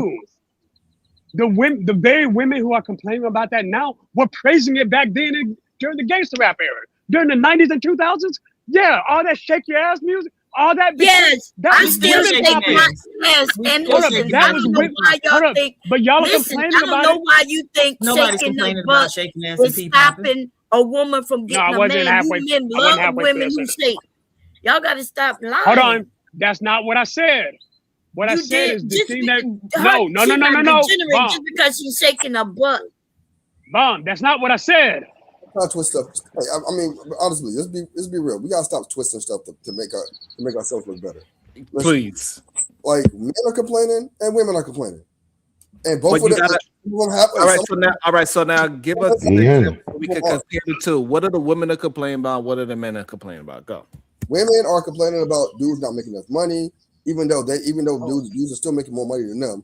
They're complaining about dudes not making enough money. They're complaining about dudes not giving them the bag the moment they meet them. They're complaining about dudes not acting in what their accordance to what they think a man should be, which I don't understand. How if a man can't tell a woman what a woman is, how can a woman tell a man what a man is? Okay, so all these little complaints that you could just look on observations on the internet right now, and you can see a million videos of women complaining about some form of thing or another, right?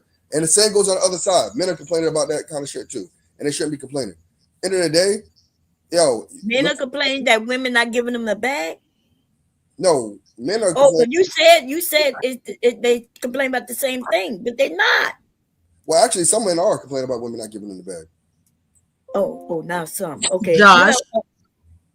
Hey, end of the day, You complaining that women making more money than you? huh? I mostly date women who make more money than me. That's cool. I have no problem with that. No, but I asked you, are the men complaining about that? About what? You got to receipt. You're saying because you were talking About. Do you not know what you said? They're complaining about not being able to attain those Listen, women. I'm talking to him. He said that both are complaining and they're complaining about the same thing, and yet they're not complaining about the same thing. It's nowhere near the same thing. Are women complaining that men are men complaining that women are making more money than them? No, men are complaining about women having bad attitudes. Women complain. Women are setting these high barriers for men that aren't on their level either, right? And same thing with women. Women are complaining about men who aren't on their level, and they're complaining about bum dudes. And it's like I'm looking at it like this. So wait a minute. So you're saying that men are complaining that women aren't on their level? Yeah, there's a lot of women who aren't on men's level. Yes. No, I'm asking you, are they complaining about that? That's your own opinion, what you just stated. Absolutely. And the thing about it is what level. I thought you men don't care if she work at McDonald's, he'll still choose it as long as she looks a certain way. I absolutely care. I would never date. No, I'm not talking about you though. I don't know you. I think most you're men talking about the conversations that you're speaking about men and women. Absolutely, most men do care about that. I know that's what the Manosphere says, but no, most men do care about what a woman does. Absolutely. Wait, what? Absolutely, most men care about what a woman does. So most men are, so you mean job? He cares about the type of job she has and things like that. Is that what you're saying? I'm not sure what you're saying. Absolutely, he cares. Okay, I'm glad to hear that. It's unfortunate that that's not what we hear out in these streets. Listen, absolutely. I'm gonna speak for myself for a second. I'm not dating no broke chick. Okay. So as an adult, you gotta, because I think one of the things we gotta understand as an adult, you need to be able to, both men and women need to be able to, as an adult, need to be able to put into the family. It's a one pot thing. You got like fucked up. No, look, she puts in children, and he says she got to put in money too. She better put that. You got life fucked up. Hey, I might have life fucked up, but guess what? Absolutely, every penny she earned goes in that pot. Same thing with me. Every penny I earn goes in that pot. Yeah, fucked up. Everything she earns go in the pot. Everything, 100%. I don't know. I've been married 30-something years, y'all. Everything I make does not go in no pot. I don't know what you talking about, but okay. Right. My husband don't even require it. He don't even ask. Wait, I don't care. That's him. That's on him. That's most men. Teamwork makes the dream work. You got men are very most, man. Black men are very disagree with that. Yeah, it gotta sound weird going up to a woman. Hey, wife, you got 50 I can get off you. Why does it sound weird? Hey, wife, I thought we were talking about maintaining a home when we were talking about these, not $50 for gas. Hold on. I just want to know: is that woman? Is it okay if she say you gonna shake some ass for it first? Ow. She better. Do the helicopter. Yes. She better. What she really gonna put that work in? She better. You might as well call me Michelangelo at that point. Wait. So we're not in it together? I'm just doing it by myself. I don't need her. Bye. Hey, cool. That's the point that I'm making. Wait a minute. You just said you the leader? Whoa. Yeah, I am. Oh, so he's the leader, but he want her to put in on it. Boy, Absolutely. Hey, Diva, do our leaders supposed to do it alone? Everybody in the kingdom got to play their part. Leaders supposed to be. You got to pay the cost to be the boss, baby.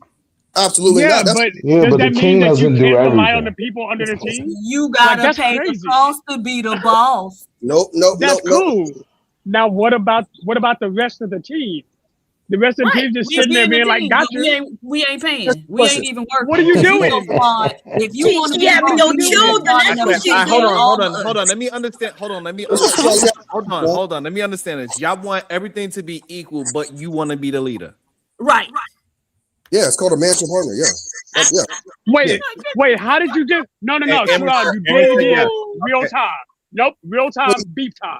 You did it in real time. Neither one of us said that shit, and then you turned that around. Yes. He just said yes. He just said it. He just said yes. Oh, did he say he wanted to be half and half? I was responding to That's what he said. Equal. I don't know what y'all be hearing. Y'all really don't hear the conversation. He said, hey, I want 100% of her money. I'm gonna give 100% of my money, but I'm the leader of this. What's wrong with that? Which means everything. He's making a decision where her money goes. The logic behind it is the problem. See, I was trying to cut for him. Y'all got me. Hey, I apologize. These poor people That issues. sounds crazy. So let's say because if we are 50-50 business partners, we're not 50-50. It's 100%. Right, but It's the same thing. If we're equal, that means right. So that means that we are equal. So therefore, your word is just as good as mine. I do not have more say. Not at all. No, that's not how real world works. No. Hey, cool. Are you saying that you want 100% of control of everything that they do, regardless of the situation? No, I said I want to lead. So leading is right. Hold on. So what you're saying is she gives you 100% of the money, you put 100% of your money, and you control all 200%. We control the direction in which we go. Yes, I lead the direction in which we go. Lead, not control. Lead. So there's a difference. Can you explain the difference real quick? Because it sounded like, again, I was on your side until I heard that shit. It sounded like you said that she gives me 100% of the money, I put 100% of my money, and then I decide what to do with all of that money. But I don't know if I'm just misinterpreting you. I don't know. There's different leadership styles. I don't know if we want to really get into that, but there's different leadership styles, right? There's servant leadership, there's ego-driven leadership, there's leadership in which there's partner leadership, right? And managing partner and all that kind of leadership.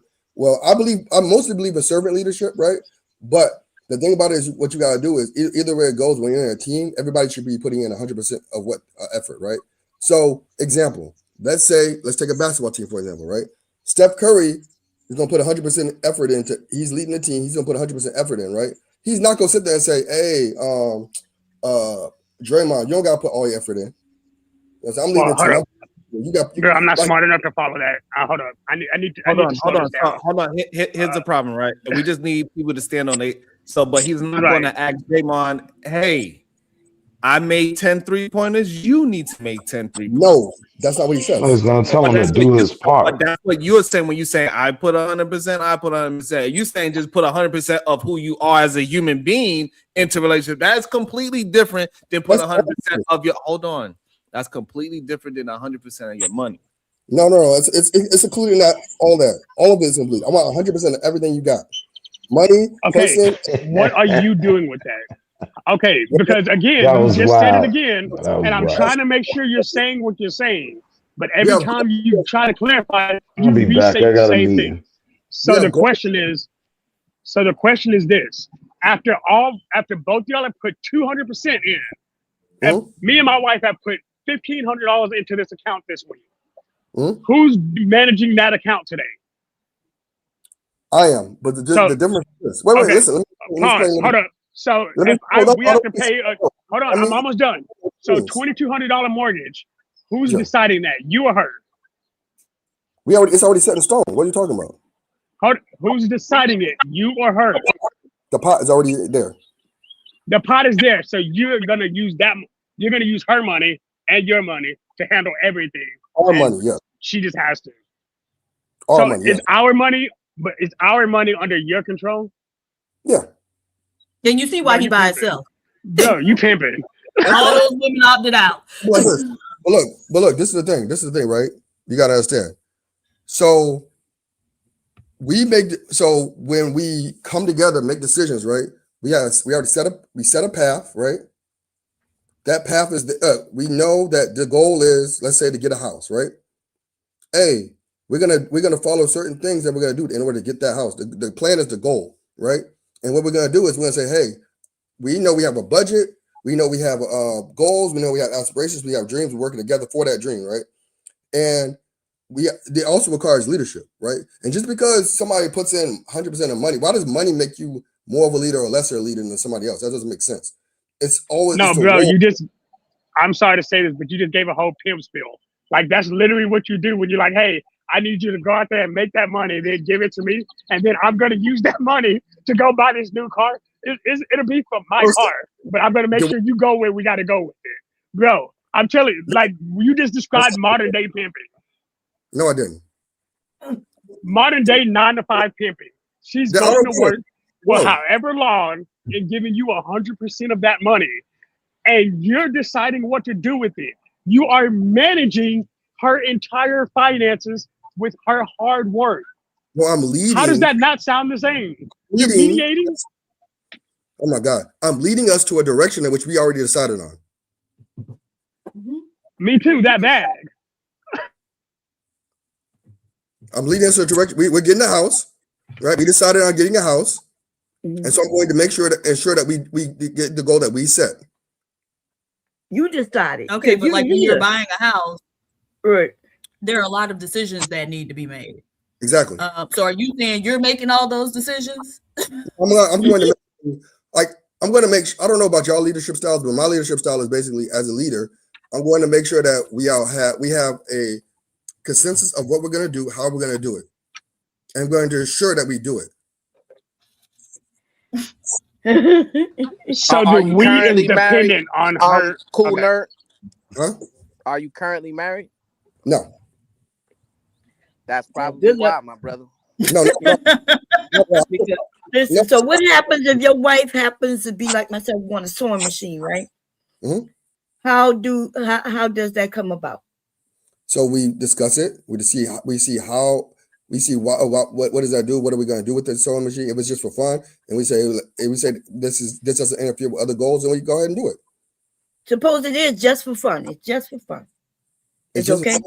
It's okay. Does it interfere with our ultimate goals, with our larger priority goals?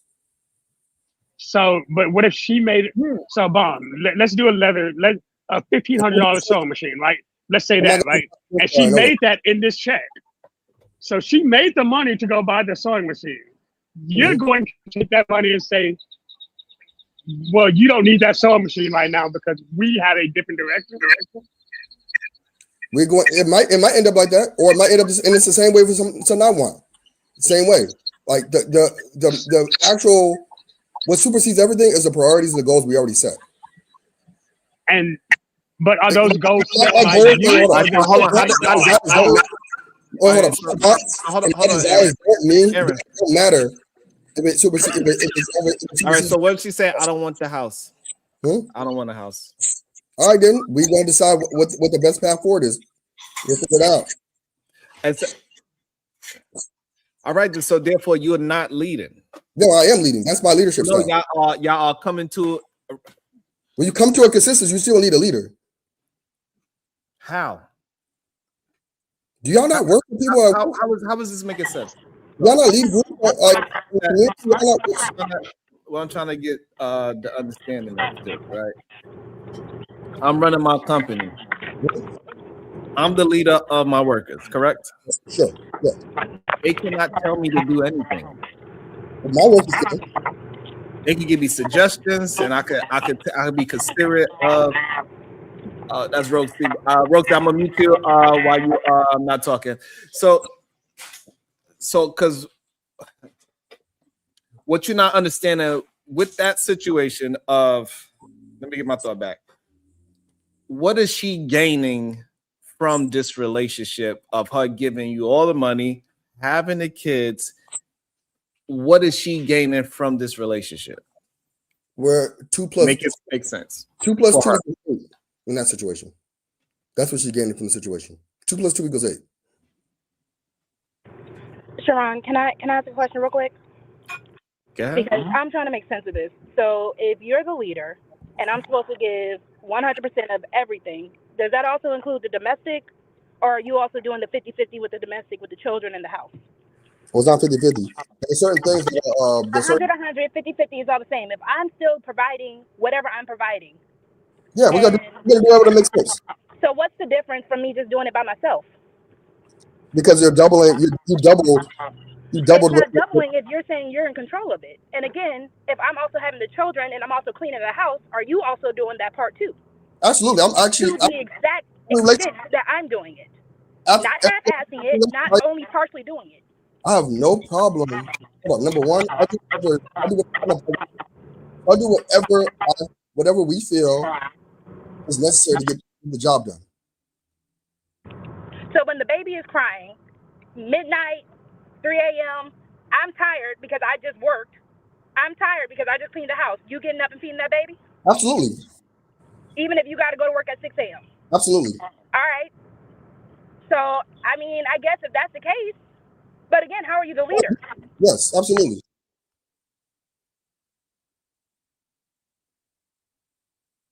I can't hear you.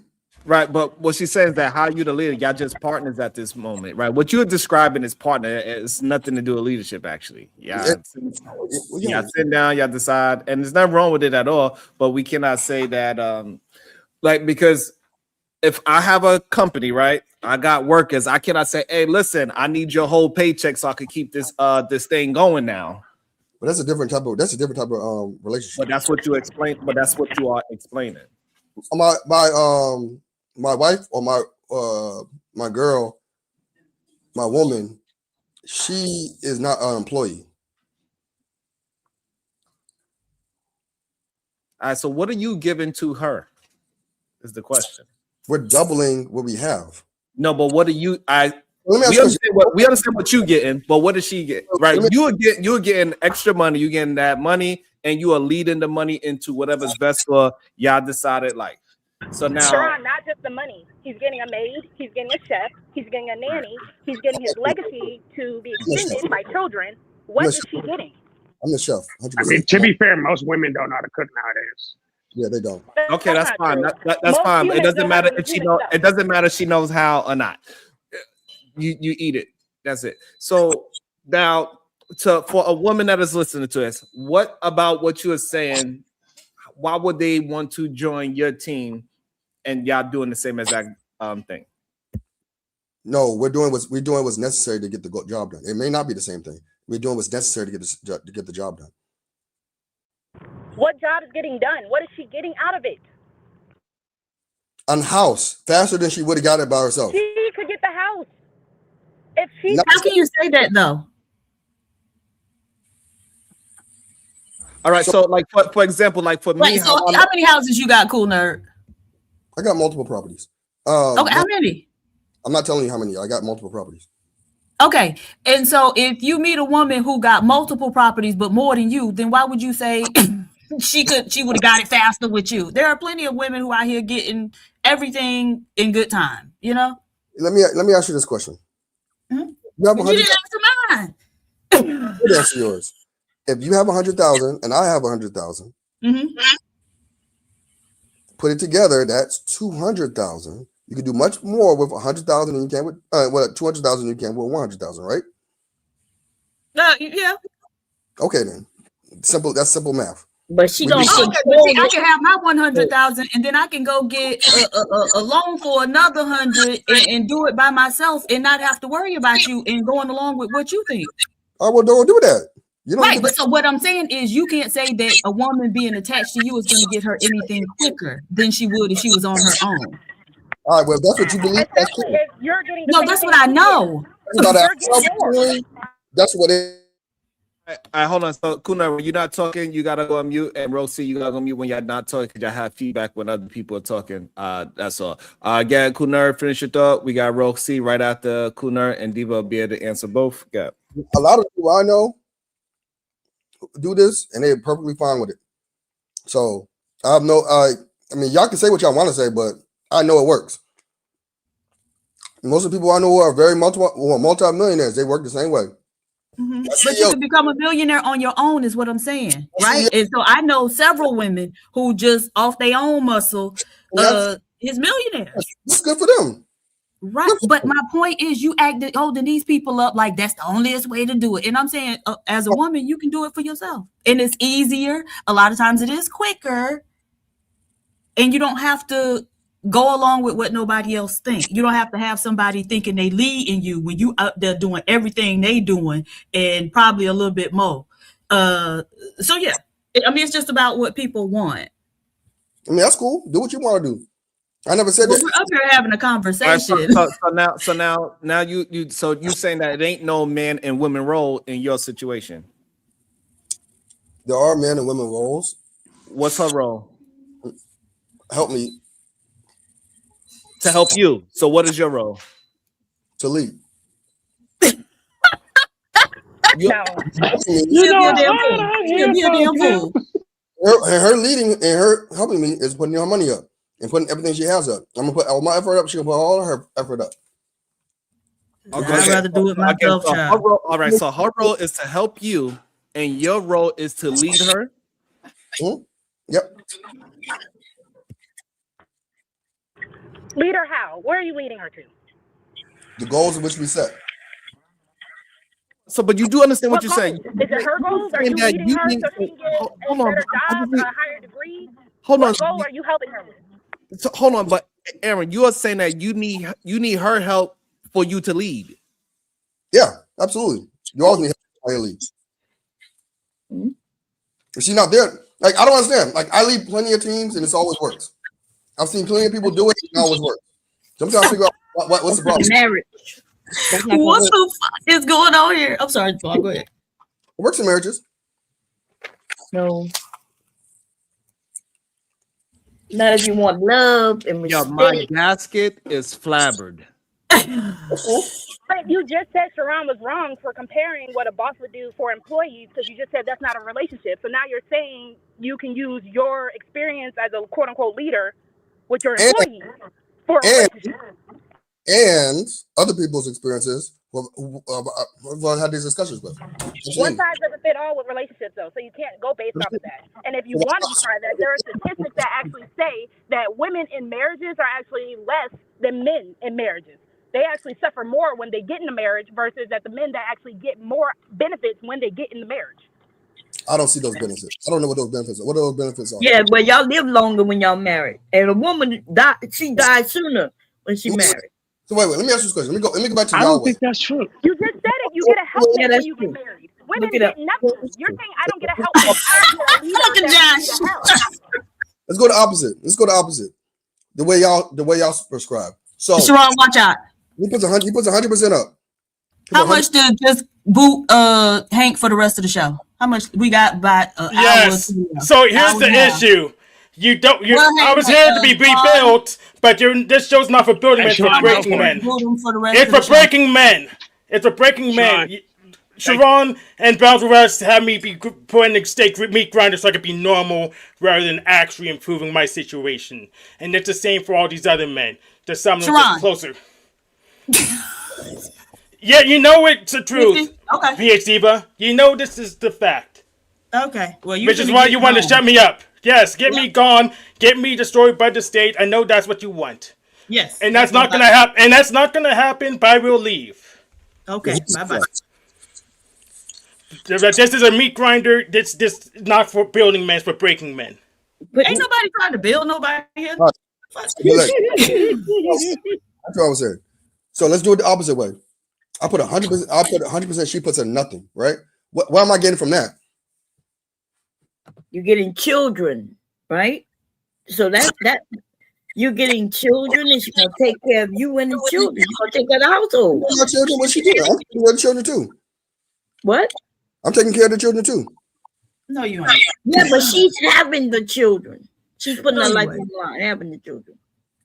You don't think there's no value in that? Oh, I didn't say there's no value in that. I'm saying I'm still putting up 100%, right? And she's putting up no money, right? Yeah, but her body, you don't think that's 100%? Right? That's what you want, right? So I'm trying to figure out. Yes. Why is she there? To have the children and to raise and nurture the children and nurture you so you can go out and work and be on top of the world and come bring home all that money so we can live good around here. And we could be doing that twice as fast. No, we couldn't. Our children would suffer. No, they won't. Yes, they would. No, children suffer. Yes, they would. Why? How? Because I'm taking care of the kids just as much as she is. No. But okay, first off, if the children are not school aged and she's working, then the children probably have to go to daycare. You got some stranger taking care of your child, not knowing what could happen, rather than having that woman at home raising your child, making sure that ain't nothing happening to them, right? It was one particular couple in Florida that took their 3-month-old baby to the daycare for the first time. And by the end of the day, when they should have been coming to pick their baby up, the school was calling them, telling them how somebody was changing their baby up on the changing table and then stepped away for a second and the baby rolled off the table and landed head first in a bucket of mop water and drowned, right? And so that's one thing. She's going to be there to take care of her kids rather than subjecting them to some stranger who don't give a damn about them. Well, that's unfortunate for some people. I never experienced that. Okay, but they didn't experience it until they experienced it, right? And so having your baby drown in a bucket of mop water is not something that happens every day, but it could happen, right? You don't know what those people are subjecting your children to. It's been a lot of other children who've gone to daycare and got touched on inappropriately. All types of stuff happened at daycare. And so I was always of the mind that I would never subject any child that exited my body, shout out to the girls, to daycare or being cared for by somebody who was not me, their father, or a close family member. Yeah, and that's why you always have relatives around too, right? So, for example, but everybody doesn't, though. A lot of people don't. We're having conversations now where women are talking about they don't have a village. Okay, so once again, like I said, there's multiple people, right? There's at least me and her, right? At the very least, right? So I don't see the problem. Because most people work daytime hours. Are you going to work the night shift while she worked the day shift so y'all can swap off the child when y'all passing each other? I have no problem with that. Actually, like all of this sounds like a person who really hasn't been in a whole lot of relationships, because you're trying to take a management principle and apply it to relationships. Like, oh, it always works. Oh, it can work in relationships too. But you don't really have any personal experience that's the case. And so it really just sounds like you don't have a whole lot of experience with women, and this is some theory that you drummed up in your head. So hubby and I did that bypassing each other. Like he was watching them. I was watching him at night. He was watching him in day, and our marriage was really, we would just see each other in passing. So let me ask you a question, Diva. Wasn't a good thing. But wait, you'll still see me in passing if I'm working 24 hours. What? You don't have to work 24 hours. Yes, I do. Wait, hold on. No, you don't. But hold on. But the difference is your kid is getting taken care of by the parent. It's still gonna be taken care of either way. Okay, but you wouldn't have to work 24 hours to do that. All you got to do is choose a decent profession. No. I'm still enough for you to take care of a family. I don't know why black men find that so difficult to do. It's not. They literally collect data on this every year, so you can track in real time how much jobs pay before you select into one. I have a very well-paying job, but my mind doesn't work that way. My mind says, okay, if there's 2 people in the house, I have to double my money. That's crazy. So it's just crazy to me. If I'm making $200,000, I need to make $400,000. Mm-hmm. If you get divorced, what happened to that double of the money? What happens? I'm not getting divorced. We're not getting married. You're gonna have to kill him to get why stop at one woman? You get 2. Now y'all got 300,000. Sure, whatever. All I'm saying is this: my mind is double. Like if there's multiple people in the house, you got to double the money for what's in the house, right? So therefore, if I'm looking at it and I'm making 100,000, and she's like, oh well, I don't want to work. Okay, that means $200,000 has to be in this house, whether it comes from me or if it comes from both of us or if it comes from her. It doesn't matter. So therefore, I'm going to double my work effort. Regardless.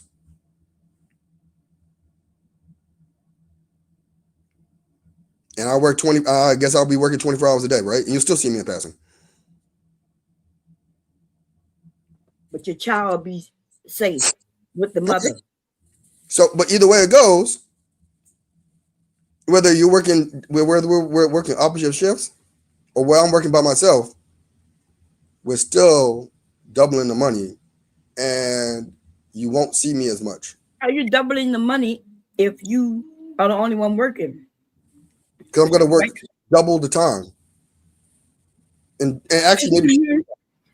Okay. That's how, you know, this is something like Kevin Samuels used to put this out there. But when we did the math, the men wouldn't be sleeping. It wouldn't last long. Your health, it comes at risk and all. He was like, hey, you should be working 80 hours a week. I work 100 hours a week. You what? Even today, I work 100 hours a week. Okay. So, are you? Wait, would it just be easier just to have her do all the work and you watch the kids?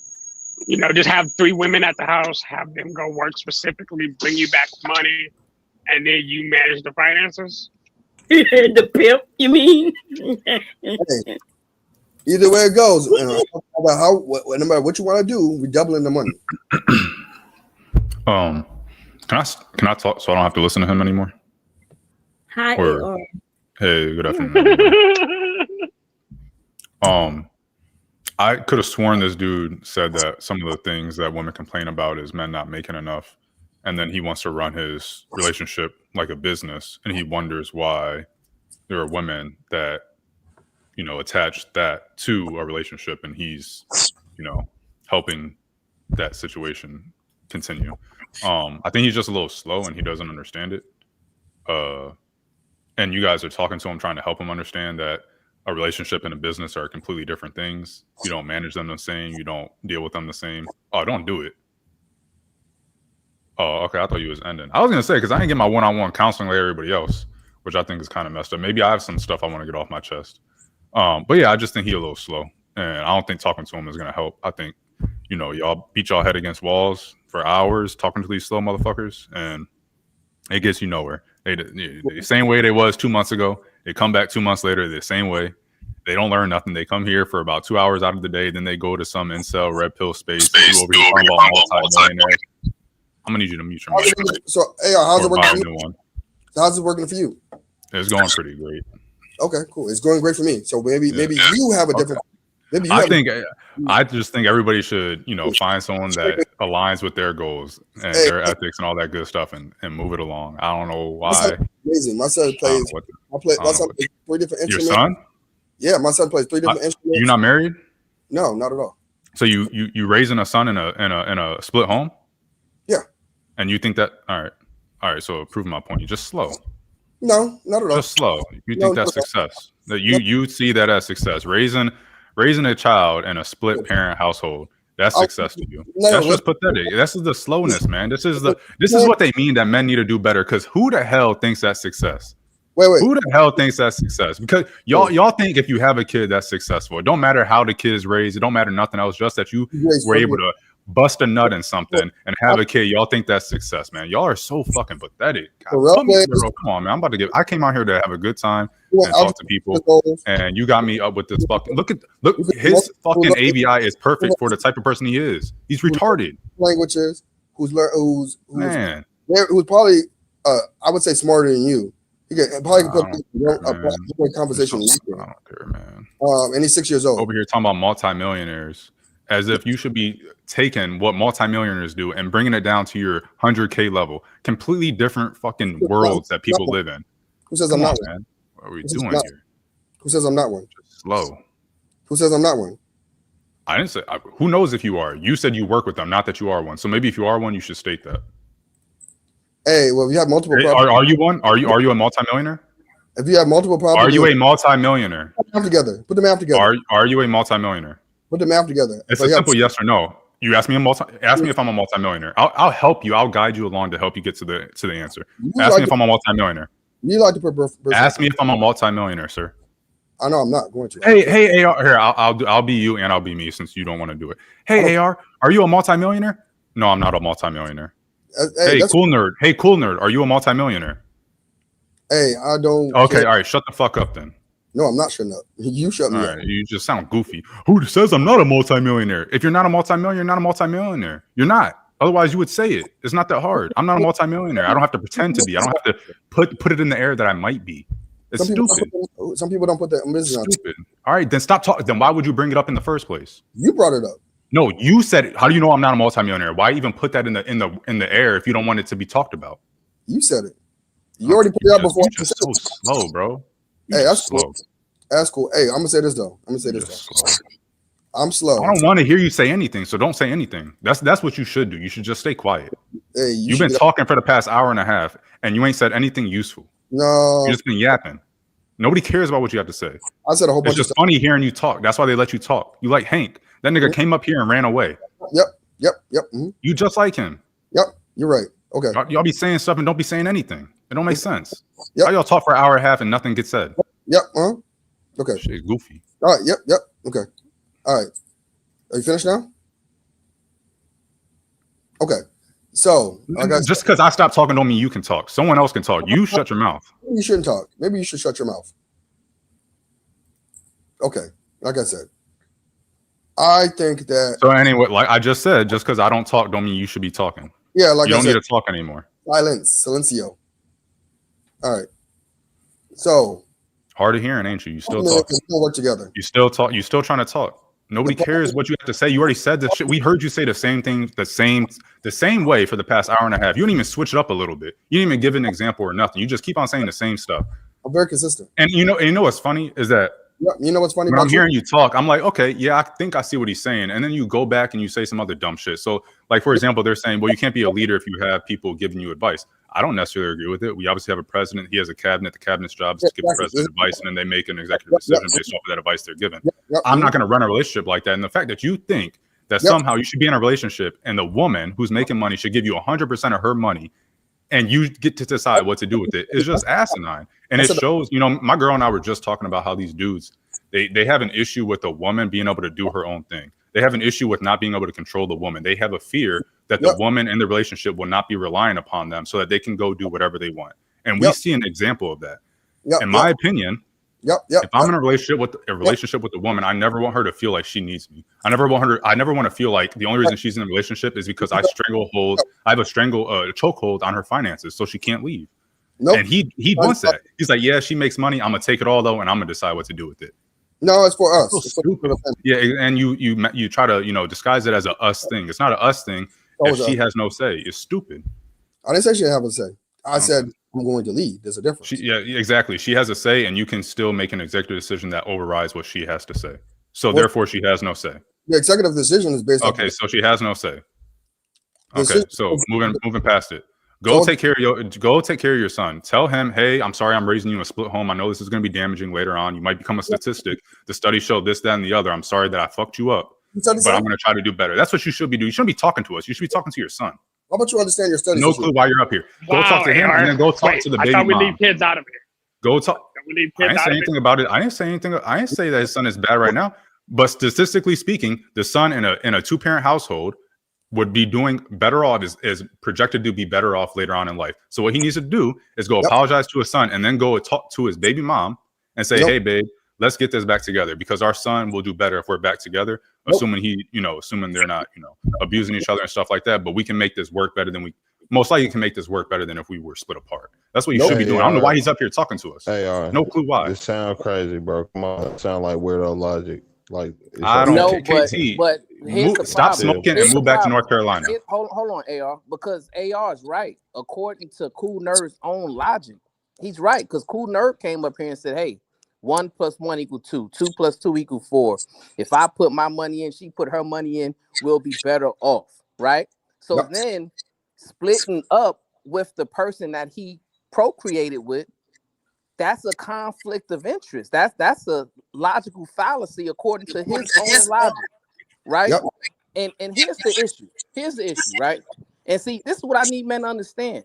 The way AR handles you is the way most people are going to handle you in the real world, right? And everybody think that I'm harsh and I'm very critical. No, I'm benevolent with my criticism, right? Because I really want y'all men to be better. But men like AR, they just saying, hey, you're worthless, you messed up, and you need to just go and cry in your corner, right? And what I'm trying to get y'all to understand is self-reflection is important, right? Because based on y'all conversation, Cool Nerd, with your conversation with AR, he exposed a lot of inconsistencies in your own logic, right? That you need to pay attention to, right? Rogue C came up and she exposed inconsistencies in your logic, right? That's saying, hey, what you're saying and what you're expressing is not an ideal situation that a woman would be attracted to. Shadow, right? Who's trying to be on your side right now. He identified your logic as pimping, benevolent pimping, right? So if you got all of these people who are listening to what you're saying and they're describing what you're saying as very off-putting, it's time for you to get the message, self-reflect, and come up with a better solution, a better advertisement for what you are going to try to bring to a relationship. Brownsville. Come on, Brownsville. We went over this, man. We know he's not going to. He's looking at these multimillionaires who pick trophy wives and pick, they live in a completely different world. And he's like, let me apply that to my world. I'm not in the same businesses. I'm not in the same tax bracket. I'm not, none of these things. But I'm going to try to apply the principles that they live by to my world. And he wonders why he doesn't. He wonders why he. Do you ever wonder? Hey, should my son be growing up in a split home? Do you ever wonder that? As a father, do you wonder that? Did you ever listen to what I said? Do you wonder that? No, I don't listen to you when you speak. Well, shut up. Stop it. No, I don't want to hear you talk anymore. Nothing you guys say is going to help him because he's slow. He has to. It's like I never said multimillionaire. Y'all remember back in high school and middle school, there was just a badass kid that wouldn't listen. It don't matter what the teacher said, no matter how many parent-teacher conferences there were. That's basically cool. Coolness. You guys can have these parent-teacher conferences with him, and he's not. He don't care. He don't care. He has to discover himself. Assumptions you need to shut up about. Don't matter. But what if I don't though? Nothing's gonna happen because you're not even a leader up here. You are not even a leader up here. And you think you can? You think a woman thinks that you can lead? What woman watching this thinks that you can lead a relationship? You came in. You don't even seem like you should be in the space right now. You're getting popped in the space, and you think a woman listening to this thinks you're someone to respect? You can't lead, bro. I'm muting, man. Good, thank you. Niggas pissing me off. Thank you. Thank you.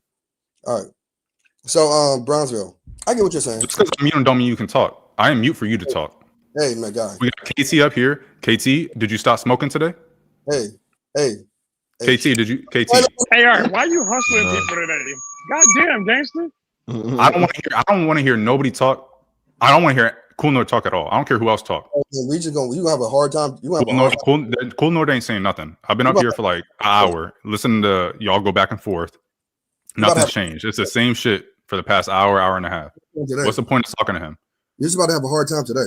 What's the point of talking to him? A hard time today. If someone can answer me that, I'll mute. Like, what's the point of talking to him? He's not getting it. He can't comprehend what y'all are saying. He can't comprehend why a relationship and a business are two separate things. He thinks they're both business transactions. He thinks you should be looking at revenue, income statements, and losses, and he should be the CEO of a company and call it a relationship. That's what he thinks. Very hard time today. And this is the issue. And you guys are trying to explain it to him, and he doesn't get it. Everybody else in the chat gets it. Everybody watching gets it. He don't get it. So, you're gonna have an extremely hard time. It is. Yeah, it is what it is. Yep, you're gonna have an extremely hard time. All right. Answer Brownsville for a second. So Brownsville, I get what you're saying. Brownsville don't want to hear you talk either. He just told me in the back chat. He said, I don't want to hear a Cool Nerd talk again. That's what he just told me. He just told me that, man. He just told me he don't want to hear you talk, bro. And you still talking. You don't listen. Hard-headed. It's valuable for me to be in a relationship. Nobody cares, bro. Nobody cares. Nobody cares. Nobody cares. Nobody cares, bro. Nobody cares. KT, did you stop smoking today? That's a match. That's cool. KT, did you stop smoking today? We can move back to North Carolina. Did you start looking at properties in North Carolina? But I think that we need to be in a relationship. I already own a crib in North Carolina. Everybody. Okay. Did you stop smoking today? So, Brownsville, I get it. As we speak. Come on, man. All right, we'll try again tomorrow. I'm cool with that, and I don't have to agree with y'all mindset. Y'all have to PhD and Bomb Cherry, how y'all day going? So, yeah. Hey. What are your thoughts? I don't know how y'all do it. I don't know how y'all do it. Y'all ain't shit. What's up, AR? What's up, man? How do y'all do this? How do y'all deal with this? Like, at some point, it has to get like old, right? Do you even have intelligence? That was a good comeback, sir. That was a good comeback. Shadow, how's your day going, man? Look, you ain't finna make me take part in your bullying. I'm just asking you how your day is going. I'm not worried. You have a very hard time. That's good, man. Yeah, That's good. You making money. you have a very hard time, AR. Yeah. So back to my point. Brownsville, how's your day going, Brownsville? When we start to did y'all talk to Kev any more after I left yesterday? we start to have relationships, there has to be a willingness to put in everything you have, both sides. Because if you don't do that, he kind of agreed to both methods. Yeah, the conversation ended after Kev's phone died on us. Okay. Yeah, it was a good talk yesterday. That was a more fruitful conversation than this. 20 minutes was better than the 2 hours that this dude's been up here. You don't put 100% effort in, so it don't make sense. Everything you're doing, you're gonna fail. Yeah, we learned a lot yesterday in the back. And failing. Bob, why are you playing AR's game? No, you don't agree. I thought you. No, that was a beautiful. Yeah. Oh no, that was a beautiful conversation. I'm not trying to play AR's game. AR's being a bully. What game? I'm just saying.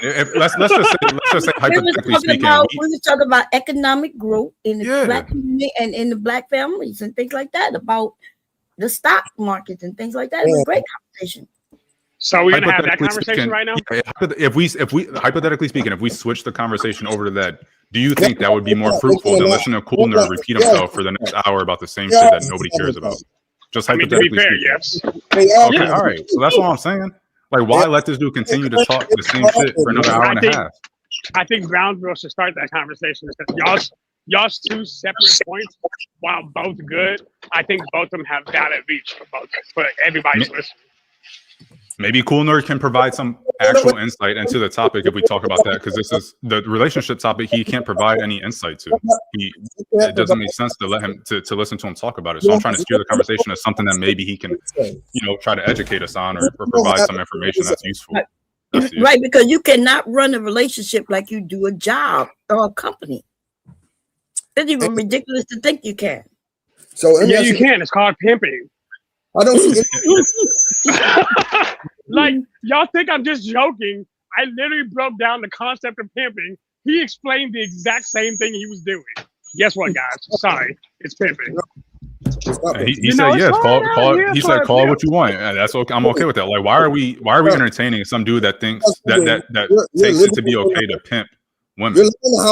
Like, I don't understand what the purpose is. Well, these Manosphere men have been saying this for years. They say you got to be logical, you got to, and you got to be a leader, and you got to lead your family into this ridiculous talking points that some of these men have. Now, Cool Nerd is a cool dude. I'm not gonna go against him, but some of his talking points are, something that he can't prove that will work. I can't. I mean, he's a player in a manager's position. You just don't know what people are. I definitely prove that way.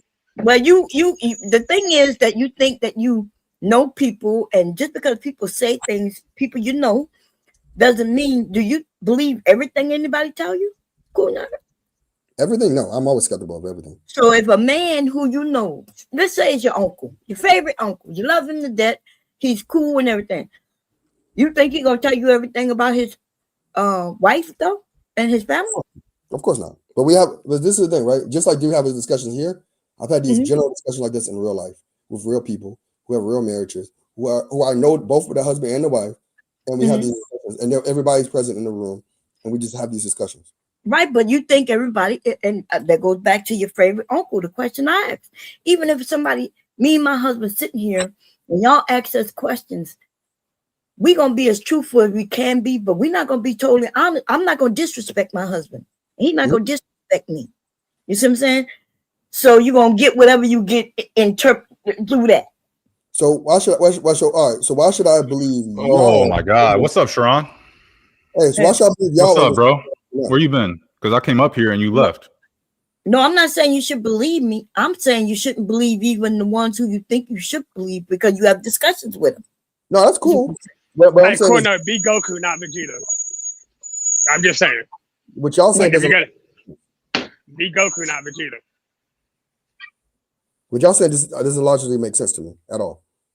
Well, what I'm Wait, saying is, I'm when you telling you, say pimping, your sex examples is trafficking has a somebody 15 else's, upside. if you saying your example is somebody else's example, you just heard them say it, is what I'm saying, right? That you shouldn't believe because you don't really know if that it really works. So you truly think that there's some man who's having a great time in his marriage and he's treating it like she's a employee of his. No, I said you don't treat people like employees.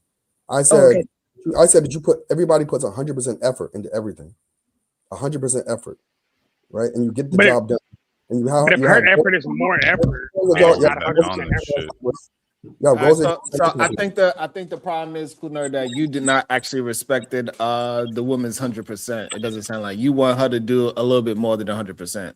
How? By her giving you all of her money is more than 100%. No, it's not. And you control it. Right. That's the part that's the part that you're missing, because 100%. Because what I'm trying to get you to understand, that if we are going to go by gender, you in your situation, you don't have no gender role. You have a roommate and a business partner. You could swap that. You could swap the person that you're describing that you want to help. You could swap that with a man. No, not yet.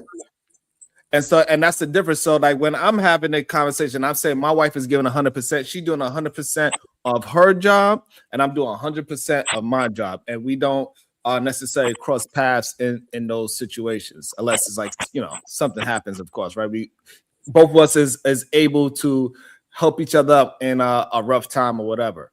However, is a clear distinction between two people. So like it's a vice president and a president. Ours got a clear distinction. Yours do not. No, you do. Well, see, and this is where I felt like there was some stuff that I agree with. He's just stupid, but there's nothing wrong. I don't see. I feel like what you're talking about, Sharon, is definitely an older thing. It's like an older generation thing, but I don't think that's necessarily needs to be the case, right? Like whatever. If two people think, or whether man, woman, man, woman, whatever the case may be, if they cool, if you're not going to do that, if they're happy with one person doing one thing and one person doing another thing, whatever those things may be, what's the issue? You're essentially not maximizing the potential in your family. Exactly. Look how stupid he sounds. It's like listening to an earnings call. You're not maximizing. Like nobody wants to hear an earnings call when they talk about a relationship. Shut up. How would you know? How would you measure her giving 100%, like in real life, real experience? It's 100% capacity, right? For example, we look at things and we'll say, all right, listen, you make whatever money you make, whatever money I make, we put it into. Oh my gosh. We're gonna sit there and we're gonna say, hey, we have these goals, right? We want to get a house. We want to be able to live in this area. All right, what do we need? What does it take to do that? Okay. Well, out of that pot that we both put together, right? What does it take over time, and how long over time is it going to take to get that house? Cool, we got the house. Cool. And then, we want to go for a vacation. All right, this is what it's going to take to go for that vacation. All right, out of that pot that we both put together in, what does it take to do that, right? And we're just going to look at these things, and as a family unit, we are going to go for those goals and make sure we achieve those goals. No, that's a good thing. You ain't saying nothing wrong right now. So we all agree. But the part about you being the leader, show us in that what you just gave us, where are you the leader instead of y'all being partners? Because hubby and I are partners. Like that, I love him, right? And I love him possibly more than I love myself, to be honest, to a degree, right? That's how much I love him. But he's not my leader. Well, the difference is that when the leadership part is this: as we go along things, I'll accept the accountability, responsibility of us achieving the goal or not achieving the goals, right? Or of us being successful. Is that why you're single? Because you couldn't achieve the goal? Sure, we could. I thought you men wanted us to be held. Okay, hold on. So let me understand. Kunal, what makes you the leader over her? I'm accepting leader accountability and responsibility for the family. What accountability that you are accepting that she's not? So I represent the family on the outside of things. Whenever we come together, I represent it, and I make sure. And how is she's not representing those same things? She's doing the same thing as you. I make sure the name is protected when things happen. Right? How she's not protecting you? When things happen, I step up and I make sure that we are all safe and we're all good. And what makes you think that she's not doing the same thing? In her way, she is, but That's my main job. Right? Okay, again, I'm trying to have the understanding of what are y'all doing that is different. We're doing whatever it takes. You go to work, she go to work. Mm-hmm. You pay 100%, she pay 100%. Yes. She having children, you are not having children. Okay. She's gonna be cleaning, and clearly you feel like you're gonna be a cook, even though we know that is not the normal situation in most men houses, right? You probably be the cook, but in general, that's not the case. So I don't know why you bringing that up. So she's gonna be cooking, and most people think that she's supposed to be cleaning as well. That's what majority men think. So when you are breaking this down, how is it an equal footing of 50-50 when we are talking about in generalities? I didn't say 50-50. I said 100-100. I said whatever it takes to work. And sometimes, listen, and this is some other advice I got. We don't. That's not advice if you're speaking. Hey, sorry. So, right, so you're not going to answer my question? I'm answering your question right now. So, right, but you're saying 50-50 like that. Like you saying 100 is different from 50-50. Yes, because 50-50 means 50% of your effort. Yeah, but that's not what it means. Yeah, it does. No, it doesn't. No, hold on. 50-50 does not mean 50% of your effort. Whenever somebody mentions in relationship, we are doing 50-50.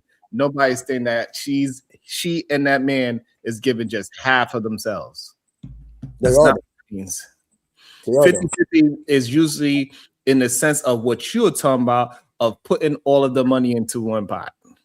Okay, so if I took away the money, I say, okay, I'll pay all the bills. That makes it better. I don't. Why you worry about what I'm thinking? I'm trying to understand what you are saying. I have to ask a question. I already told you what my situation is. Oh, you think that's better? 100% of the female energy. I give 100% of the male energy. Yeah, I'm also giving 100% of the male energy. She also give 100% of the female energy. So you're the leader, right? What if your wife? Hold on. What if your wife come to you and say, you know what? I don't want to work anymore, right? Are you going to allow her to stay at home? Allow? I don't know what that means. You're saying you're the leader, right? Mm-hmm. Right. You're the leader, right? Yep. Your wife comes home from work and she said, you know what? I don't want to go to work tomorrow. What do you do as the leader?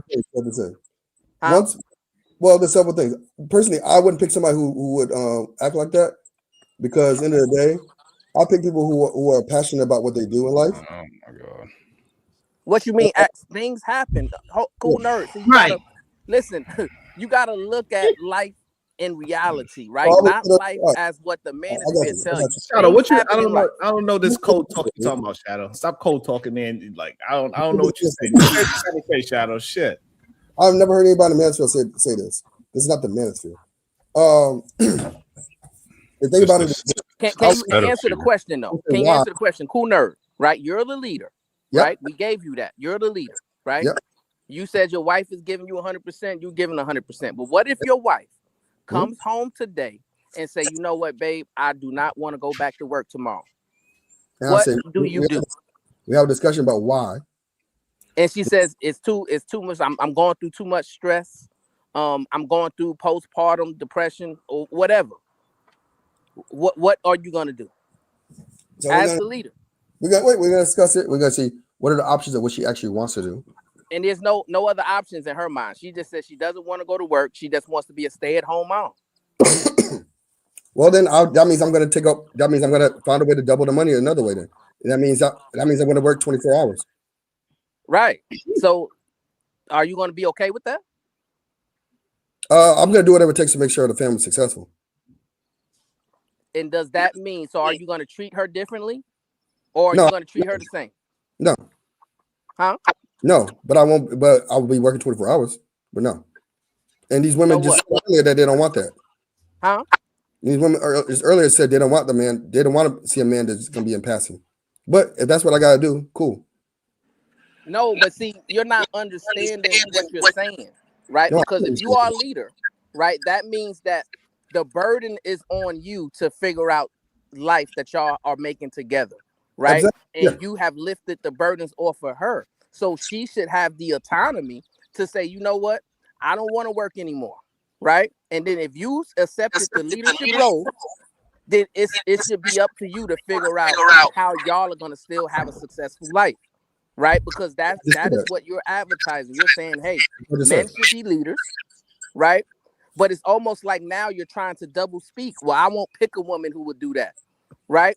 So, Wait. Did you so let me ask you another question, right? Wait, So Brownsville. what if a woman? Hold on. What if you Wait, meet a before you woman? get that question. Wait, before you get that Cool question. nerd. What if we're moving on? No, What we if you can't. meet a woman? We can't move Cool on. nerd. You didn't listen to what I said. We can't move I on. listened to you. I heard you, my brother. What did I I heard say? you, but I don't want to go backwards. What did I Let me ask say? you this What did I question. say? You got to go backwards because you can't misinterpret what I said. Okay, Say, go ahead. Say what I said.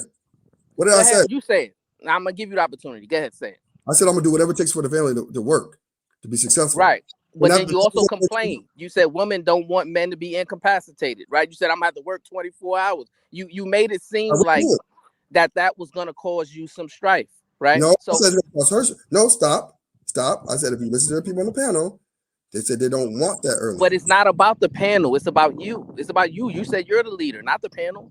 Right, but I can't preface what people were saying earlier, right? So I was prefacing what people said earlier, right? In that response, right? That's all I said. Okay, so let me ask you this question, right? Let's say you meet a woman, right? Let's say she's an anesthesiologist, right? Let's say she makes twice much as you make. Yep. Right? Are you going to give her? Let's say she makes twice as much as you make. Right? For argument's sake, right? Are you going to give her that same type of arrangement? You're going to tell her, give me 100% of your money, right? And I'm going to be your leader? Absolutely. And that's where you have the problem, right? Because you don't understand that she's giving way more than what you're willing to give, right? She's making more money than you. She's the one putting her life on the line to have a child for you, right? She's doing everything in the house and probably more than what you're willing to do, right? But you just want to control her and boss her around, right? That's crazy. And no woman who has a high self-esteem, no woman who has a high level of discernment is going to be attracted to that type of program. And that's why I'm telling you, my brother, you need to undergo some self-reflection, right?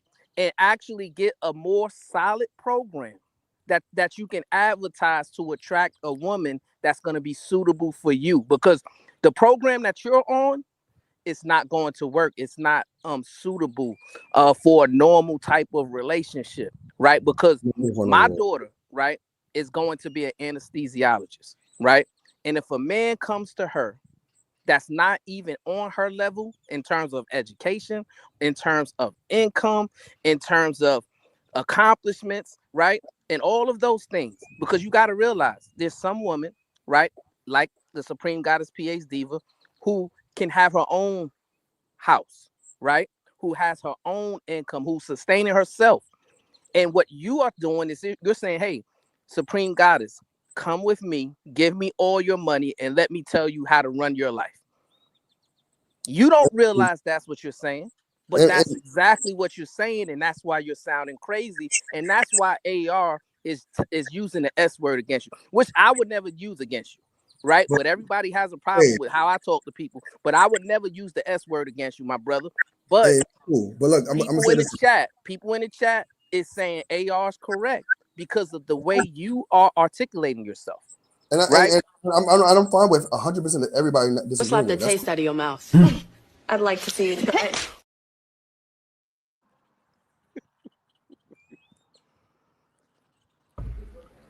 What's up, Brownsville, man? I don't know how y'all. I think it's because y'all parents. I'm not. I was never a parent, so I think that's why I can't deal with it. Yeah, man. And listen, and I'm trying to educate these brothers on, how what they talk about, how they express themselves, how they communicate. Men and women are listening, and they're going to be making decisions on whether or not these people are credible, whether or not these people are respectable, whether or not these people are, presenting a level of enticement to attract a certain type of relationship. And what these brothers need to understand is that they have to do their own work and improve themselves, right? Improve your plan and improve the way you're communicating your plan. right? And improve the way you are articulating your plan, right? And have some common sense and decency. That's it. That's all.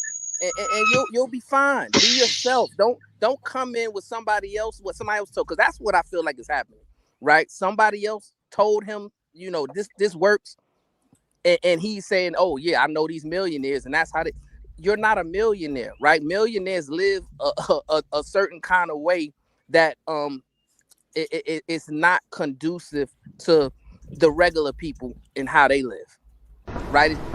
Don't provoke me to anger, or else you'll be in danger. I thought you was finished there. That's my bad. Nah, go ahead, man. Go ahead, man. But Go ahead. Too. Yep. Go ahead, AR. You got something to say, AR? You don't want to talk? You don't want to let it happen? Oh, what's up? Oh no, you can Slap do the it. taste out of your mouth. I'd like to see it. Oh man, stop playing on me. Hey, we can have this productive conversation though, Brownsville. Go ahead. No, I'm saying, my brother, right? You gotta be able to read the room, right? And just think about it like this: you're presenting your plan, right? You're on Pop the Balloon or whatever reality show you want to name it, right? You're presenting your plan to people, and the majority of the people who are listening to you, the overwhelming majority, is saying you sound crazy, right? And if that keep happening to you, what do you think you need to do in order to change the course of your outcomes? Well, for me, it depends, Slap the right? taste out of your mouth. I'd like to see it.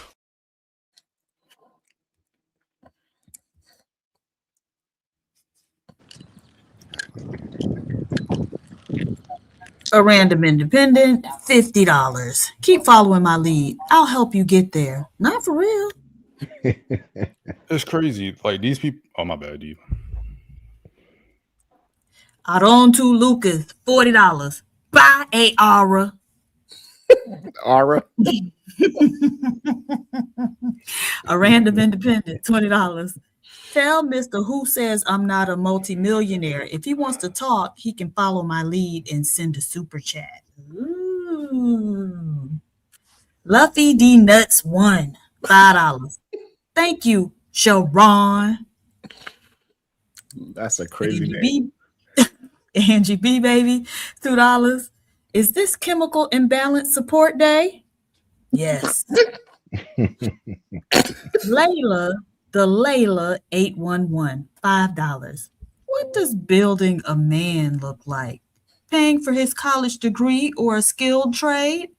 Bare minimum. I have a duty to work and take care of myself. Absolutely, sis. Rogue C, 5477, $2. You can't be broken in a healthy relationship. All right, let's get it. Wrong to Lucas, $5. Or we can help ourselves in our current station to build and get further. It's farther.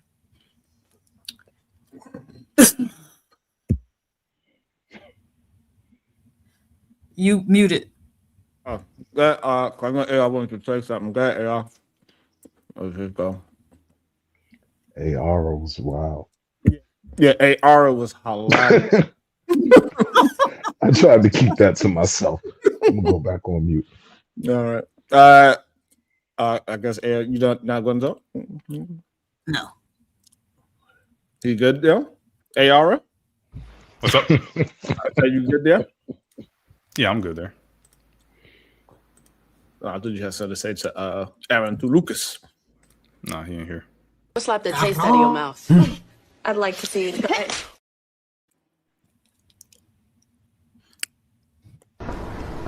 Don't provoke me to anger, or else you'll be in danger. Arontu Lucas, 100 ball. You next, Aura. Okay, do we get the song?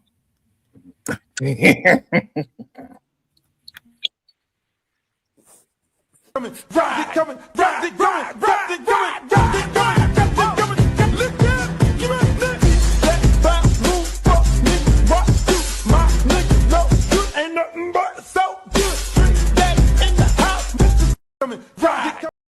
Get it. It used to be a dance troupe in Miami called No Good But So Good. And so every time I hear it, I always think about them. Go ahead, Aaron Tulucas. What's your thoughts?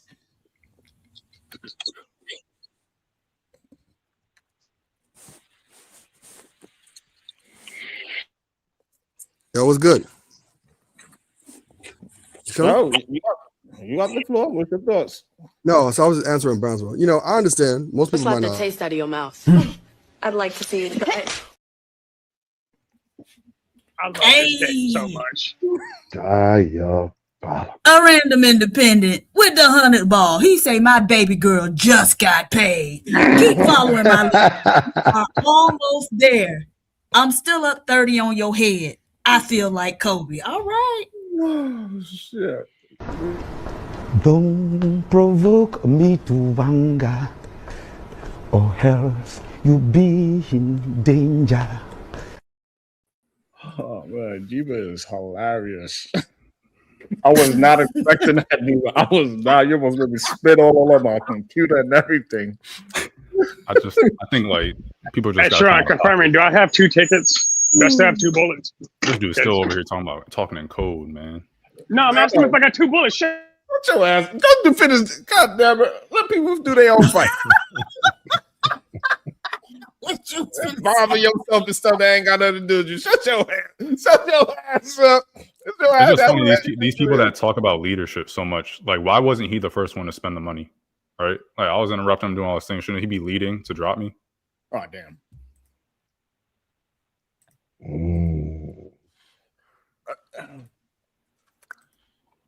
I don't know. Because I know it made Wall Street Willie cry about it later. Willie get some straightness, so. I'm staying out the way. Every time I hear a slap, I be like, am I still alive? I'm still on the panel. All right, but it is kind of crazy that Shadow want to jump in for the AR. Why you think it's so difficult to flush out these ideas that the Manosphere is pushing out? Ask again? Slap the taste out of your mouth. I'd like to see it.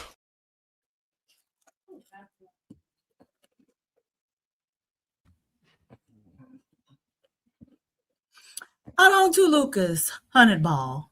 Hey, Aura, thanks. Let's do it. Play the song.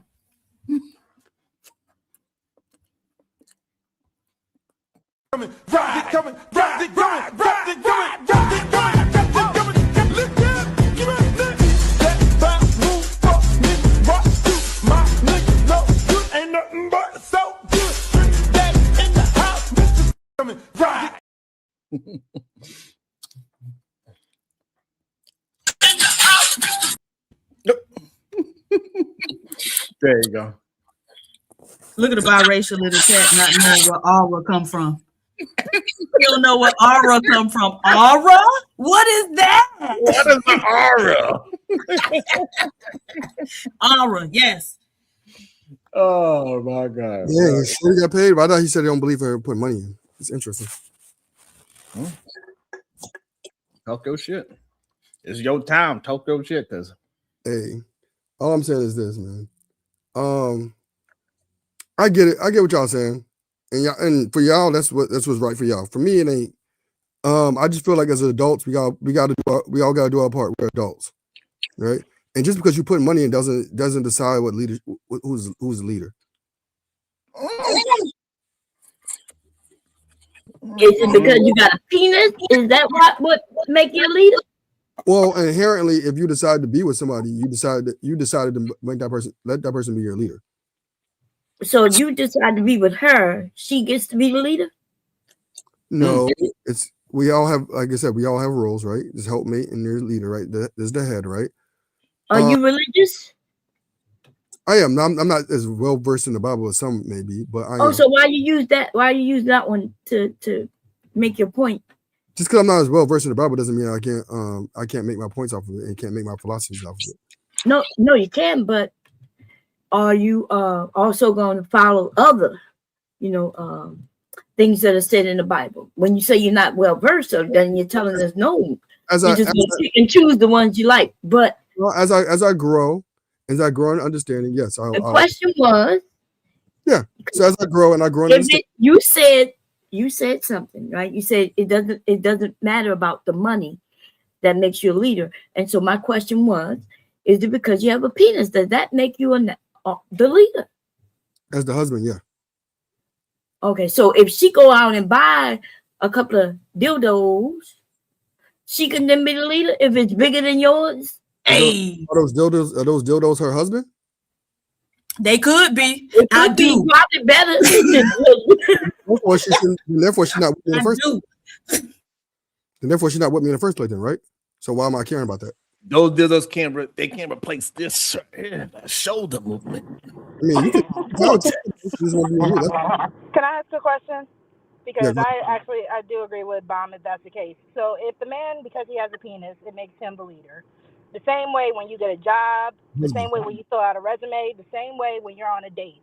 Do you have any qualifications? Do you have anything to show your leadership skills? Because most of the time, if you're interviewing for a job and on your resume it says leadership skills, you have to show where you got that, right? Yeah. So easily. So that's why when you go on dates, you talk things out like that. You talk about finances. You talk about how things would work. But talking doesn't show me anything.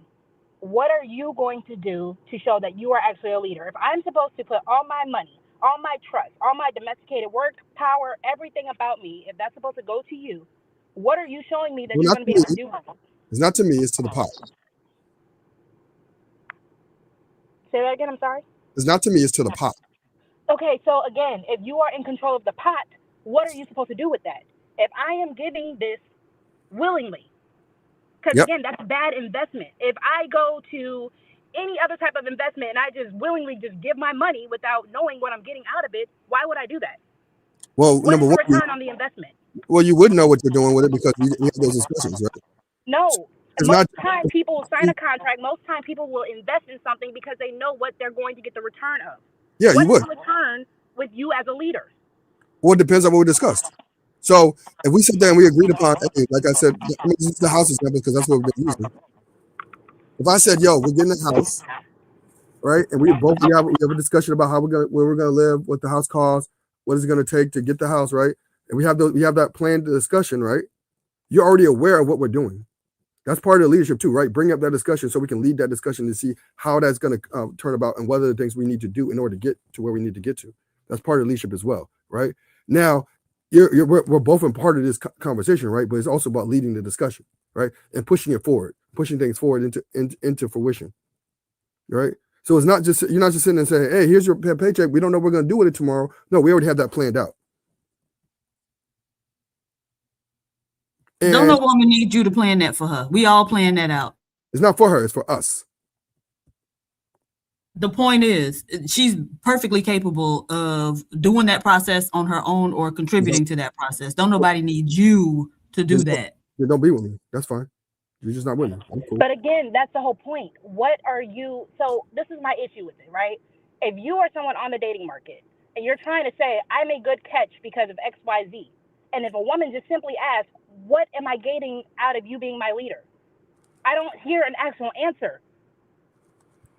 It's about getting what we need to do twice as fast together, raising a good family that's going to has upstanding values, right?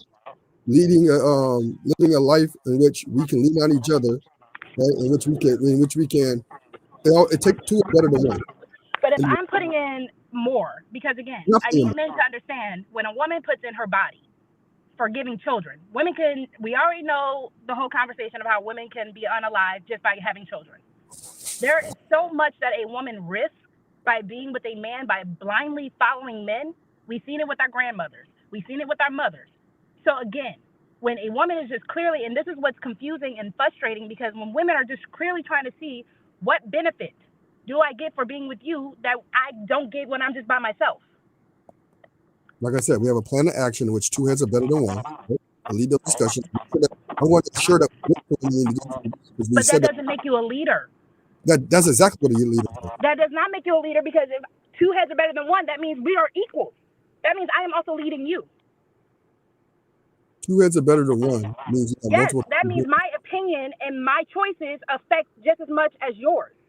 Yeah, yes, of course. So then you're not leading me. No, yes, I am. We're partners. What are you talking about? Wait, hold on. And that's So, fine.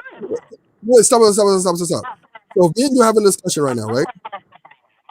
And I consider your opinion, right? And I'm saying, okay, cool. In the execution of that, and assurance of that, and the monitoring of that is part of the leadership, right? Developing the plan to say, okay, we want to get a house. I'm going to develop the plan how to get that house and we're going to make sure we meet and make sure we agree upon what that plan is, right? It's about the developing of the plan, right? That's a leadership skill, right? The developing and the execution of that plan, the monitoring control of that plan, right? The closeout of that plan are leadership skills. But I'm still doing it with you. That's the whole point. Yes. When you have a team lead, when you have a boss, the boss has to provide everything for you. If the boss says, I want this to be done, he is going to provide everything so that it gets done. The team lead already has the plan by the time it is brought to the teammates. So that way we are already enacting the plan. There's no real conversation at that point because it's already being done. If you are asking my opinion, also asking me to finance it, also asking me to back it up, we're not being led. We're doing it together. We are partners. We are co-partners. We're doing it together. There's a leadership role in that. I don't understand what do y'all do where y'all don't see this? So cool, no. Let me ask you a question, my brother. Have you ever been in roles in leadership? Absolutely. What roles have you been where you've been a leader? Task lead, technical director, program manager. And what would you say is the most important characteristic of being a leader? Communication. What about the ability to inspire? That's part of communication, yeah. Right. But the inspiration, right? The ability to inspire is a higher level of communication. Wouldn't you agree? Sure, yeah. Right. And this is where you don't understand that you're failing, right? Because when the ladies are hearing you, you're not being very inspirational, right? Your plan is very uninspiring, right? So you don't understand that you're failing to display or show others that you really have an ability to lead because you can't inspire, right? You have to be able to inspire others to follow your leadership, right? A lot of trust is built into leadership. Wouldn't you say that? Yes, absolutely. Right. And so what I'm saying, when you're selling your plan, right, you have to inspire people to entrust you that you're not going to lead them astray. And what the ladies is saying is, hey, the plan that you are speaking about is a plan of uncertainty. I don't know what the benefits that I'm going to get out of following your plan. And matter of fact, you're telling me even if I'm doing more than you, you're still leading me. Okay. Right. If you think it's I think it would be helpful. Cool nerd. It would be really helpful for you to rethink your plan and kind of go back to the drawing board to try to draw some inspiration to how you can sell your plan better to make it more enticing that others want to follow it or believe that it can be successful, right? Because you haven't showed the ability of it being successful, right? Because you said in your own words that you're not with the mother of your children, right? Mm-hmm. So that's already showed that a plan that you did have already failed, right? And right now you're a single man, right? You have a plan, but the plan, and the women are saying this, the woman who's coming up having conversations with you, the woman in the chat are also saying your plan is very uninspiring, right? And when you are uninspiring, wouldn't you agree?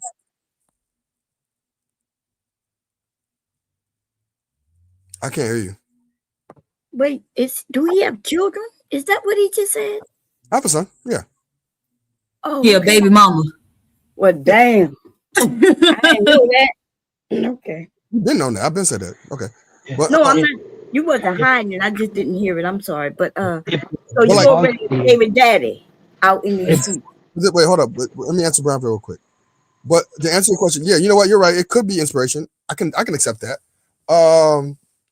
there's plenty of women who actually, I want to say plenty, I'm not gonna brag about it, but like there's people who want that. Only difference is I would say when that is to this very point of what I'm saying, I don't see on the opposite end the value of marriage if it's the other way around, where it's just 100% on me and then she's, you know, that I don't see the value of marriage in that. I refuse to get married under those circumstances.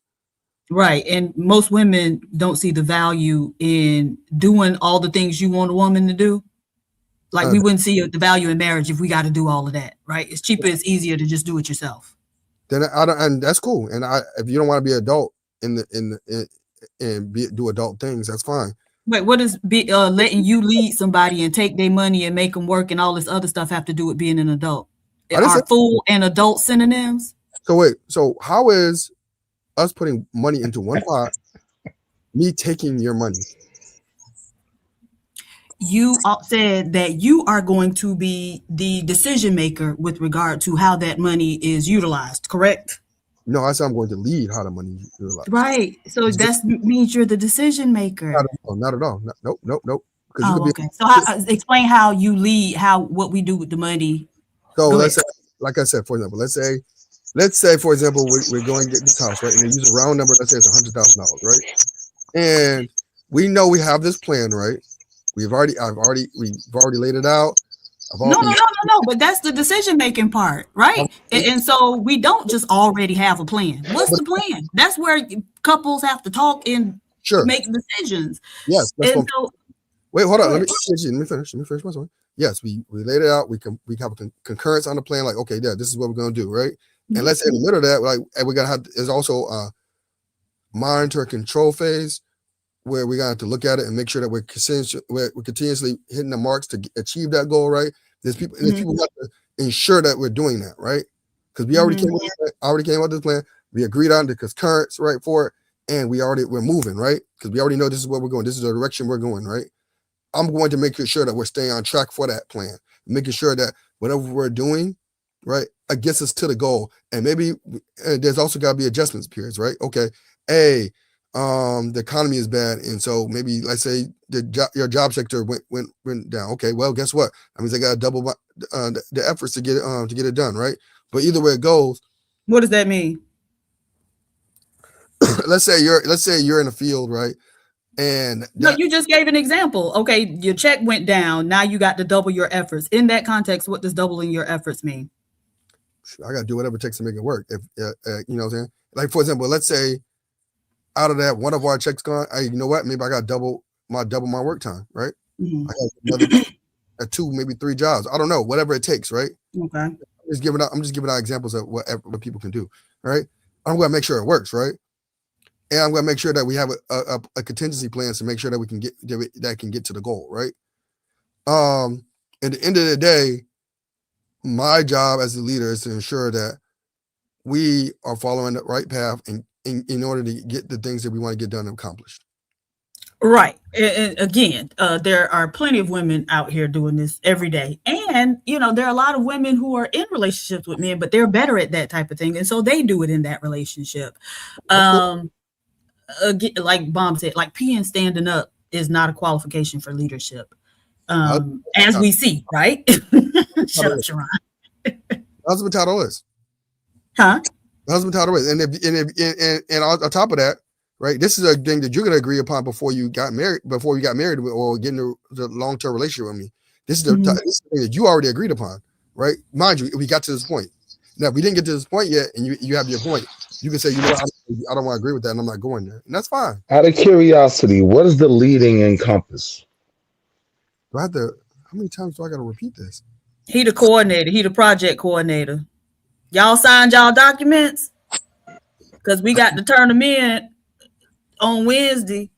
But in the day, it's leading. Because you said it doesn't have to encompass the money. All right, cool. It don't have to encompass the money, right? Doesn't encompass where the children are raised, religion. Okay. I'm just trying to see if there's even an idea of this leadership that everybody feels like they need that's even worth it. It's all encompassing what, like, everything we do, right? Those are discussions we have every day and what those things or every. So you lead in everything you do. Well, you have a hostage, sir. No, I You don't. don't have a wife. Willie's right on that. Well, how's it a hostage? Well, explain that. I'm just saying, if you lead in everything you do, then you're just directing and demanding everything that happens. If you want pork chops tonight, it's gonna be pork chops. If you want your children to go to this school, they're gonna go to this school, right? Now, my first question as a married man is, why would you even want that? Half of that stuff I don't even want to deal with, right? This is the beauty of the wife that I have, right? But that's because my goal is never this form of leadership that I'm asking you.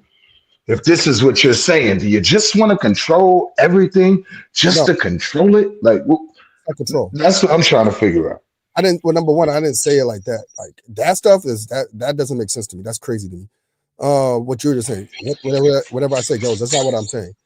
Because think about it like this, right? The Godfather, right? Like Don Corleone was the Godfather. You don't think he care about every level of what goes on in the street? Like, I don't need to be in control of everything. That's it, to me. That's even narcissistic to me. I don't know. I be giving you brothers a pass. I don't know why, but I be on your side, brother. I'm just saying. So, Sharon, is that what I'm communicating to y'all? Yes. Okay, that's how it came on to me when I asked you what other things in this leadership role you value. Is it leadership on how the household votes? Is it the leadership on what church we go to? Like, it just seems like it's just to say, I'm the leader, it's my house. It's my house and I want it now. Like, oh, that's not what I'm saying. Just seemed real JG Wentworth. Well, hey, like I said, I don't know. That's not what I'm 87 cash now, because that's a part of it too. She got to give the 100% of the cash. 87. It's my cash and I want it now. That's what I'm saying, and that's what I'm communicating. That's something different. I don't know, but I don't know how. And that's why I said, cool nerd. You got to go back to the drawing board, my brother. You got to go back to the drawing board because you're not articulating yourself as well as you think you are.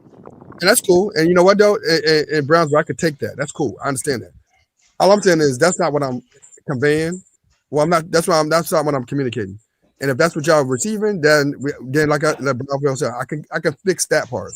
But at the end of the day, yeah, like I just think that everybody should be adults in the relationship, right? And that means y'all putting y'all all into it. But cool nerd, right? Why would a woman choose you in your pathway or your program when she can choose another guy that's willing to offer the same things, work the same, and allow her to choose and be a partner? So why would she choose you over a guy that has everything the same, but views her as a partner and equal? Only way she'll choose me is if it appeals to her. If it don't appeal to her, then go to that other guy. That's cool. I can accept that. Yeah, most women would probably choose the other guy, and you would be. Well, if that's the case, then that wasn't really a woman that you really wanted and valued in the first place. Like, I would never take that stance with my wife. Like, she can just go. Like, hold up, what? I need to tighten up on what? Wait, who? Where? What? Everybody stop. Let me figure out what I got to do. You seem to have this attitude that she can just go.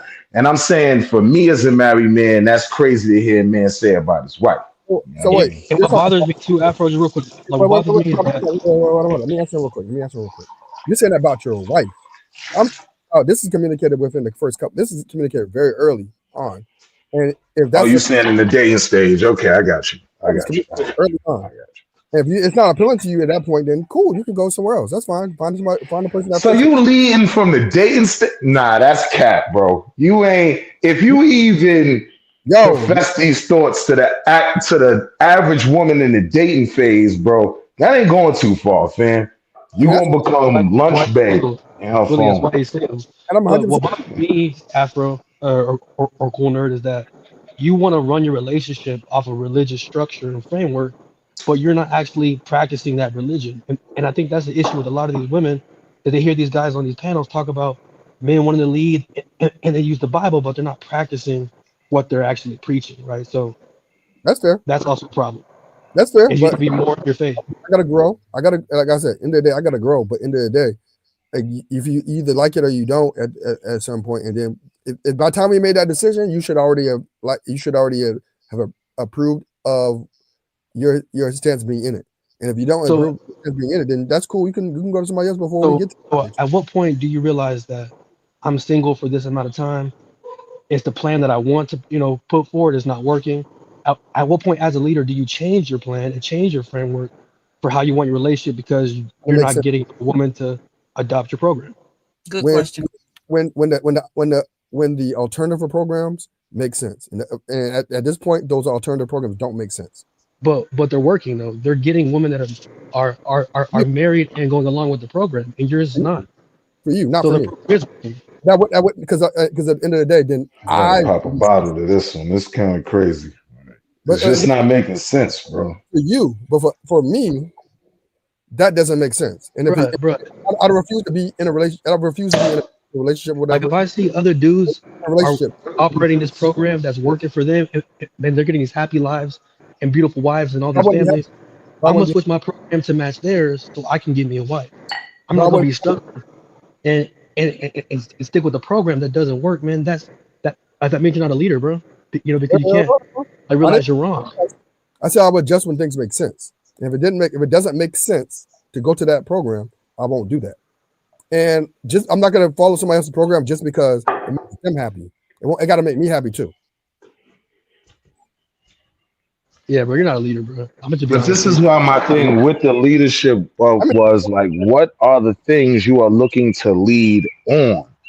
Like, and I'm not hearing anything specifically that, like, the cheat code answer for that would have been, because I view my wife as my consigliere. She comes to me with everything, right? But if I don't agree, like, I can just make a call on certain things, right? I don't abuse that power because I respect her and she's a nag and I don't want her to get on my nerves. But what I'm saying is, if it's something that I truly don't believe in and this isn't good, no, our children aren't going into that. No, we're not going to go there. Like, but I mean, I'm not even hearing anything worth holding on to with regard to this leadership, especially if you're not talking about the bag. What's wrong with that? I don't have any problem with the things you just said. That's the discussion that you have. All right. That's a discussion you have, and then once you come up with that discussion, and once you say this is what we're gonna do, and once we say this is what we're gonna do, you gotta find a way. You gotta make sure you execute on it, right? In the execution phase of that, that's the second part of it. That's the next part of leadership, right? You gotta execute on it, right? And But cool nerd, this is what you're not getting, my brother. And listen, all the married men will attest to this, right? Me and my wife never had a conversation about leadership or submission, right? We never had to have that conversation, right? Because that was just something that naturally, organically happened when she seen my character, right? You have She common seen that I goals, had right? vision. She seen that I was able to inspire her. She seen that I can build trust in our relationship. She seen that I already had positive and productive outcomes, right? And I didn't want to do anything to hurt her, right? So when a woman sees that, naturally, they're going to be inclined to cooperate with you in a way that's going to make your relationship successful, right? But the way you're leading in terms of trying to find a partner is off-putting and it's uninspiring. That's why you're getting so much pushback, not only from the queens, but also from the men who are married, right? I'm willing to guarantee you this. If you ask Sharon, did you ever have these conversations with your wife? He's going to tell you no. You ask Willie, you ever had these conversations? He's going to tell you no. He said he had conversations like this. You ask Shadow, you ever had these kind of conversations? They're going to tell you no. Because in the dating phase, I had conversations. Yeah, literally in the just dating phase. But what I'm trying to tell you, because you're single, right? So you first gotta entice a girl to be willing to date you, right? And you gotta court her, right? You shouldn't be leading with this leadership talk and this submission talk and this I gotta control the money and decision making and all those different kind of things, right? What you gotta do is show and prove through your character that you're trustworthy and that you are inspiring. You do have the ability to teach. You do have the ability to lead, right? It's not going to be based on what you say. It's going to be based on what you have proven and what you have shown her over the course of dating her.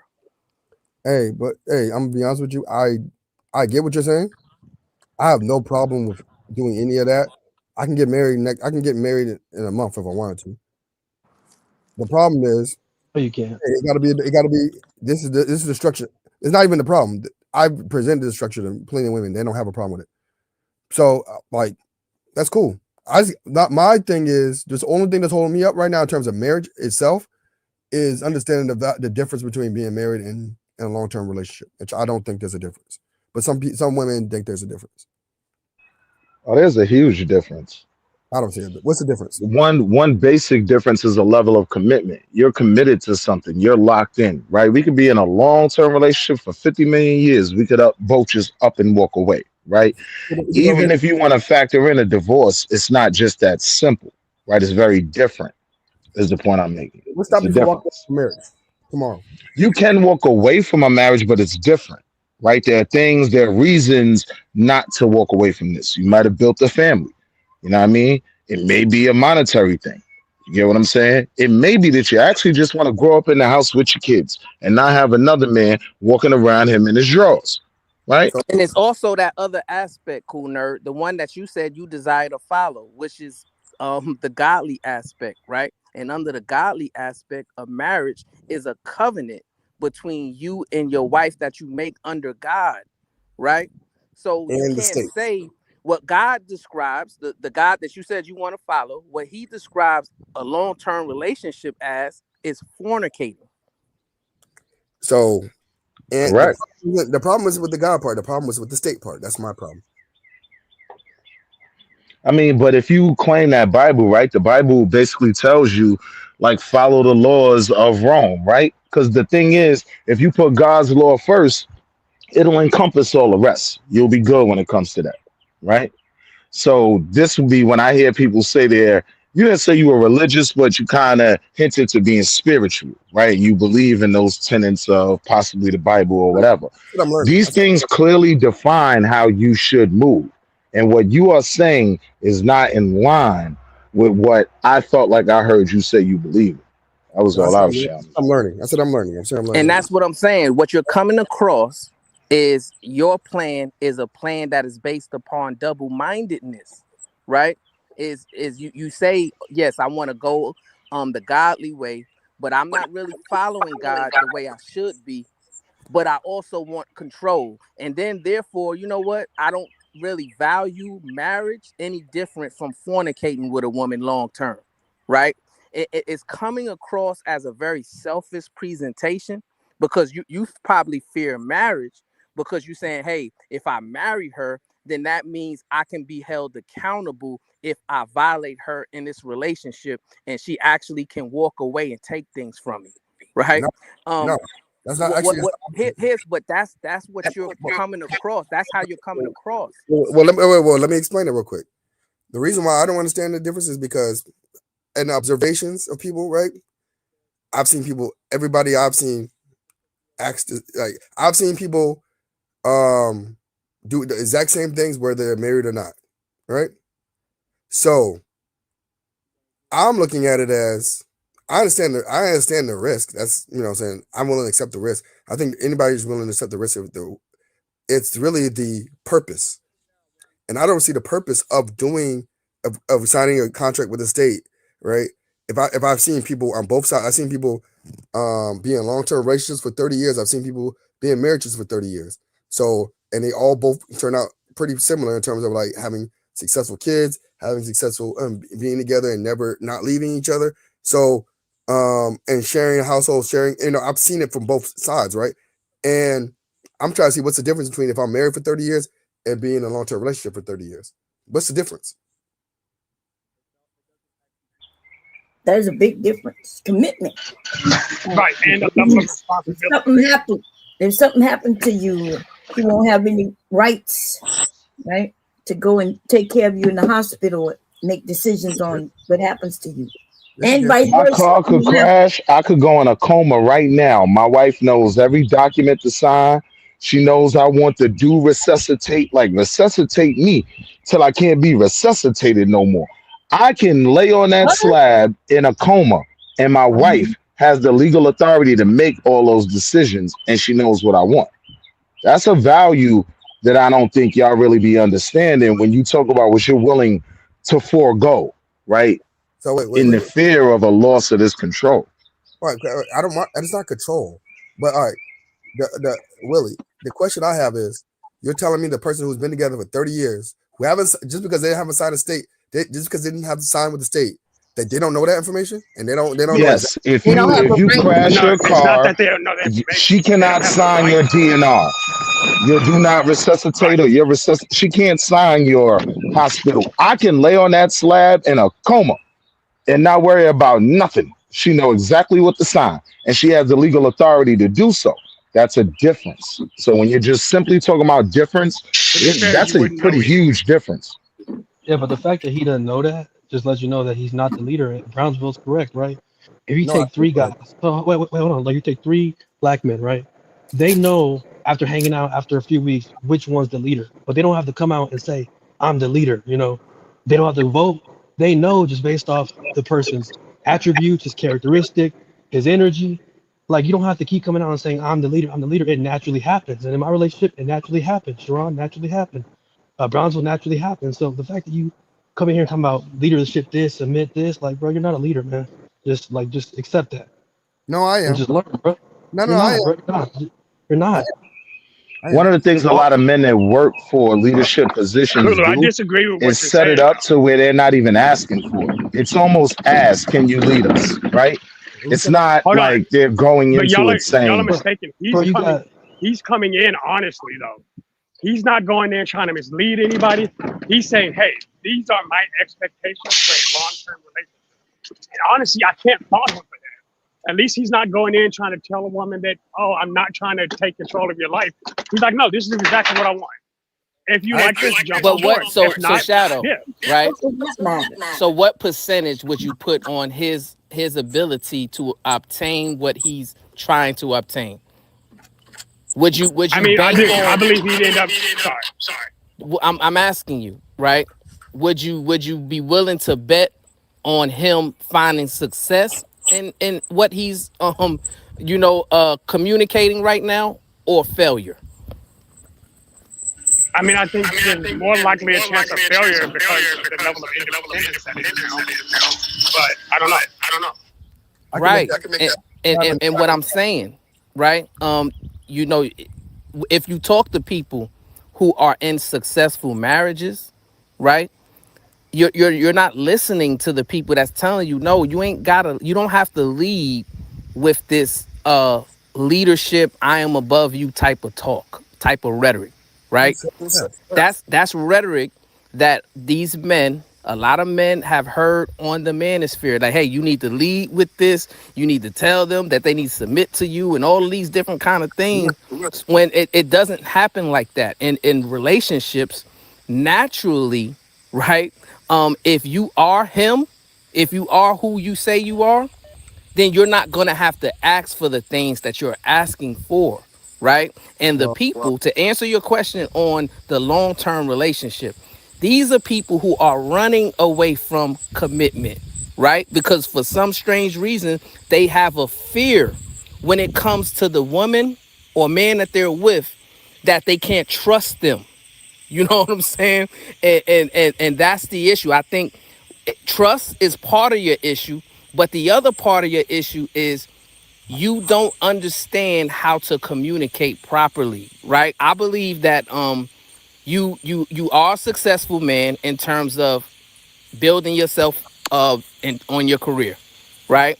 I believe there's certain aspects of you that where you found a lane of success, but in terms of pursuing relationships, you got to start over from scratch, my brother, and really build upon sound doctrine. First, you need to truly submit to God if that's if that's the ideology that you're trying to follow. If that's the structure that you want to sustain your relationship, then you got to commit to it first, right? You can't commit to it second, and you can't try to sell that vision to something that is inconsistent to your daily life, right? That's called a red flag.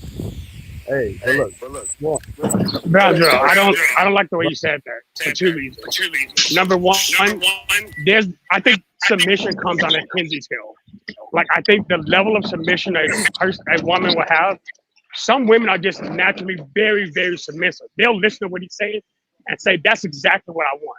So to say he's going to fail, I don't think it's right, because there's a level of him that is actually going to be, there's people who will be totally down with it. Josh, he's failing right now. His plan has. What you said? No, can I say something in response to what Josh just said? Hold on, Josh. Yeah. Those very submissive women expect to have a certain type of relationship 9 times out of 10, right? So that very submissive woman don't expect to be going out working and contributing every dollar, right? There's not really a point of being submissive if you gonna end up in that type of situation. So fact. And that's cool. You don't gotta like. I don't. Listen, this is one thing, right? There's nothing like Brownsville said fear. There's nothing about fear in anything I said. And even the long-term relationship thing, it's not even about fear. It's not about she can leave, right? I have no problem with people leaving if that what it ends up being. That's not the fear. It's the lack of clarity on what the difference is between a long-term relationship and marriage. And the reason why I say that is because I've seen it work, and the exact same things happen in the exact same way. So only difference is one person had to pay for lawyers, the other person didn't. Only difference is that one person doesn't have a marriage certificate and the others do, but they're both either on the success side or on the failed side. So I've seen it several different ways. The problem is, let's see which one's the best. Hey, Cuzzo, can you hear me? Yeah. Cuzzo, can you hear me? Am I coming through? I hear you. Yeah. Hey, Cuzzo, can you put a poll in the chat, right? And let's do a pop the balloon type of poll for the single ladies, right? The single ladies who are listening to this single man. Is his plan enticing to you? Why or why not? You can put it in a comment. Why you think it's enticing and why you think you would follow this plan and you would be interested in any type of commitment with Cool Nerd, or why not? All right, I got you. I think this poll is a bad idea, because think about it. The type of women You got to do the Kendra right Cam. now. Cool Nerd. Oh no. What's his plan? You got to do the Kendra Cam. The problem is I don't care what anybody in the chat thinks. His plan is to control Turn on the your bank camera account. and stand up so we can look at you and see if the deal you offering is a good deal or not. His plan is to control the bank account? No, I didn't. Yeah, Yes. to buy a house And everything else. That's not my plan. That's not my plan. That's literally what you Okay. said, bro. Well, all right, can he repeat his plan so we're all clear? So my plan is this. Don't spin it, Cool Nerd. Say the same you said earlier. My plan is this. I'm gonna make it a little bit more concise. We're both adults. We're gonna put 100%, 100 into a pot. Okay. Right. And I'm with you so far.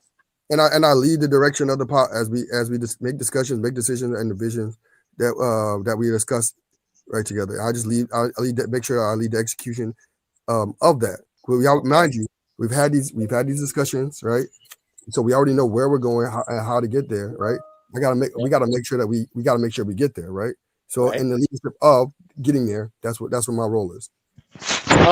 Okay. If I could, the only issue I see with that is that motto was made before women were voting and reading.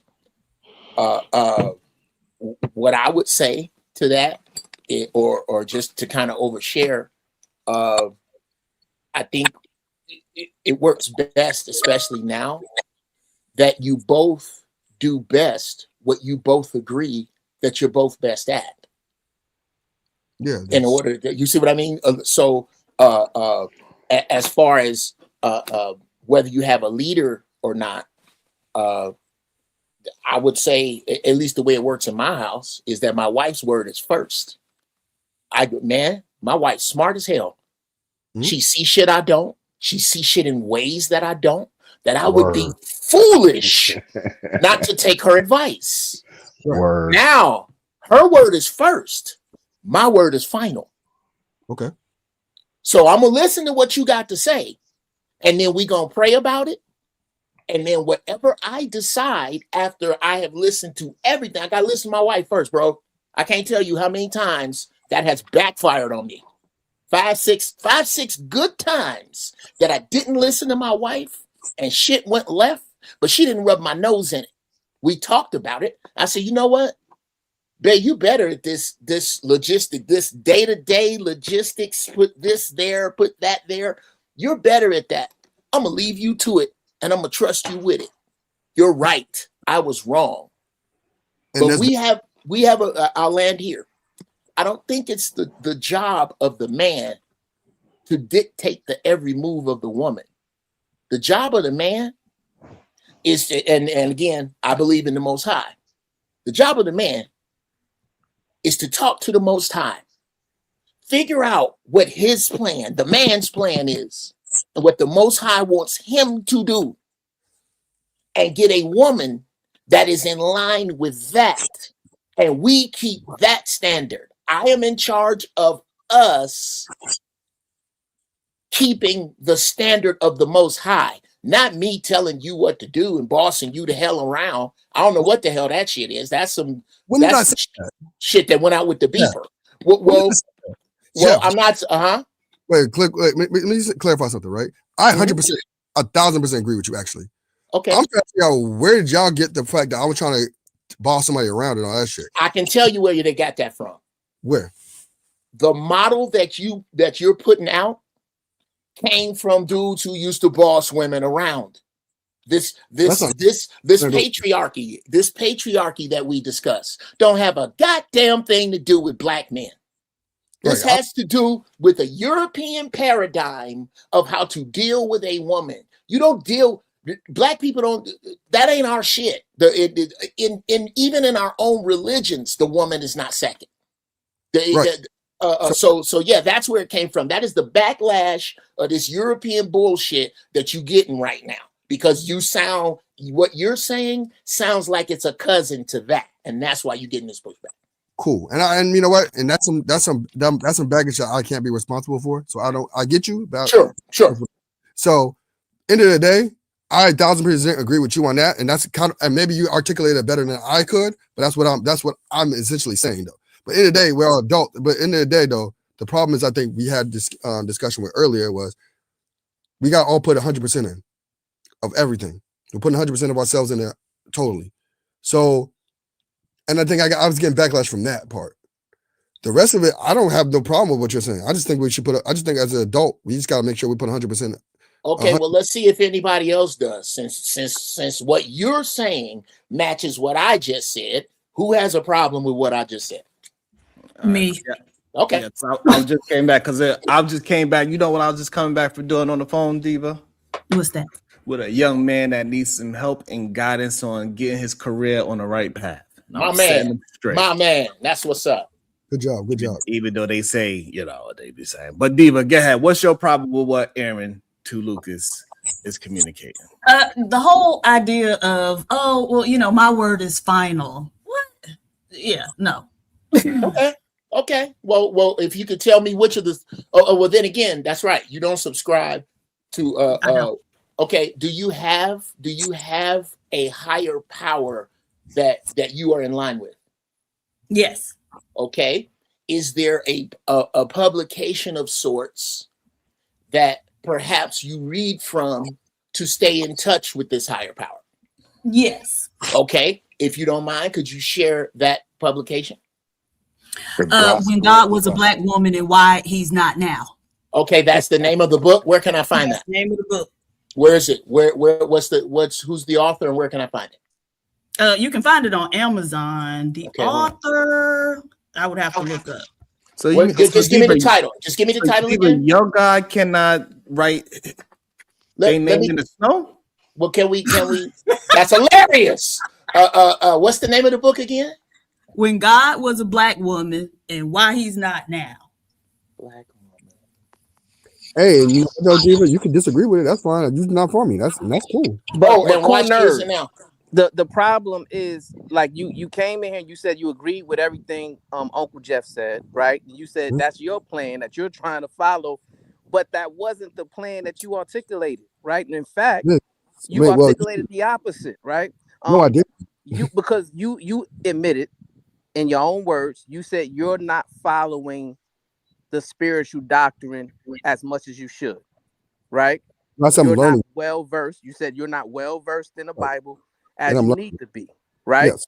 And if the Bible is the doctrine in which you're trying to follow, then you should be well versed in it. If you're trying to sell that as a plan that others should join in a covenant with you, right? Another thing, Sharon asked you, right? He said, "Hey, cool nerd, in a relationship with a woman, right? What is her role? What is her job?" You know what you said, cool nerd? What did I say? You said to help me, right? Help me. And then he asked you, he said, "So what is your role?" You know what you said? You said Right. to lead her. Okay. That's what you said, right? Yeah. You didn't say anything about God. You didn't say anything about following sound doctrine. You didn't say anything that Uncle Jeff said. That's the problem, right? Your articulation is not up to par in the way that you want it to be. So that's why I said you got to start from scratch and figure out how to develop your own plan. First, you got to strengthen your covenant with God, right? Because you want to build a plan under his covenant. In order to do that, you got to have a strong relationship with him. In order to have a strong relationship with him, you got to be well versed in his well versed in his doctrine. And you already said you're not, right? And that's a fair point. And then once you do that, right? Now you got to develop a way to articulate yourself in an intelligent way that will show and entice others that you can be a leader. Are you in a relationship now, cool nerd? Hello. That's cool. I agree. I have no problem. Yeah, I can accept that. That's cool. Are you in a relationship now? Yeah. Yes. Okay. Yes. Okay. Do you and she share a similar or the same faith? Yes. Okay. I don't care what you call Jesus, Allah, Buddha, Joey, bag of fucking donuts. Doesn't matter. What you and her need to do is find time to pray together. Pray together. First, you get some time, and I ain't talking about on no Heavenly Father, thee and thou, holy the boko sha bullshit. Not that. No. God, I need help. I want to do this right. I want to do this the way you want me to do this. I want to do this with the right woman. I want my life to be used in your path, whoever that God is. I want to do this right.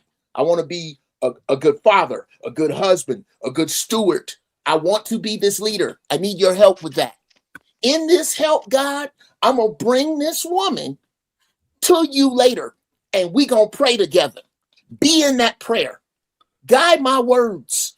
Make her understand that I am her shield. She is not my footstool. Make her understand that we are here together to do your bidding, whoever that God is, whatever that is. We are here to do your bidding and move forward in earnest, brother. That's what I would suggest. That's what I do. I pray first to God to make me better, to make me the leader that this woman would follow. Second, here is our goals, God. We done prayed over them. This is how much money we want to make. Here's the good we gonna do with it. This is it. If this don't work, God, show us that this don't work. Make me that dude, so that really it ain't about me ruling her. It is about us under this standard that as the man I am in charge of. And that ain't about bossing her around. A gang of it ain't about bossing her around. What it's really about is you, your relationship with you, and your relationship with the Creator. And if you can line it up like that, brother, and I'm sure, and again, here's the good news, brother. It ain't gonna be that hard. Everybody try to make it so hard to find. These good black women, bruh. It's good sisters out here, and they're easy to find. Well, or no, The horrible ones are easy to find. The minute they have a problem with what I just said, you ain't got to be mad. You ain't got to be funky. She ain't got to be a bitch. You ain't got to call her out of her mouth. You ain't got to call her out of her name. You ain't got to come with nothing filthy. You just cut her like Reagan and Trump cut welfare. There's no shortage. There's no shortage, brother. There are the black women themselves, just black women, outnumber you by 2 million.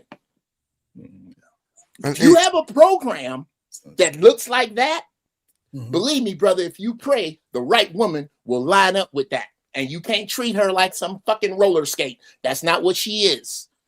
But Uncle Jeff, you also agree Order your steps, Lord. that faith without works is dead, right? Yes, sir. Right. Hey, So would you also encourage him to study to show himself approved? I would well, the study to show himself approved. No, I would and you are excluded from this. By the way, what's up, Brownsville? And that's a beautiful picture, bro. I swear for God, I love black love. Anyway, I was there for that picture too. That's a dope ass picture. Anyway, I would not tell him to study to show himself approved, and I tell you why. Because I'm so goddamn tired of niggas using it. It has become a cliche. Here's what I would tell him. In other words, I may mean the same thing, but words that sound like the Bible, I don't use because niggas have failed me that overuse them.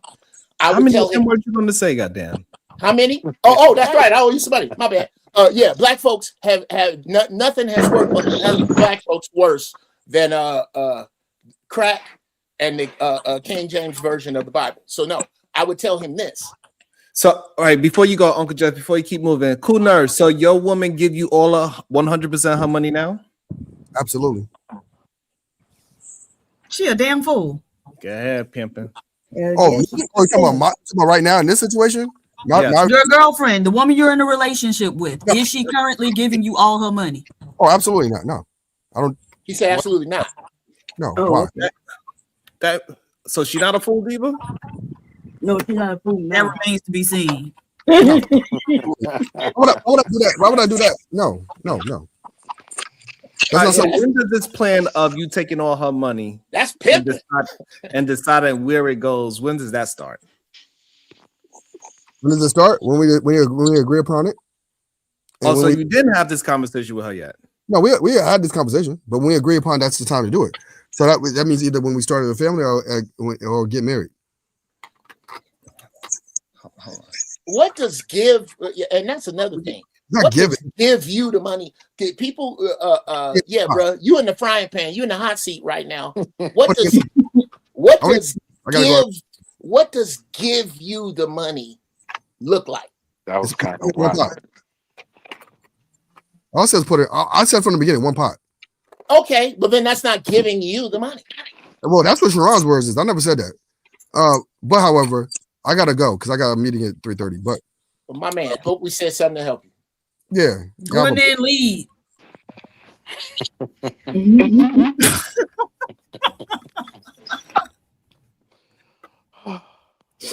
That's why they're not married, because she hasn't agreed to that bull crap he put forth to her. Okay. So now I can ask, Sharon, do I still have my 2 goddamn bullets? Yes. Yeah.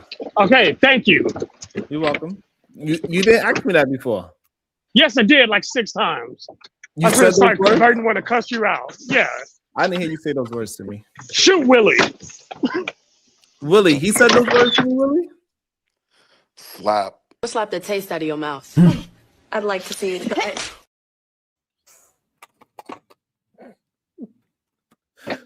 I was trigger happy. Willie was the only one I wanted to shoot. And Willie been quiet today. Why you do Willie like that? He was on his best behavior too. He was on his best behavior. I felt like he was faking it. Willie's usually wilding out. I think it was an interesting build. I've never really actually gotten to my thoughts on this build a man or build a fence. I don't know. Maybe I have to do a part 2. Get into it. I got so many new thoughts now. I gotta. No, but we actually did. We kind of did at the same time. Yeah, I'm with the fence. We actually built men, right? Today, because Y'all you know see these men, you know, they came up on your show, and they didn't realize before that they were broken, right? Until we had to tell them, listen, you are a broken man, and what you need to do is look in yourself in the mirror, and then now seek self-improvement. Nobody else is willing to be honest with these men, right? They're just willing to, clap for them and tell them that they're doing everything right.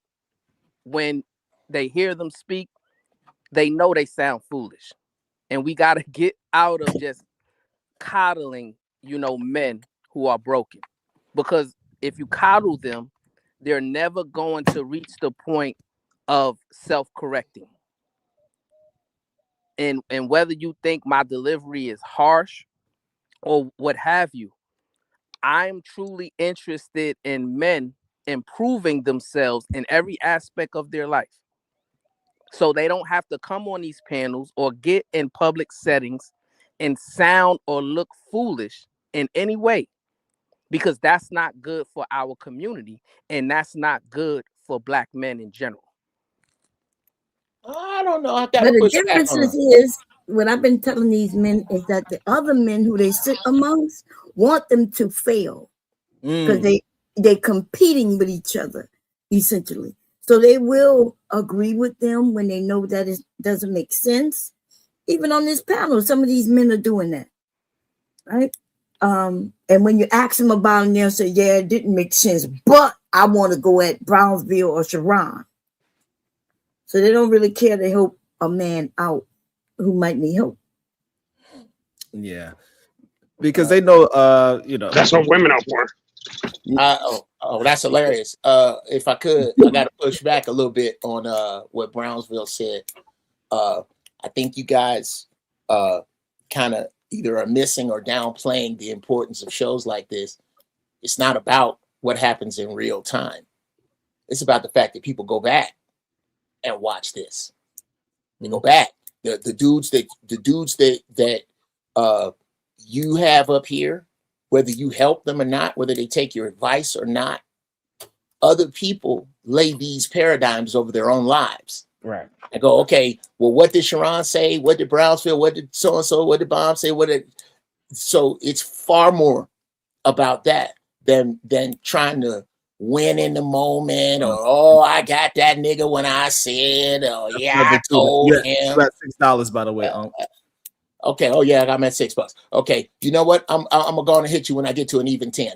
I think we kind of, you get into this ego thing where I got to tell you off and you got to, dude, somebody gonna need, it's people that need this. There's people that go back and watch all of these shows that we, that's what cracks me up when y'all get into, instead of like a real ass show today, when the whole show is about who said what to who. Oh, that he said that on the show yesterday, and so now I'm gonna come over. Can you believe it? It's a waste of time, bro. This was a really good show, and I just caught the last 45 minutes or so of it, and I thought it was dope. I thought everybody ain't got to agree. Nope. Everybody ain't got to, but everybody has to give it a point of view, because I guarantee you, somewhere, somebody going through some shit just like this that they needed to hear. So once you can get out your own damn way and be here for those people, you get shows like this. I thought this one was really good. I appreciate that.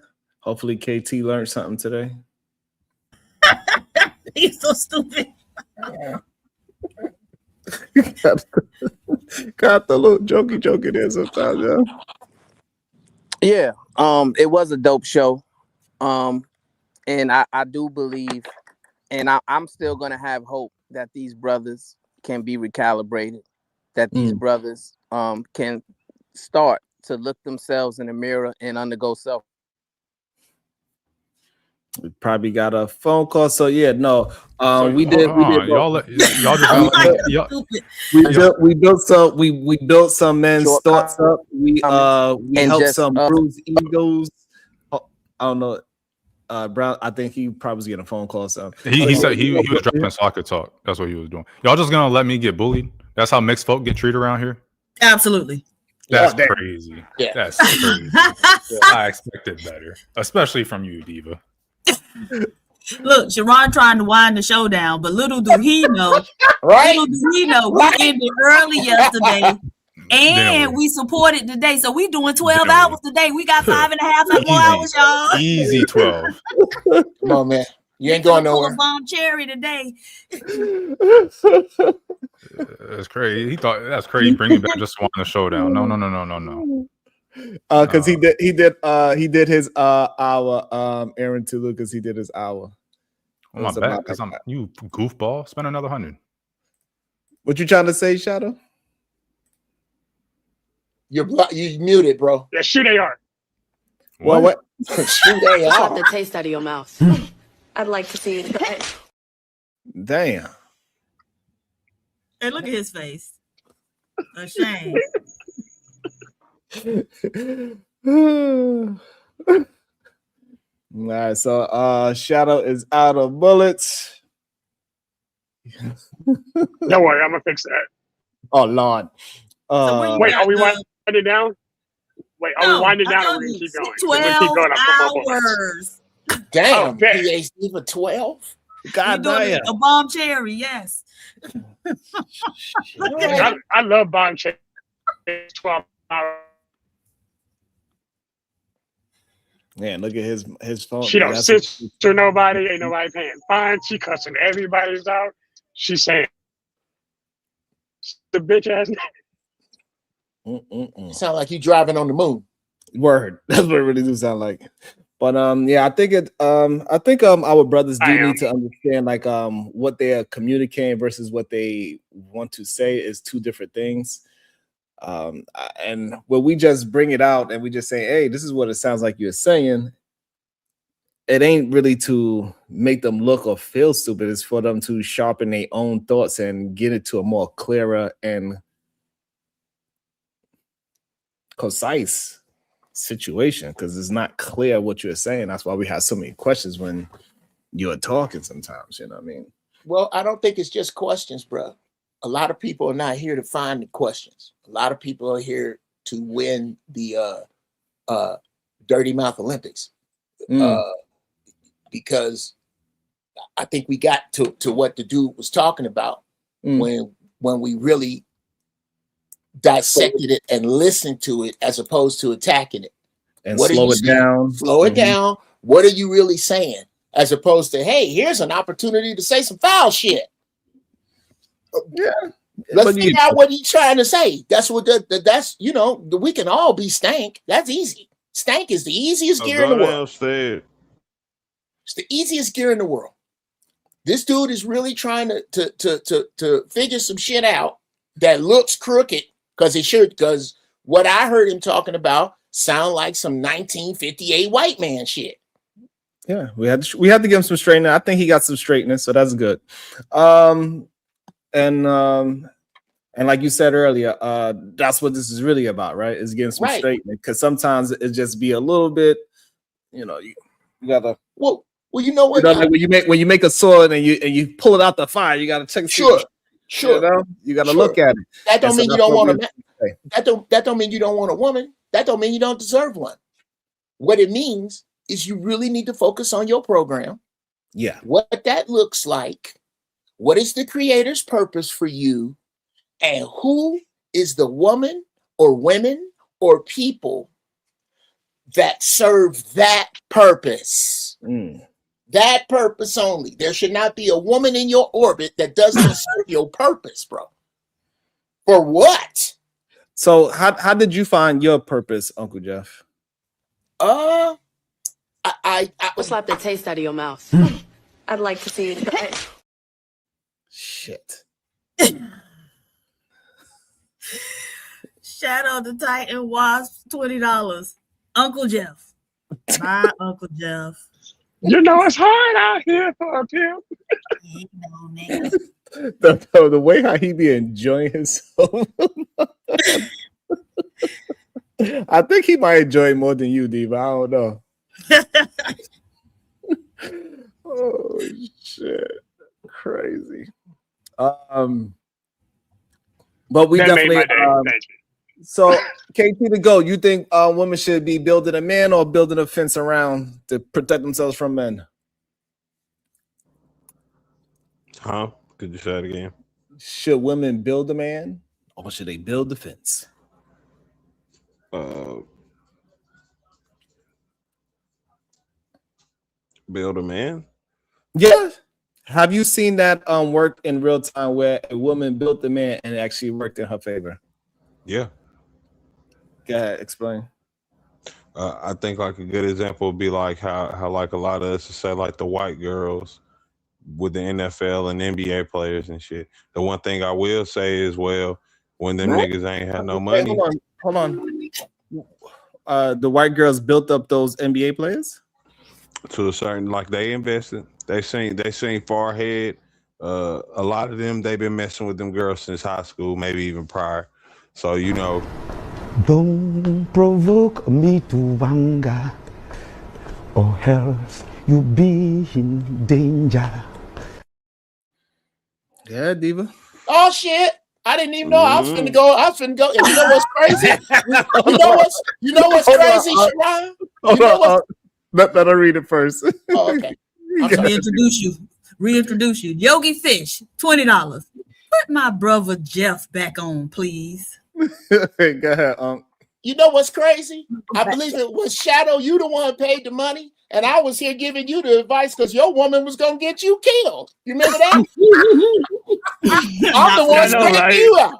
Ain't that crazy? Hey, look, I just enjoy. Hey, your woman was gonna get you shot in the face. Oh God, hey, Uncle Jeff, don't be mad. I just like pulling trigger people. I ain't mad. It's just ironic that the dude that came up here a few weeks ago tried to justify why his woman was gonna get him shot in the face. I got him straightened out, and he the dude. Okay, all right. He got it out. All right, he got it out. KT, please explain to me why and how those white women that finds an NBA player built that man. Oh, please say what I want you to say, KT. Please say it. Oh no, I'm just saying. When they were down, they ain't really had nothing. They weren't in the position of current NBA players, so that may have just been their aspirations or goal. You got a reference to that? Yeah. What is he? What do you mean? Like, do you have a reference player to that? Because I don't know. And I'm not aware of any basketball players that was being taken care of by a white woman until they got into the NBA. Dennis Rodman. I was about to say. I mean, I'm trying to figure out. He just came out as gay today. How many? What's like the taste out of your mouth? I'd like to see it. Oh shit! So, Uncle Jeff, you said you got one that you remember that who? Dennis Rodman. Slap the taste out of your mouth. I'd like to see it. Shit. That's a white woman or a white man? Yeah, peace, right.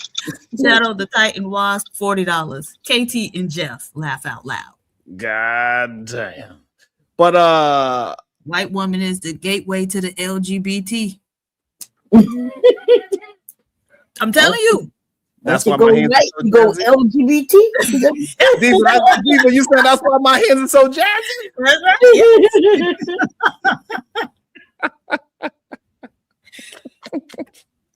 But I never heard that saying that it's usually that the black man, especially in the NBA and the NFL, that they got to where they got to, and then they left a black woman that helped them for a white girl, like Kanye. Right. And if it's not for the physical white girl, it's the ones that they the one that it smells good. I ain't saying that they do drugs, but they just like how it smells. That white girl. So I just never Diva, have you ever heard of a woman building up a man and it worked out for her? Well, what's okay? Hold on, what's his name? Not Charlie Murphy. Uncle Charlie Wilson. Okay, Charlie Wilson. Right, so he was in the Gap band, but then he had got down bad on drugs and lost it all. Right, and so then he met. I think he was in like a rehab facility, and one of the women who worked there, this fat Spanish lady, started, getting to know him or whatever, but they ended up getting together. And if you talk to him now, he will say like she built him back up to where he was, and they still together. Okay, so we got Charlie. All right. Bombshell. Yeah, you got an example of a woman building a man up, and it was actually successful for her as well. She not. She is fat in Spanish. I saw the lady talking about it. I'm sorry. Go ahead. She is fat in Spanish. Spanish is kind of hilarious. I ain't gonna lie. That's what we say in Miami. We call them all Spanish. The Spanish people, the little Spanish man. Yes. Y'all ain't shit. Good, Bob. What you think? Yeah, usually what happens, what I hear from the men is when a woman help him rise up, he feel guilty, so he'll get rid of her. Right? Once he becomes successful, he looks back and say, "Oh, she got me here. I don't want her to feel that way." He'll get rid of her. Yeah. So now, if it's a Spanish woman or a Mexican woman, a white woman, they'll stick with her. Damn, that's but crazy. A white woman is not getting with no basketball player. Wanna be unless he already have some. She sees something in him. Yeah. He already got scouts and all this. Right. He got a good. He's in a high percentile of making it to that league. It ain't no. Right. He ain't no Sebastian Telfair. Right. Shadow the Time Wasp. So far, I guess you could say that's so ugly. Don't do that. And Sebastian did make it for a week. You don't do that. Hey, I bust his ass before. Really? Yeah, but he bust mine too. I ain't gonna front. We was going at it. Busting. The damn white woman, god damn it. Pause. You ain't say pause. See, that's why New York is sus. New York is sus because of shit like that, bro. So Shadow, I'm guessing so your wife is doing a good job and is working out for her that she built up her man? Yeah, honestly. I mean, she's the reason I stay not only looking for it, but I keep pushing for it. I'm trying to make as much as I can to make sure she does it. Once I'm done in the next couple of years, she can stop working. Oh, so you would say that she built you up? Yeah. I was just busting your balls. Yeah, absolutely. But... No, absolutely. He said before she got him right out of jail, gave him a bath, gave him one of her X-Men jumpsuits to wear, and put him on his way. He told us that. Damn, I missed that part.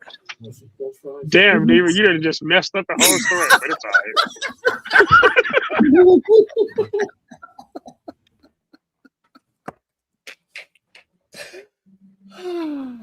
all right.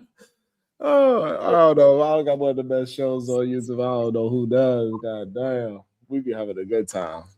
Laughter, jokes, real talk, the whole shebang. Politics.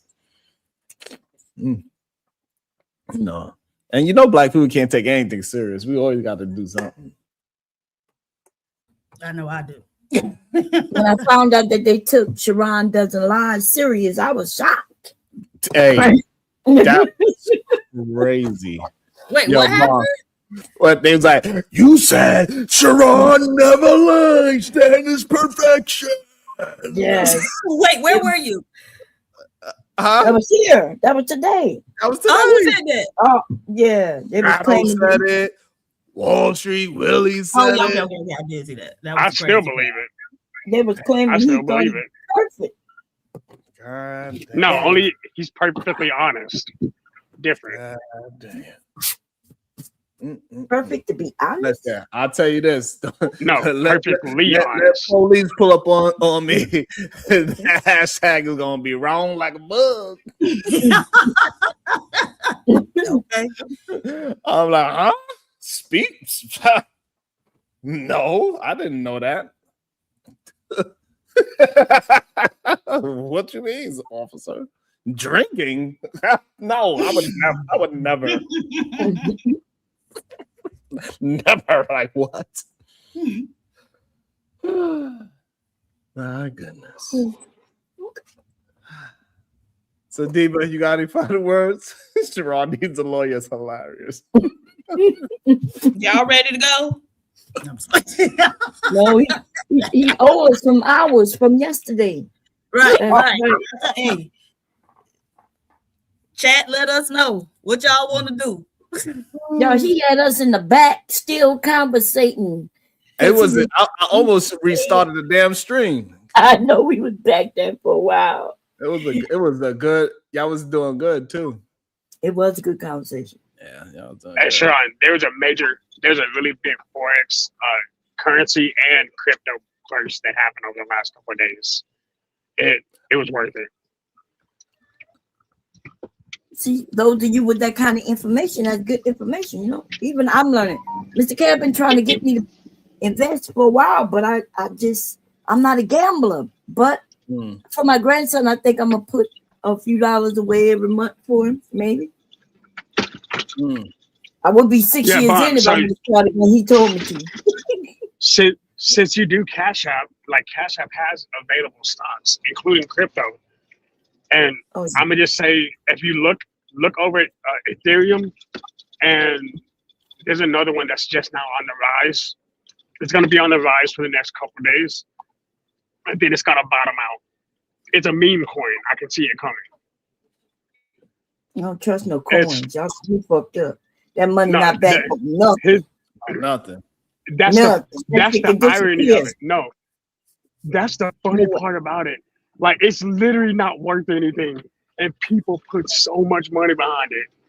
Like, the reason we make money on it is because we know it doesn't have anything to do with anything. But you can literally pay for a full vehicle in Bitcoins now. Like, there's actual real value to Bitcoins. It's crazy.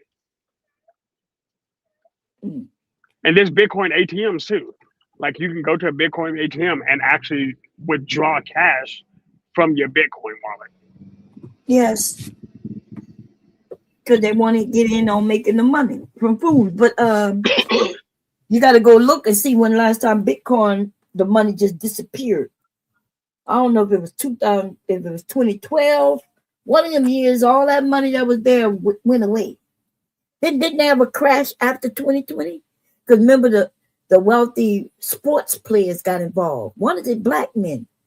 And he started advertising it. And then like a year or two after, money just lots of money disappeared then too. And then you see AI always trying to repurpose his money. Oh yeah, he tried to. He want to use his money over and over again. He want to go to he want to buy something with it. He said, I bought that, and I should get some stickers. I believe a soda is supposed to be involved in it when I go. Like the West African, you ain't got no combo deals in this motherfucker. Like, what's happening, man? Like, come on. Did y'all see what happened with the white Africans? Two of them got. They got. Yeah, remember when Trump let them white Africans in, but he won't let the black Africans in? Remember a year ago? In what country? South Africa. South Africa. Remember he brought them white South Africans in. Gave them food stamps and everything, welfare and everything. Well, anyway, one of the couple got caught stealing $53,000 worth of food out of a grocery store. Dang. Then I think there's one couple where the husband killed his wife, deleted his wife within like a couple of months after they was here.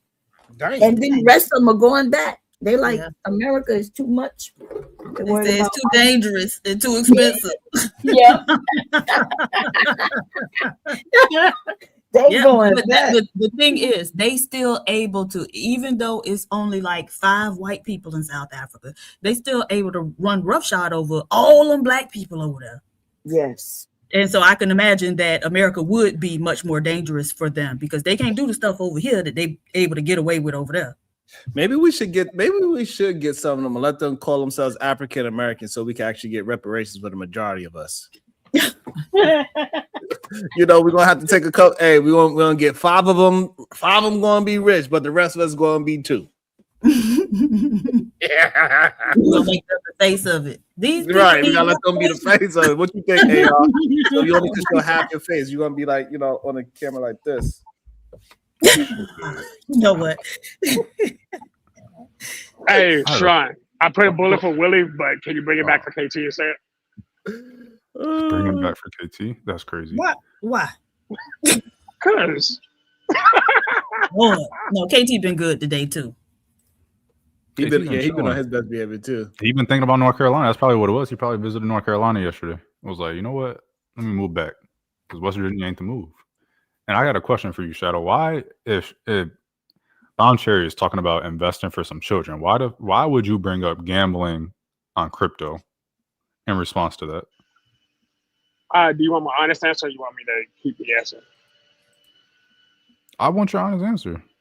So here's why.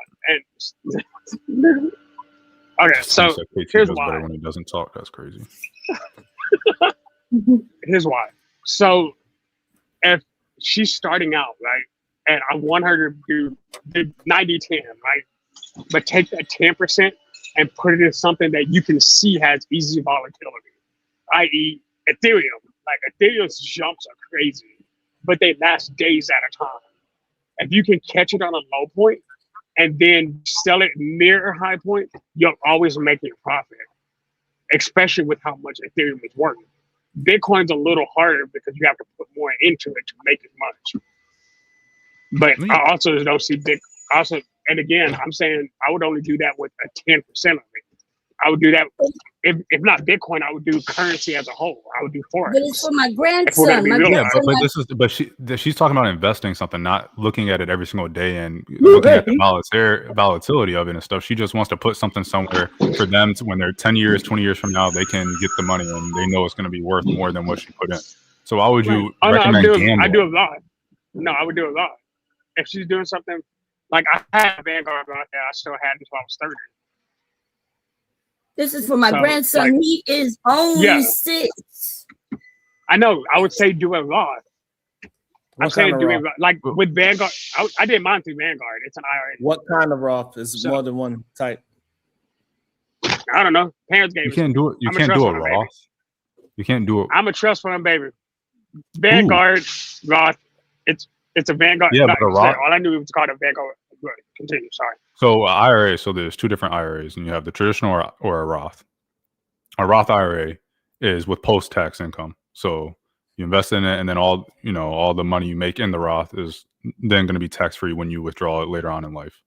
Traditional is going to be taxed when you withdraw it later on, and it can be deducted based on how much income you have. I don't know what the limit is. I think it's like 80K or something like that if you make above 80K. No. So it was a Roth IRA. No, how much is so again, I wasn't tripping. 6,000. Yeah, but you can't for a tax break. You can't. I don't think you can open a Roth for someone else. Like Roth, you have to Roth. The limit. So the thing with the Roth is, a Roth IRA specifically, is you can only contribute up to how much you make, or 7,000. I think this year is 7,000 or 7,500, whichever one. 6,000 is lower. No, not this year. It's 7,000 or 7,500 this year. 6,000. All right, maybe it moved up. Yeah. Okay. Good. Anyway. So like if I had a job and I only made $5,000, I can only contribute $5,000 to a Roth IRA. If I made 10,000, I can contribute whatever the max is, which I believe again this year is 7. Yeah. Okay. But you can't open a Roth for someone else. I don't think, because it has to be income. Like a Roth IRA is your income. So I don't have children, so I never really looked into it, but I'm pretty sure you can't open a Roth IRA for a child unless they have income.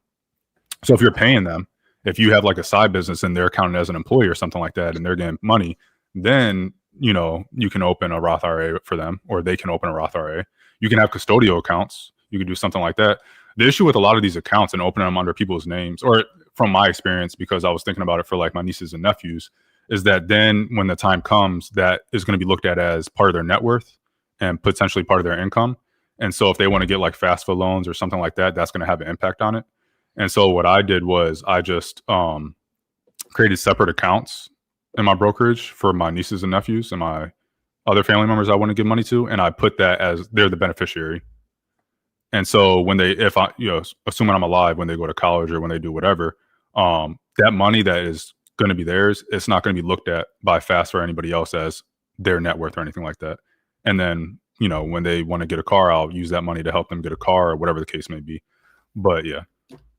So one ways around it is definitely have a business that you can have your kid work for you up to $12,000, no matter what age they are. So your kid don't need no worker papers or nothing. Your kid could work for you up to, I believe, $12,000, and that's also tax deductible as well. And then also you could throw that $7,000, I think you said, is up to now this year since 2025, and so that would be their income. And it's called a custodial IRA. Yes, and, it's a custodial Roth IRA. If you don't have a company or something like that for your kid to work under, then you could just say they babysit. They cut the lawn. They, all these little kid things, and you could use that as a form of so-called income. Makes sense. Yeah. And with babysitting, I think you could do it like up to like 3,000. But each job is different limits that you could use. Your own company is a little better because you could pay them up to 12,000. But like babysitting and stuff like that is a little different because you don't want them to. It's a little different when you saying that they work and you paying them to babysit. Like after 3,000 with babysitting and stuff like that, it gets a little strange in the taxes, and you start getting flagged. Yeah, your accountant's gonna have to work a little harder. it might not be worth it. Yeah. And you say they doing $7,000 worth of babysitting, and you're like, hey, is your ass home, or like, are you home, or like what's going on? AR, my mom said you were right. What she did is she did $7,000 per year on the ranch. So what I saw by the time I went to college was the culmination of that plus the interest. So yeah, so it is $7,000 per year. Mm-hmm. Oh, you're talking about she invested when you were growing up for school or whatever. Yeah, through Vanguard, she would every year she would deposit $7,000 for my income. Max out the Roth. She would max out the Roth, and then I gained the interest on that as a whole. Gotcha. It's how I fund Sharon. What? It's all the money I throw at Sharon. It's my trust fund money. She had no idea he was going to be spending all this money on YouTube. Okay. She I regret my decision. Worth it. Hey, shout out to Mama. Funny enough, she even said, she was like, you just stop spending money on cussing. So I have shout out to Mama Shadow as well. Did I ain't know Mama Shadow was watching? Mama Shadow. So I saw a group. It's parents of kids who going to college or whatever. And so one lady yesterday posted in the group that her daughter was smart or whatever. She had been saving money for the child to go to college. But like I said, the child is smart, and so she got offered a scholarship to somewhere. She don't really want to go there, but the mom was saying because there's a special needs kid that she should she try to encourage her to go to take the scholarship so that she can roll that money over to the special needs kid and take care of them with it. Damn. Right. I mean, it's interesting. I was thinking about signing my kid up for some Japan scholarship that they trying to just pay for her master's degree. So I was thinking about it. So I imagine that. I know. I said, you gonna do what? And you gonna pay for the flight? It's like, God damn, maybe I should really. Yeah, think about it. Yes, Davey, it's on Facebook. I forget what the name of it is though. But I saw that. And then after that, I could just send her to the DR to finish up her PhD. Shit. Don't send her there. She gonna have a a PhD in. Rashard Richie. I'm giving her that Rashard Richie. God damn it. Oh damn! Just thinking about that too. I never sent that young lady your info. What lady? The young girl that I know that was she's going for her PhD. Oh, okay. And she's going for her PhD in STEM too. So. Oh, okay. Yeah. I told her I was gonna introduce y'all. I dropped the ball on that, so it's a good thing we started talking about this.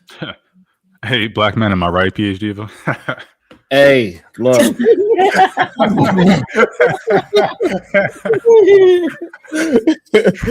You know, hey, y'all, sometimes I be like, damn, man, like.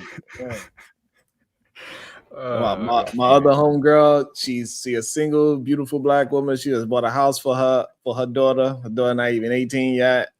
Hey, I don't know.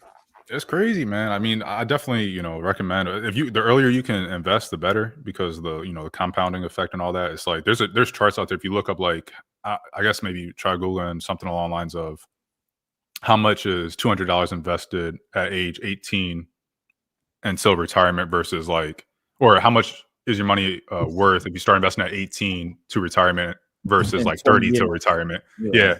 And it's crazy. Like at 18, if you start investing at 18, it's like $50 a month and you'll be able to retire at, whatever the retirement age is. But if you wait until it depends on what you're spending, but you'll have at least a couple of, yeah, but that's the point. Somebody mentioned Prime. I'm sorry. Somebody mentioned Prime America yesterday. Remember that? And them people came to obviously my if door. you don't spend it all.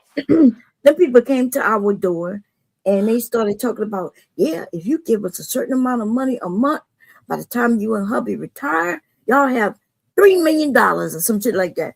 And I was like, that's what I want. And they was like, oh, but we can't offer it. We just want to give you some insurance, regular life insurance. I said, but wait a minute, you just sold me on, we're going to give you this $50, $60 a month and we're going to $3 million. Why I can't get that? I can't sell you that. So they would come and tell you that they could give you this, but then they couldn't give it to you. Well, that's probably because they can. I think Prime America is they are brokerage. I think depends on depending on who is maybe the person that you was talking to. They just not at that higher level. And they were just trying to get their feet wet. Yeah. That's interesting though that they wouldn't want to. They wanted to do the insurance plus that first. This was in the 90s. This my kids. Yeah, they were babies and shit. And I was like, yeah, that's what we want. I want to be a millionaire when I get, older. I'm okay with that. It was affordable too. But then they told me like that they couldn't offer it. They were like, yeah, we offering this. And I was like, okay, we want that. And then they were like, well, I can't give you that. Oh, that's kind of crazy. Yeah. It's like, look, that was just to make you buy the insurance. Now come on here. Yeah, no, that's right. And I was like, shit, we don't have insurance. Offering insurance too. Look, my kids had Gerber for $1, okay? Well, the company Prime America that Bomb talking about, that's how you get in. First, you start off selling insurance, and then you go into the selling ads. I don't even know what I want to call it. I don't even know what to call. What would you call it, Diva? Because it's technically it is investing, but it's not at the same time. Yeah, I would say investing. The man was trying to get me to put $75,000 in mutual funds. Now, this was after. That's what they really selling, mutual funds, right? That's what they really selling, right? But now that was after he told me, "Oh no, do dollar cost averaging." And then when he found out I had a large sum of money, oh, well, yeah, put $75,000 in mutual funds. I was like, I bet you wish I would, so you can get that commission. That'd be a nice check for him. Right. Absolutely not, sir. Hey, there was an insurance company that called me and my wife like a couple months ago, and it was some kind of insurance policy to where we were able to pull from the life insurance policy, and it didn't even. I knew there was a word for it. Shit. Life term? Not term life. But it's a type of life insurance where you max out your life insurance policy, but you can draw You can pull loans from that life Oh, insurance so it's using it policy. as a collateral.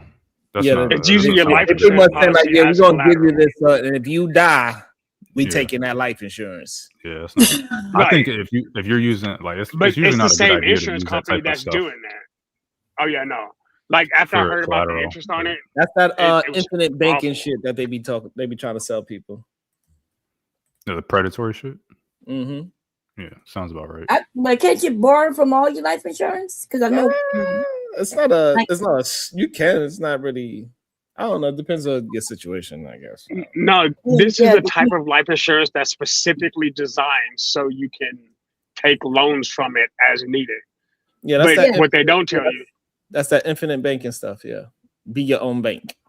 Yeah, where like I listened to it and I looked it up. I just forgot the name What's of the the actual. interest rate? What is the interest rate when you take out that loan? Like 14.7. It's not better It's than like 14.7. It's not better than investing in the S&P. I bet you it's not. Nope, it ain't. Oh, absolutely. 14.7 to borrow your own money. Crazy. Right. Crazy. Right, and you can only borrow money you already put into it. So, I'm like, wait a minute. So if I put $20,000 into this, and I'm like, hey, I need to buy a new car, so I'm gonna put $20,000 in it. You're gonna charge me 30? Eat a dick. No. Yeah. But you know, That's you how kind they of get like people, those. But if you would have did it, I guess you'd have been the scammer that was agreeing to it. So you know how you like to blame the one that got scammed. You know what I'm saying? Hey, if you really want to have this fight, we can fight right now. I'm about to say, what are you saying? It ain't his fault for being a goofy motherfucker. He should have knew better. He too old for that. Come on, man. Nah, man, I think a lot of these places be taking advantage of like older people and stuff, and people that aren't, they don't know better, or people that are, maybe came into a lump sum of money and are not used to that. I don't like that shit. And it sounds good the way how they explain it. Exactly. The way they explain it is like, oh yeah, it's just free money, man. You just come in here, and then if you ever need the money later on, you can just, borrow it. Mm-hmm. Anytime someone says something about borrowing, check the interest rate, because most like people don't let you borrow money for free. I don't whether it's if they're holding your money and you're, quote unquote borrowing it, it's not free.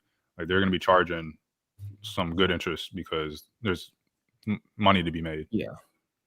Like Goober Baby. Goober Baby will let you borrow your money. I still didn't get my goddamn Gerber baby money yet. You haven't? I ain't never get my little. I don't even know what that is. Well, you too young to know. That's talking before my time. Yeah, that's before your time. You probably never. Well, I don't even know what Primerica is. That's a good. Well, yeah, that's good. But Gerber Baby is still offering insurance, so I bought some for my children. And there we go. I ain't never get $1. That's all it cost was $1. What kind of insurance does Gerber Baby offer? Baby it's good for your kids in case, something happens. So it's like infinite insurance or something? Like health insurance? Yes, life insurance. Yeah, life insurance. Yeah, life insurance. Oh, okay. Even I believe because I spoke to a Primerica person before too, and even Primerica they give you insurance for your kid too, like $15,000 or something like that. Yeah. If they pass away, or okay. Yeah. A part of your it's a part of your life insurance. So if I got insurance. Oh, okay. So it's just kind of added on as like a kicker or something, whatever it was called. To get you to buy because most likely your children ain't gonna do that. Be good. Yeah. Right. No, but how long do you have to pay until they're 18 or you pay till they're 18 until they grow. Yeah. Is it fixed? Is it a fixed amount per month? It was, but fixed amount. How did it gets cheaper as the years go by. Okay, and is it until you hit 60? Until you hit closer to the 50s, and then it gets higher at that point. Okay, I was like, oh, so when I'm about to die, yeah, you want to charge me $1,000? Get man, well, you're more likely, so they increase the cost, increase the whatever. I guess it would be a premium, right? If you're paying it monthly, right? But and all you gotta do is ask the simple question: is it going to beat a Roth? And it doesn't. It doesn't. You know what I'm saying? Once you realize it can't beat the Roth IRA. I mean, the only thing that provides better than a Roth IRA, if I was to get it today, I'm like, and I got 100,000 life insurance policy, at least the wife would get that, right? But the Roth, if I pass away today, she get $20 or whatever, $50. What you say, $50 a month? So that's the only difference. You know what I mean? Wait, what? So like if I started today, the Roth IRA. Oh, okay. And I put $50 versus if I get the life insurance and just for argument's sake, 100,000, she'll get the 100 instead of $50. Insurance people down south rip almost everybody in my family off, especially my parents. So I remember the insurance man coming to the door since I was a little girl, right? My parents just passed away like 5-6 years ago. My mom was paying insurance every month to these people. And then when they passed away, the insurance was only for like $7,000. So 40 plus years or whatever they was paying, and all they got was like $7,000. Crazy. Come to find out, the guy who was coming, the insurance man, I forget what his name was, but his son took over after he passed away, and then the son was pocketing the money. So yeah. I mean, all these insurance things is scams in a way. They'll fight. I just learned something new. I'm clearly not in charge of my family's finances because I just learned my daughter has Gerber life insurance, but my sons don't. So I don't know if I should be embarrassed about not knowing that or not, but really, that's the fact that you got checked in real time is hilarious. It shows that Aaron Lucas don't know what he's talking about. Hey, she's real shit talk. She said, sweetheart, Mara literally has Gerber. I was like, what the fuck is Gerber? I was like, what about the boys? She's like, nope, just her. I'm like, oh shit. God damn. That's funny. Because it's cheap, it's $1. 10 cents a day. Yes. That's funny. Yeah, they be like, and then they said you want to do 11. If you want to do 11 cents, that extra penny would go to people like KT to go to make sure they eat throughout the week.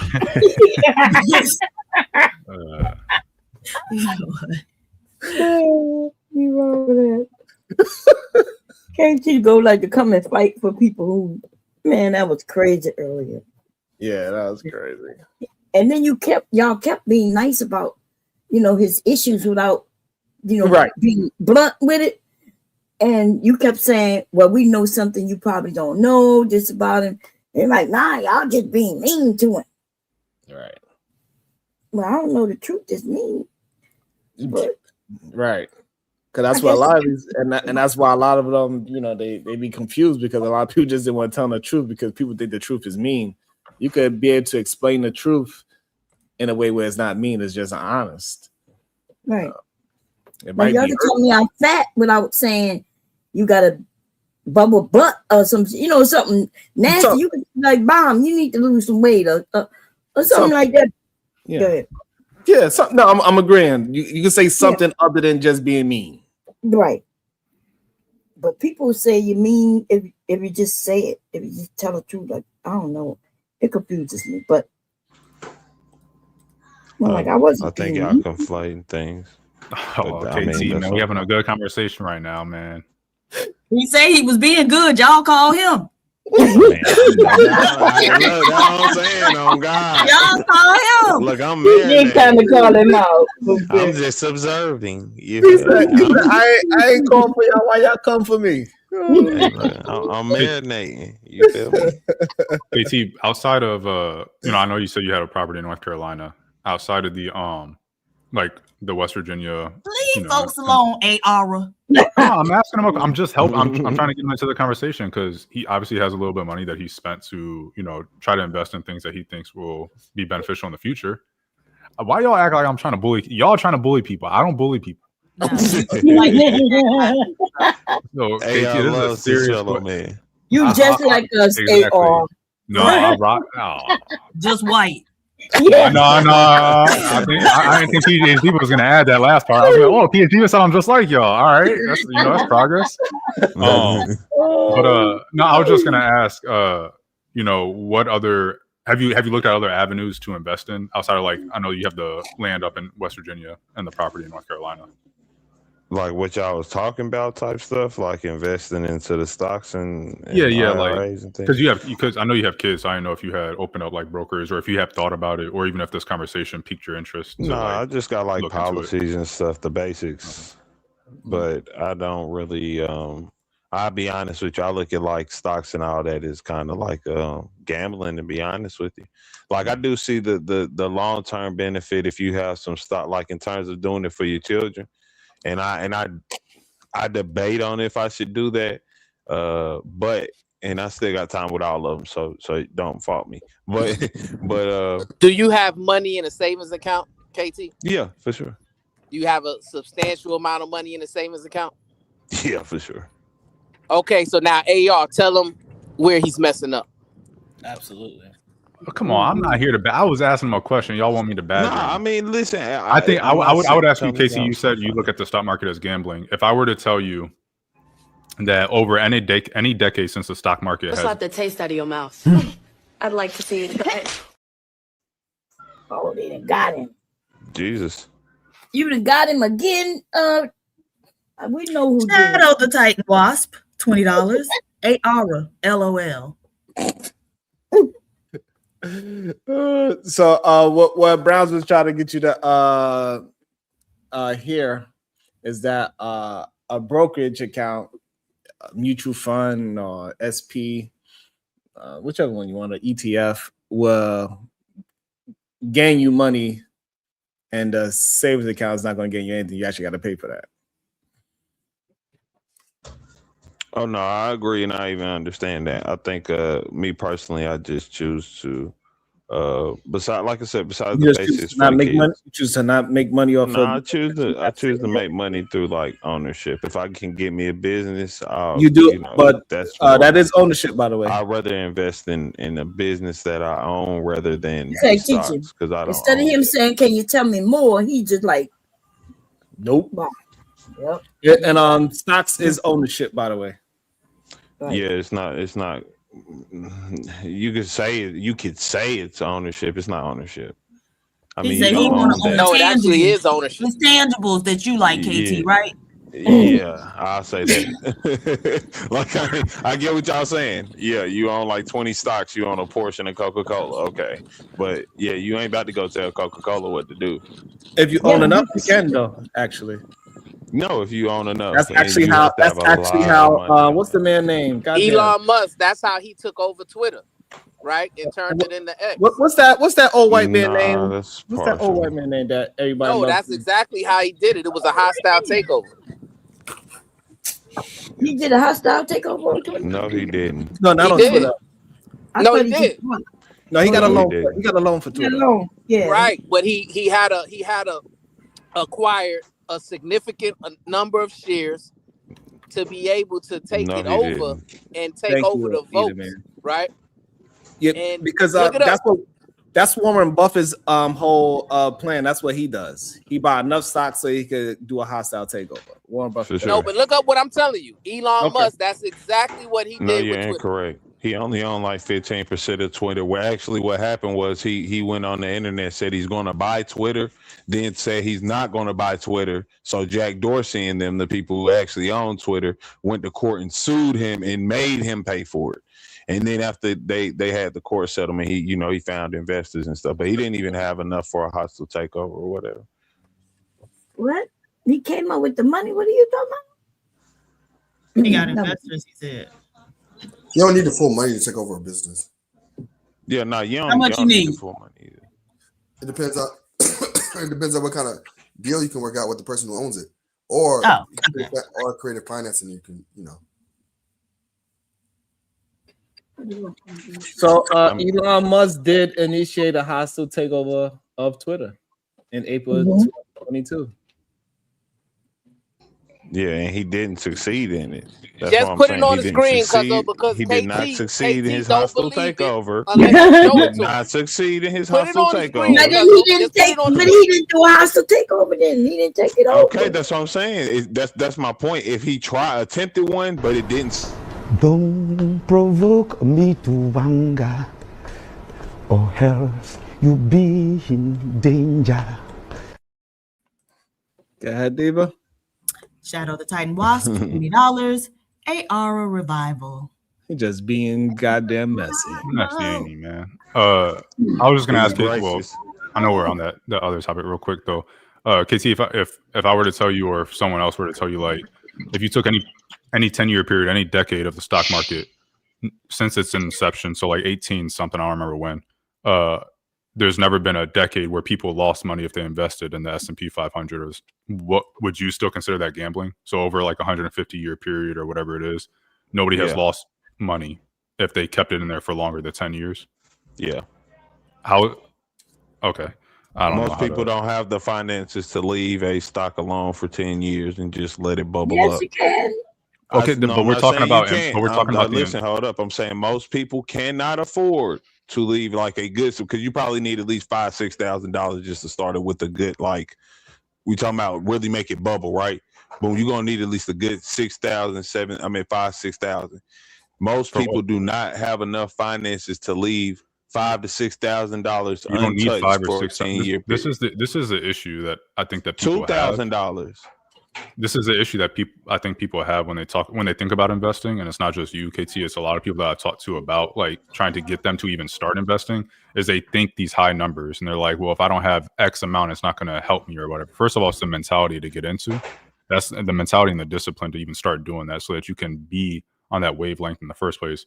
And two, if you are living paycheck to paycheck, you don't need $6,000 in the market to save your life. You don't need a $6,000 return to help you in life. Like, if you have a little bit of money in there, that 10% of, $1,000 is a lot of money to some people's lives. So they don't need a crazy amount of money. They just need to do it consistently and keep putting it in there. That's all it is.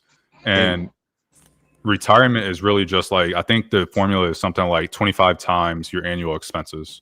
So if you have 25 times whatever your annual expenses is, then technically you can retire. But I don't want to go too far into that. I think KT is mostly correct about the Elon Musk thing. If I remember correctly, Elon Musk talked about buying Twitter and he got into negotiations with them or whatever. And then he was like, oh, actually, you guys have too many bots and you didn't reveal this about it. So therefore, I'm going to stop this. And then that's when Dorsey and all them took him to court and was like, no, that's not true. You said you were going to buy it, blah, blah, blah, blah, blah. And then he had to buy Twitter, and he did have funding from other people or whatever. And Warren Buffett doesn't do hostile takeovers. I don't know who told you guys that.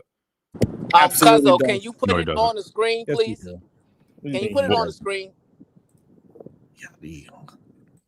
Warren Buffett's quote is literally buy a business that already has good management. So he doesn't buy businesses and replace the management. That's not what he does. He does takeovers. He does acquisitions. Before the dawn. He takes companies that are solid. Exactly. He does acquisitions 100%. That's how he got big. He doesn't do hostile takeovers. That's not how he got big. Anyway, it's not worth the argument. You're right. He doesn't do that as a living.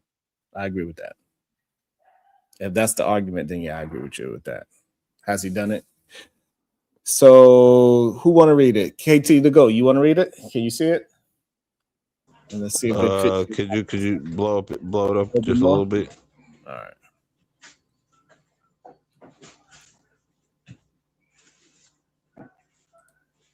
Okay, yes, Elon Musk executed a hostile takeover of Twitter, now X, in 2022. After becoming the largest shareholder, he made an unsolicited $44 billion bid in April 2022, leading Twitter's board to adopt a poison pill strategy to resist.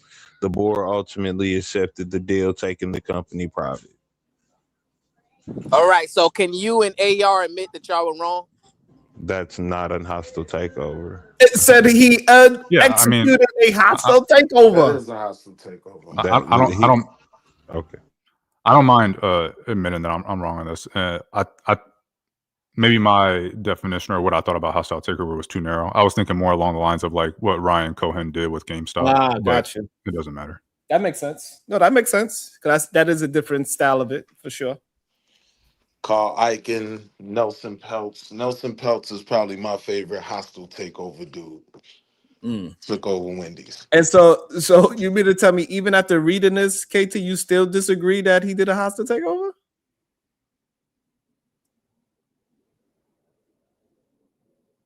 KT? That's kind of crazy. He said he did his research that day. Y'all asking me too many questions. He said, I don't give a damn what that shit says. Nothing. Hold on, no, give me 1 second. Give me 1 second. Give me 1 second. Give me 1 second. Give me 1. His kids driving him nuts. He said, "Damn." He said, "Damn the facts." But yeah, I don't. I don't said think most, what I said. Basically, I don't care what y'all show me. I think the most people would say, you know, if I can give you a, you know, we just talked about predatory things and all this stuff. And a lot of times they say, oh, I can guarantee you this, or I can, you know, do this. And this is like a literal guarantee that you will not lose money. You will not lose money if you keep it in there for 10 years. I don't think most people would call that gambling. You can say, oh, well, you know, they might have to take it out before 10 years. That's irrelevant to gambling. That's not how you define gambling. The gambling aspect will be if you are going to lose money if you invest in it. And you're not going to lose money, historically speaking, if you keep it in there for longer than 10 years. So you're saying that if I put some money in, keep it in for 10 years, then I don't have a risk of, and I'm asking, I don't know, okay? That I don't have no risk of losing it, so my grandson, but do it mean I might lose? So does it mean I will gain money or I just won't lose it, is what I'm asking. So first things first, I'm not a financial advisor. Highly will legitimately, if you're legitimately thinking about it, hitting up, you know, a big three, Vanguard, Fidelity, Charles Schwab, one of those. All you think just go to your bank? Go to your I don't really trust banks like that, but yeah, you could. Yeah, you 100%. You are correct. You could go to your bank and ask them as well. Ask them, hey, you know, these questions you have, because they will definitely have someone that's actually certified and all that stuff. I have no certification. But from what I would say, based off of what I've looked at and stuff like that, what I'm saying is there's always going to be risk no matter what you do. However, if you put your money in the stock market, specifically something that tracks the S&P 500 or something that tracks the total market. So, for example, VOO is Vanguard's ETF that tracks the S&P 500, or VTI, which is Vanguard's ETF that tracks all of U.S. Stocks. You put that in, you put your money in there, and all studies have shown, if I'm not mistaken, that in a 10-year period, you will have never lost money in the history of the stock market. So putting money in the stock market doesn't mean I'm gonna put money in the stock market and go buy some individual companies and then I'm not gonna lose any money. When people, if you're talking to someone and they're saying put money in the stock market, think that they're saying put it in the S&P 500 or a total market fund, because otherwise it doesn't really make sense. You're muted, Sharon. I think the S&P got a record of 14% in actual, I think. It's because a lot of times, a lot of these studies will count, some of the studies will count inflation, some of them won't. So sometimes they'll say 10%, but it's really 7% if you count inflation. Some of them will say 14%, but it's really 11%. So it really depends. But generally speaking, it's between like 7 and 14%, historically speaking, that the S&P has made per year. That's averaged, annualized. And when you're gonna leave and when you started is because not every year is gonna go up. Some years you might dip down. But in a 10-year period, that accounts for that. So that's why leaving it in there is what matters. And I know there was a study that showed, I brought it up yesterday, I don't remember what the exact study is, if I'm not mistaken. There was a study that showed the people, when it looked at who was consistently making money, it was dead people. Who had the highest returns at the end of a certain period? It was dead people, because dead people can't touch their money. It's because they're not trading. Exactly. It was dead people, and then you had like a bunch. You know, the more risk someone was taking, the more likely they were to trade, to do swing trading, or do all these other things that people like to do to try to, you know, make more money. I mean, that's not a shot at all at anybody. I'm just saying the more likely they were to do certain things that were riskier, the less likely they were to beat the market or to be at the market averages. And so that's why women were less likely to do these things, so they outperformed men. That people obviously can't do those things, so they outperformed everybody. I'm a whole story back. So it's definitely like, it's really interesting and whatnot. Definitely recommend everybody. You can get a free consultation at your bank, credit union. If you open a brokerage account, you can get a free like 30-minute or so consultation. And Fidelity, if you Vanguard, actually have money in your bank, you get a much longer. You get a longer conversation. But to get the basics down, it's free. Like most of these people will give you a free consultation because they want you to do this with them. They will literally sit you down. Why do you have the first they're gonna say? Why you have so much money just sitting in the savings account? That's one of the first questions. You better let your money sit there. Don't listen to these folks. Listen, hey. So let me ask AR a question. I'm joking. Let me say. Damn. Look at the financial card. Won't he do it? Hold on. I ain't with nowhere. I had to ignore that call. I knew y'all was But trying to hold take on this one He shit. second, ignored his Eater mom's man. call. Hello. And his mom called him So, again. He said, "Nah, not right now, mama." If you open a brokerage account with Charles Schwab, the ETF that AR is talking about that tracks the S&P 500 is called SCHX, hello. and So that's first, where I have my money sitting in. so first of all, I tell people don't go talk to a financial advisor until you understand how they get paid. Right? Yeah, they're a little slimy. No. With a financial advisor and a brokerage advise, like someone that's at a brokerage. So I don't know about banks. He said banks. I'm trusting Sharon. But if you Two totally different open an things. account, if you open an account with Fidelity, Vanguard, Charles Schwab, those are not necessarily financial advisors that they're going to have you on the phone with. They're not brokers. So, So the broker gets commission. Wait, So bro. the broker's gonna get I let y'all 2.5 on the buy, 2.5 on No, the sell. So he's no, always gonna that's be pushing you to sell. all It's right, man, two. my bad. Hold on 1 second. It's two types of brokers, right? Or you call financial advisors. One of them is a fee only. I only deal with fee only. This means that I'm just gonna pay you a fee, regardless of what you do. It's gonna be a fee that I pay you.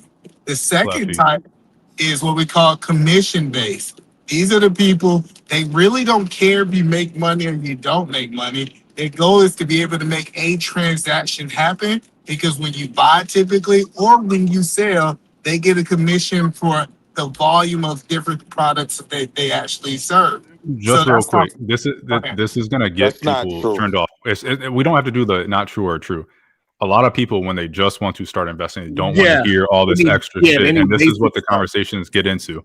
So, yes, So what you keep guys are it saying is not simple. necessarily Because you wrong. want to scare people away because it's going to Yes, sound too complicated. exactly. They're gonna be like, "Oh, that's just too much," Well, and it's like, And that's why me just and basic. AR were just saying, hey, just walk in your bank and ask a question. And then you will be able, it will lessen the brunt of that scary part. And then you can start to move into the actual making decisions. But you got to speak to somebody because another thing people need to understand is too, majority of people are afraid to talk about finances in public. So, get people to, Just get them in, and you don't even have to do I any of think what we said. families You need can, to start having conversations about finances. a lot of families Like, a lot of families are not financially literate enough. But you can even talk to, like, everybody knows somebody that knows somebody. So even if you don't want to, what either man is saying, there are definitely predatory financial advisors and stuff out there like that. You can talk to someone and you're like, hey, I know you went to school with so and so, or I know, cousin on this side of the family is, so and so. Can you just give me their number, or can you see if they're fine with just me asking some basic questions about the stock market or something like that? And, just someone you trust essentially is what I'm saying. That way you don't necessarily have to go through the potentials of that. But talking to a broker, I don't think you have to worry too much about anything, especially if you don't have a crazy amount of money. Well, no, that's so. I think Brokers won't talk to most people. If you don't have a certain amount of wealth, there's no benefit in That's me. not 2.5% of $1,000 is lunch. Willie, We don't want to deal with you. You're not a valid. that has nothing to do with what but we're there's talking about lunch right you now. didn't have. It's nothing I to was do with what we're talking about. licensed. I had All a right, you whole were. This is not this. CRD, That's great. Series All right, 7, Willie. Series 66. I'm trying to put you on. Willie, I'm putting you on because any brokerage account, when Robinhood came out, it disrupted the entire industry. Now brokerages don't charge fees on stock trades. They do it. They still do it for options, but most brokerages, so Fidelity, probably Vanguard, I don't know, Robinhood, Charles Schwab, they aren't going to charge you when you buy and sell anymore. This is not the 1990s. Right. This is not And 2000. they're not providing advice. No, So but I'm you saying can. brokerage is not a financial advisor. Brokerage is just a tool. You're walking in there, you're placing the trade deaf, dumb, and blind. You just like Apple, right? You're getting no advice. That's why it's just fee-based, No, right? but we're not talking about individual companies. We're just talking about overall investing in the stock market, not individual stocks. That's what I'm we're talking saying about. So whatever you're doing, if you're doing ETFs, if you're AR, doing mutual funds, man, it doesn't really matter. Hold on. because we See, went this like why I we don't be went humble, totally left. Sharon. yeah, I'm go ahead. good Go all ahead. Yeah. day. I All think right. This is we're my going left. lane. So It's hard for me to hear the goofy, Okay, so can but we this get on is one page my just for lane. anybody? Can we get on one page so anybody listening? Anybody listening, do we all up here that are talking about it at least agree and are again, talk to someone more qualified if, because I don't know if anybody up here is actually certified, currently actively certified, but talk to someone that is certified. But in our opinion, that just investing in the S&P 500 or more preferably a total stock market index is a good way for a beginner to start their investing journey, and then they can take it from there. Do we So at least Absolutely. I want to hold I on. I agree. want to talk about what the The conversation argument should be. typically is Hold that on, hold on S&P one is second, bro. undefeated. Don't you want So to answer to his AR's question? point, yes, Hold on. that is Okay. usually All right, just so that So, the anybody basic listening, way they to can know start. that at least up to this point, we all agree, so you can talk to somebody that's more certified and then go from there. For everything Yeah. else we are about to discuss, don't worry about it impacting your opinion on whether you should do it, because it's something that you don't ever have to worry about if you never want to.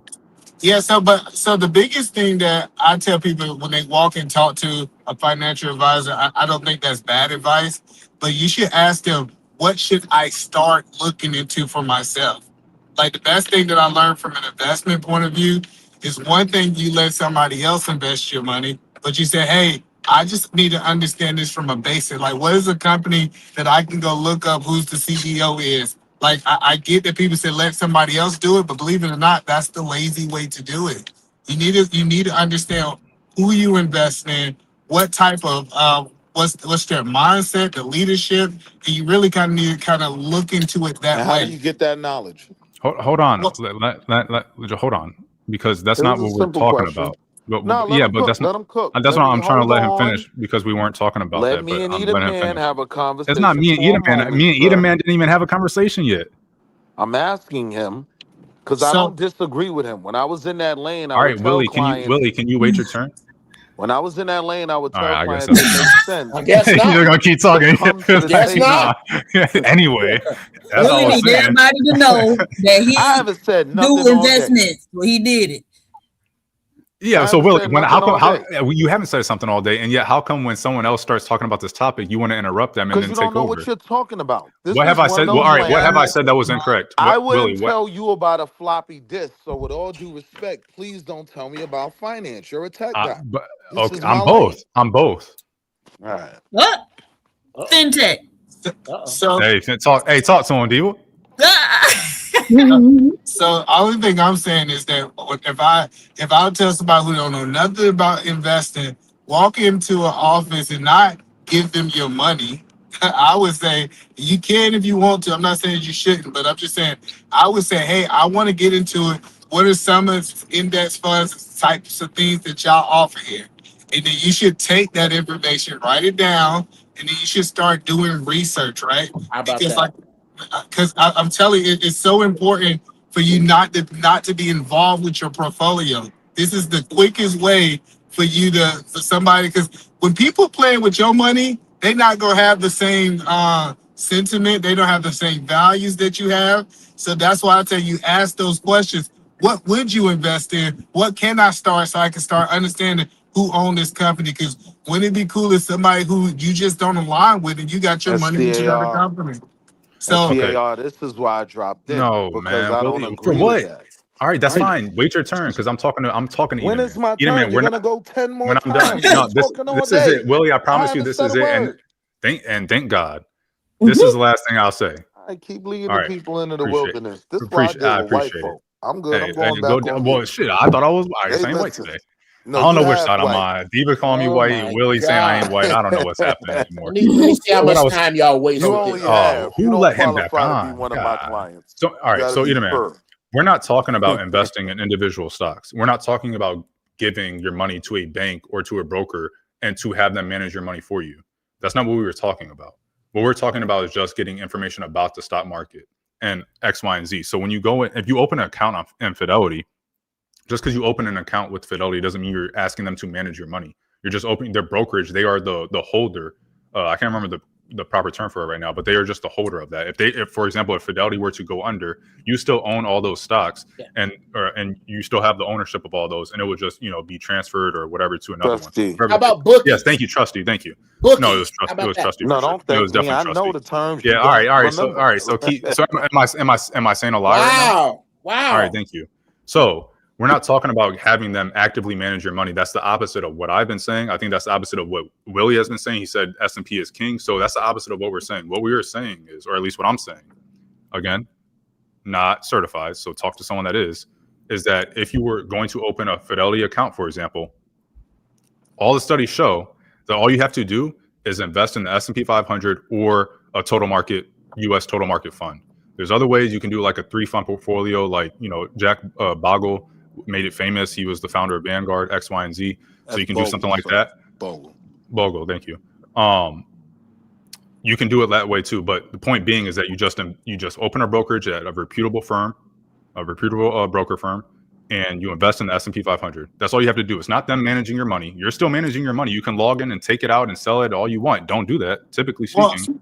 I get that. No, it's a reason I said what I said, because you told them to go in and talk to somebody at the bank. Well, you did, and somebody else said it. Let me say that. Somebody else said that. And as soon as somebody come in, their job is to be able to do it for you and not empower yourself. So I wasn't talking against what y'all have been saying. That's not what that So wasn't now the let point. me give the facts. The reality is, yes, it is better to walk into that branch and talk to a professional. But you know what they're going to do?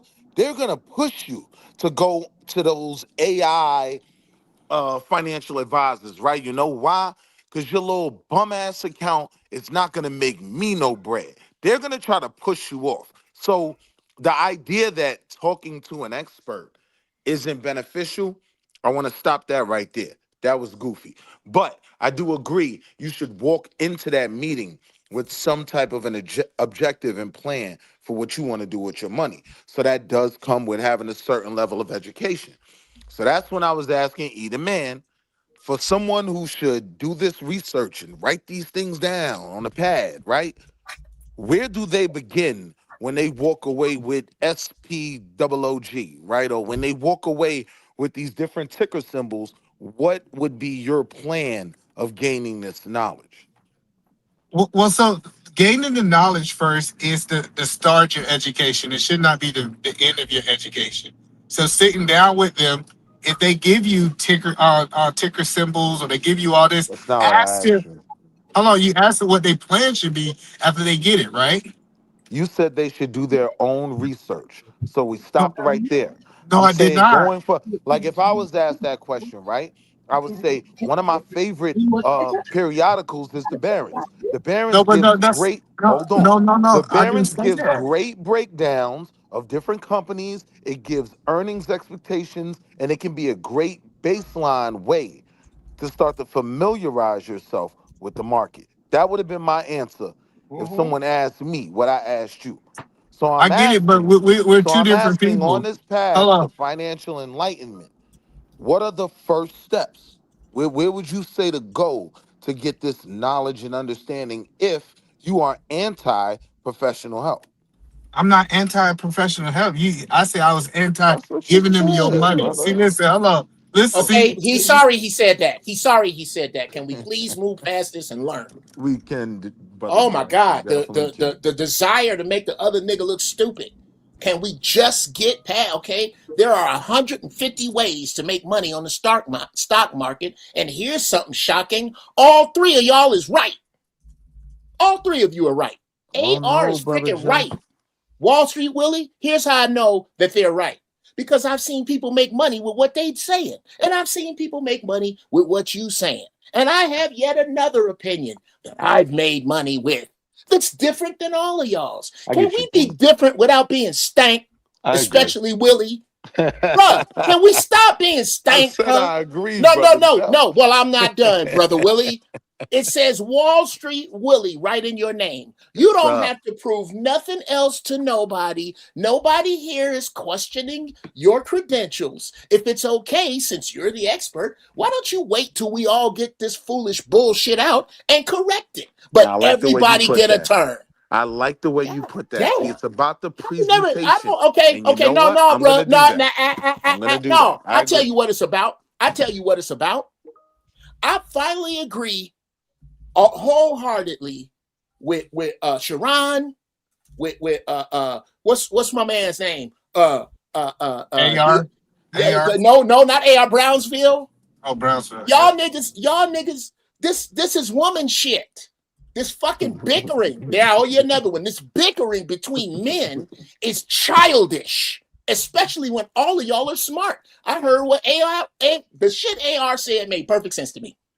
The shit Eda Man said made perfect sense to me. The shit you said made perfect sense to me. But you are so preoccupied with kicking each other in the balls that you can't get past learning. Could we just learn here, gentlemen? Pretty please with sugar on top. For a few minutes, put your dicks up Pause. and let's just talk like just men. chill, you wildin'. Pause. But you right. Damn. Mine's bigger anyway. Go ahead. Yes, it is. Right now, it certainly is. Oh my God. I'm sorry, I was joking. Go ahead. But you was right on. This shit is pathetic. And a hush fell over you niggas. Yeah. Nah, we thought you was gonna finish, bro. You finished. All so right, we well, let me land here. I thought you didn't land. Oh, no, he talking about he didn't land. He said, let me land here then. Sean, am I out of bullets?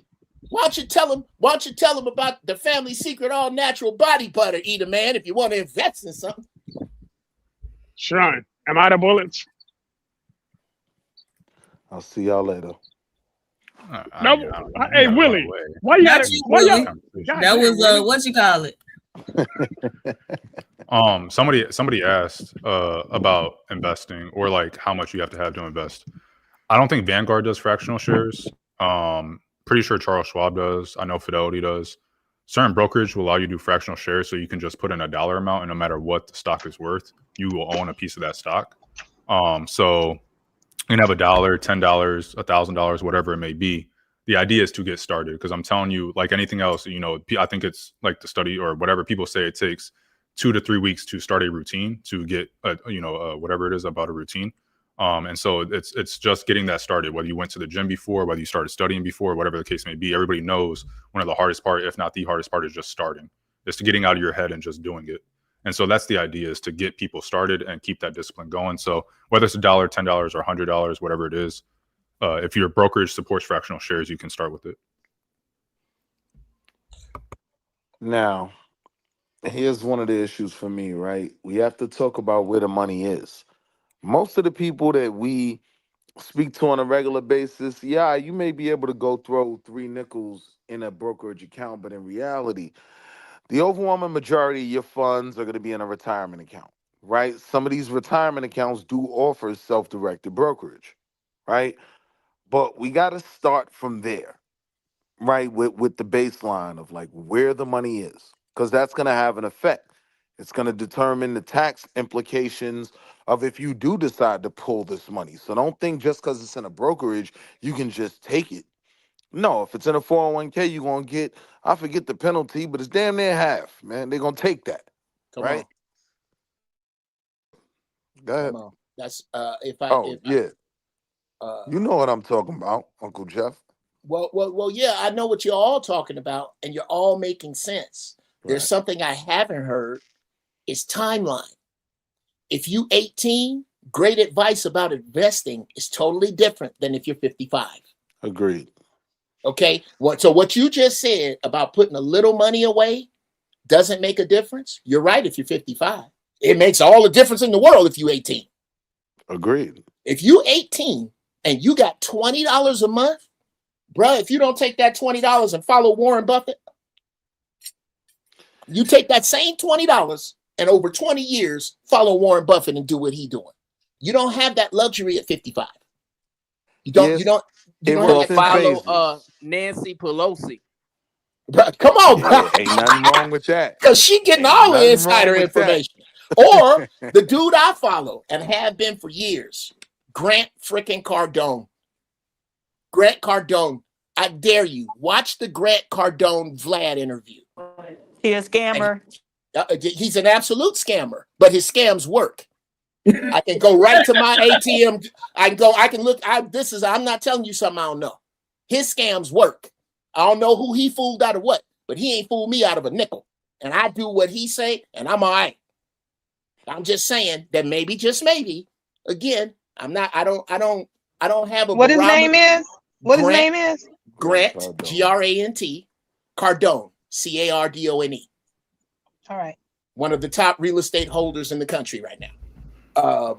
The stuff I don't judge people by who they scam or what they did or what information do you have for me that I can use Period. I don't need to let you babysit my kids. What are you talking about? And the stuff that he's talking about, I started following it about 10 years ago now. Makes sense to me. Somebody go find Grant Cardone. His philosophy is entirely different than this. Bob Kiyosaki, the writer of Rich Dad, Poor Dad. Dog. Entirely different philosophy than this. And you didn't heard this before. He got so much money that if he cash a check, the bank bounce. There are 150 ways to do this. Slap the taste out of your mouth. I'd like to see it. Sucker. Who did that? Oh, I'm Who still did here. that? All right. Who did that? This guy. You know he wilding out today. He kicking everybody. You're so annoying because he always wants to talk and be the smartest mofo on the damn panel, and he is not. Nope, You are so annoying. You annoyed the crap out of me. I know, and you can't stand it. You didn't say anything about it because you don't know anything, and you can't stand it when you're not the center of damn attention. You and Ma'am, KT, I literally trade daily. Like everything you said. I don't care. I don't care. I don't care. I don't care anything about you. I don't care what you do. You're annoying. You brought me up. So here's you something annoy I used to me. tell clients. Here's Hey, something you I used brought to me tell up. clients, right? You If you annoy wanna- crying about it. You Then put the money annoy down. the crap out of it. I don't need to do. You're not worth my money. I Okay, just then gonna come quit here and bitching tell you about how it. you ignore me. Then quit No, I can bitching bitch about about it if I want to. I'm a bitch to a bitch. That's what I am. A bitch to a bitch. How about that? I'm bitching about it. What are you gonna do about it? You can spend the money. Go ahead. I'm worth it to you, right? Drop Before me. y'all know Sharon Not waiting really. to end the show. Y'all know Sharon waiting to end the show. Okay. Anyway, AR. Just pipe down, young. Pipe down, young. To end the show, man. Pipe down, young. I have to say something real quick, Like okay? that, Diva. See you later, y'all. Oh my God. What's his name? What's his name, Diva? Sharon is petty. Go ahead, tired of your shit. Go ahead. Yeah, okay, so yeah, who said something while I was talking? Everybody is not like what you were saying was important. And by the way, Uncle Jeff, it wasn't me. It was I'm just respecting the money. That's all. They must not like his preacher voice.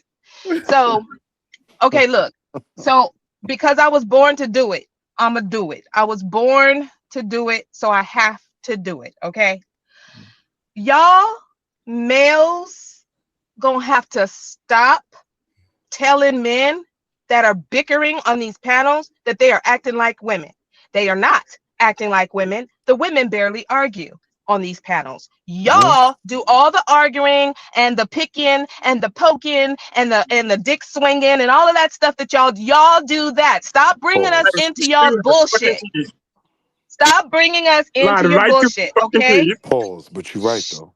But pause. Yes. Right. So when you guys do that, it's very irritating to us women. That's irritating and it's mad disrespectful.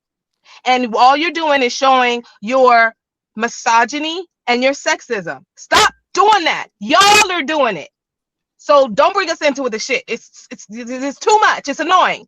Ashe. So I had to do it. So that's why I did it.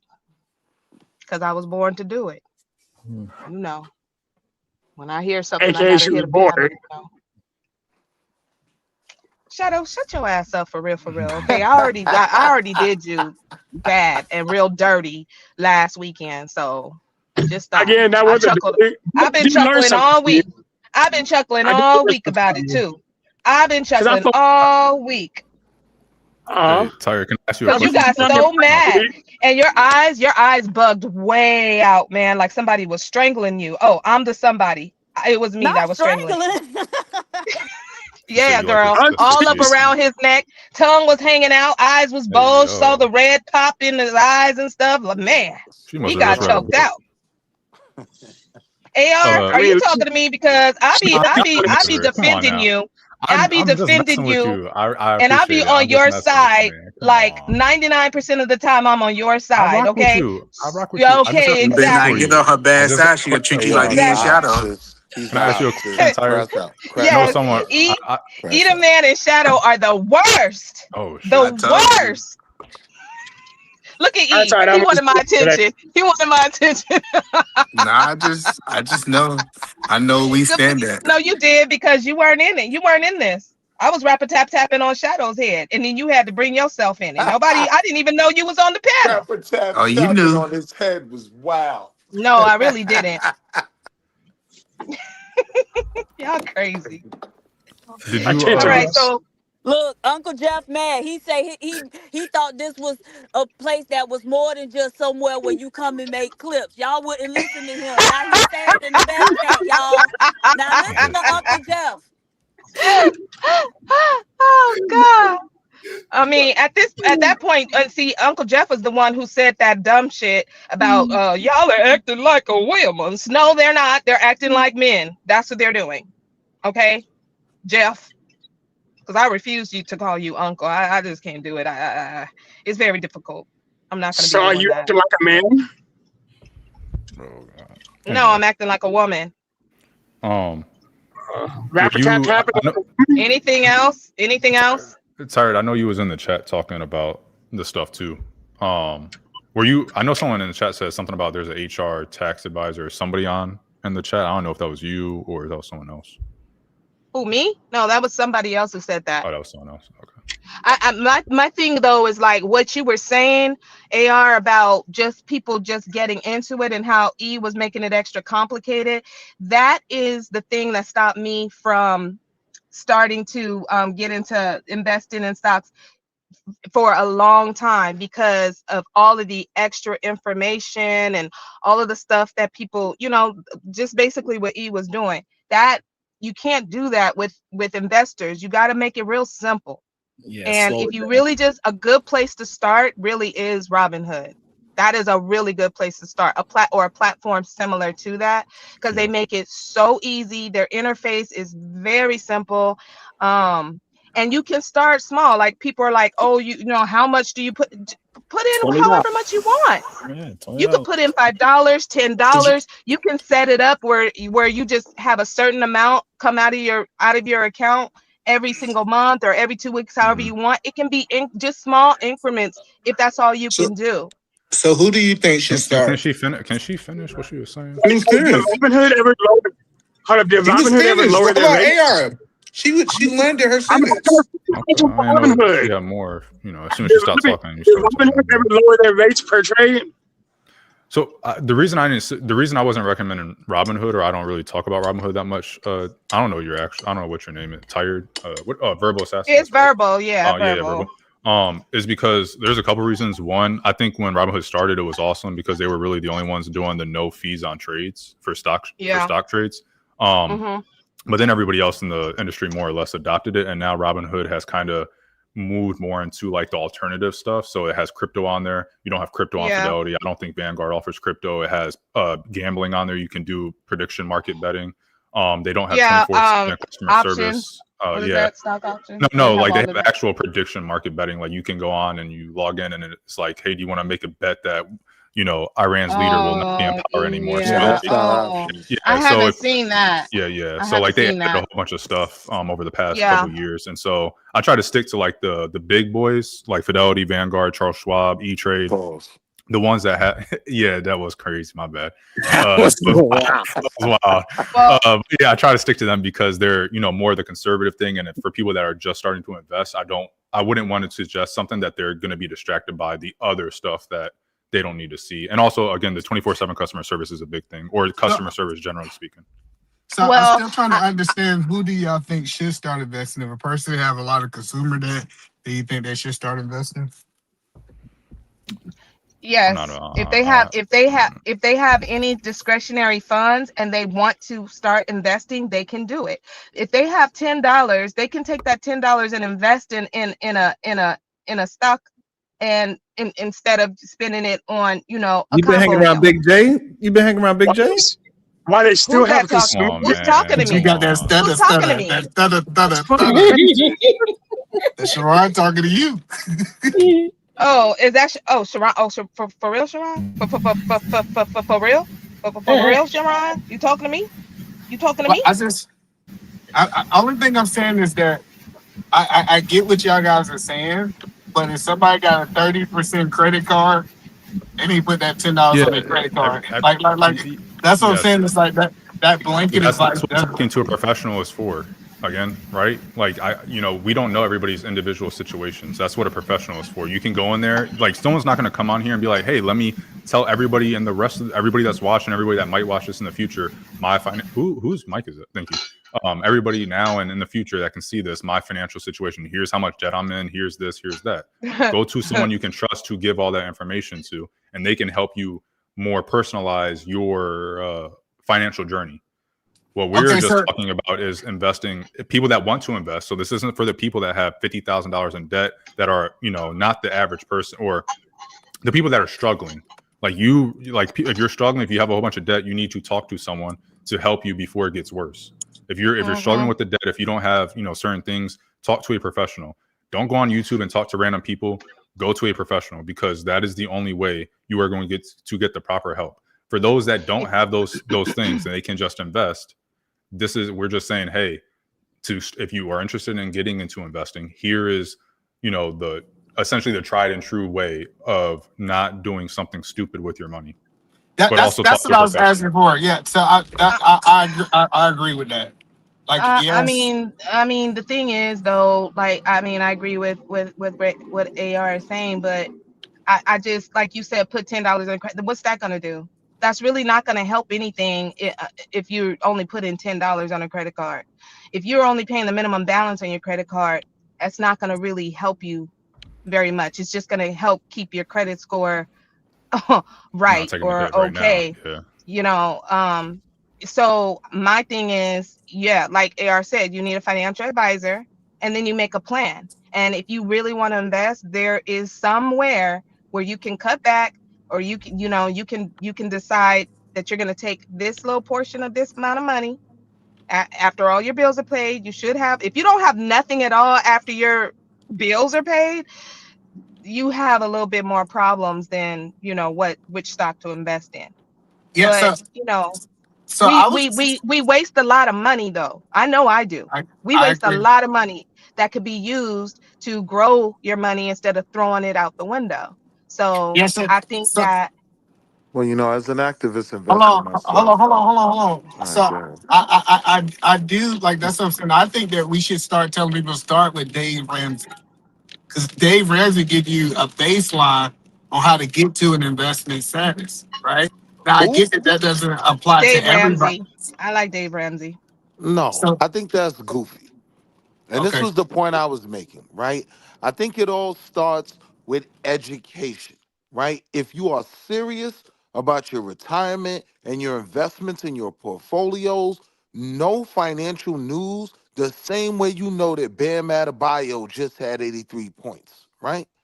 We got people that will know every stat that the Lakers had yesterday, how many shots Braun had from the floor, but know nothing about the financial But markets and think they're just going to walk into it, right? yeah, but And I said invest, and the investment Willie, gods are going to take care you're of it. doing what They will Jeff not. was saying earlier, Willie. It's The not like you don't investment have to say gods will no, don't do destroy that. you. It can just there's no investment gods by investing in the S&P 500. There's no Oh, investment yes, gods. there is. There's not. There's not. Every study shows that there's not. The investment, if there's an investment god for the S&P 500, it's always winning. It's always being green. 10-year period, you're going to make money. That's The fine. investment god looks But you're at doing what that, point Willie. in Who life cares? you You're are, doing right? you're doing what Jeff was talking about earlier. No, but here's the Either thing, man just though. made a suggestion. I don't like Slow Ramsey. down.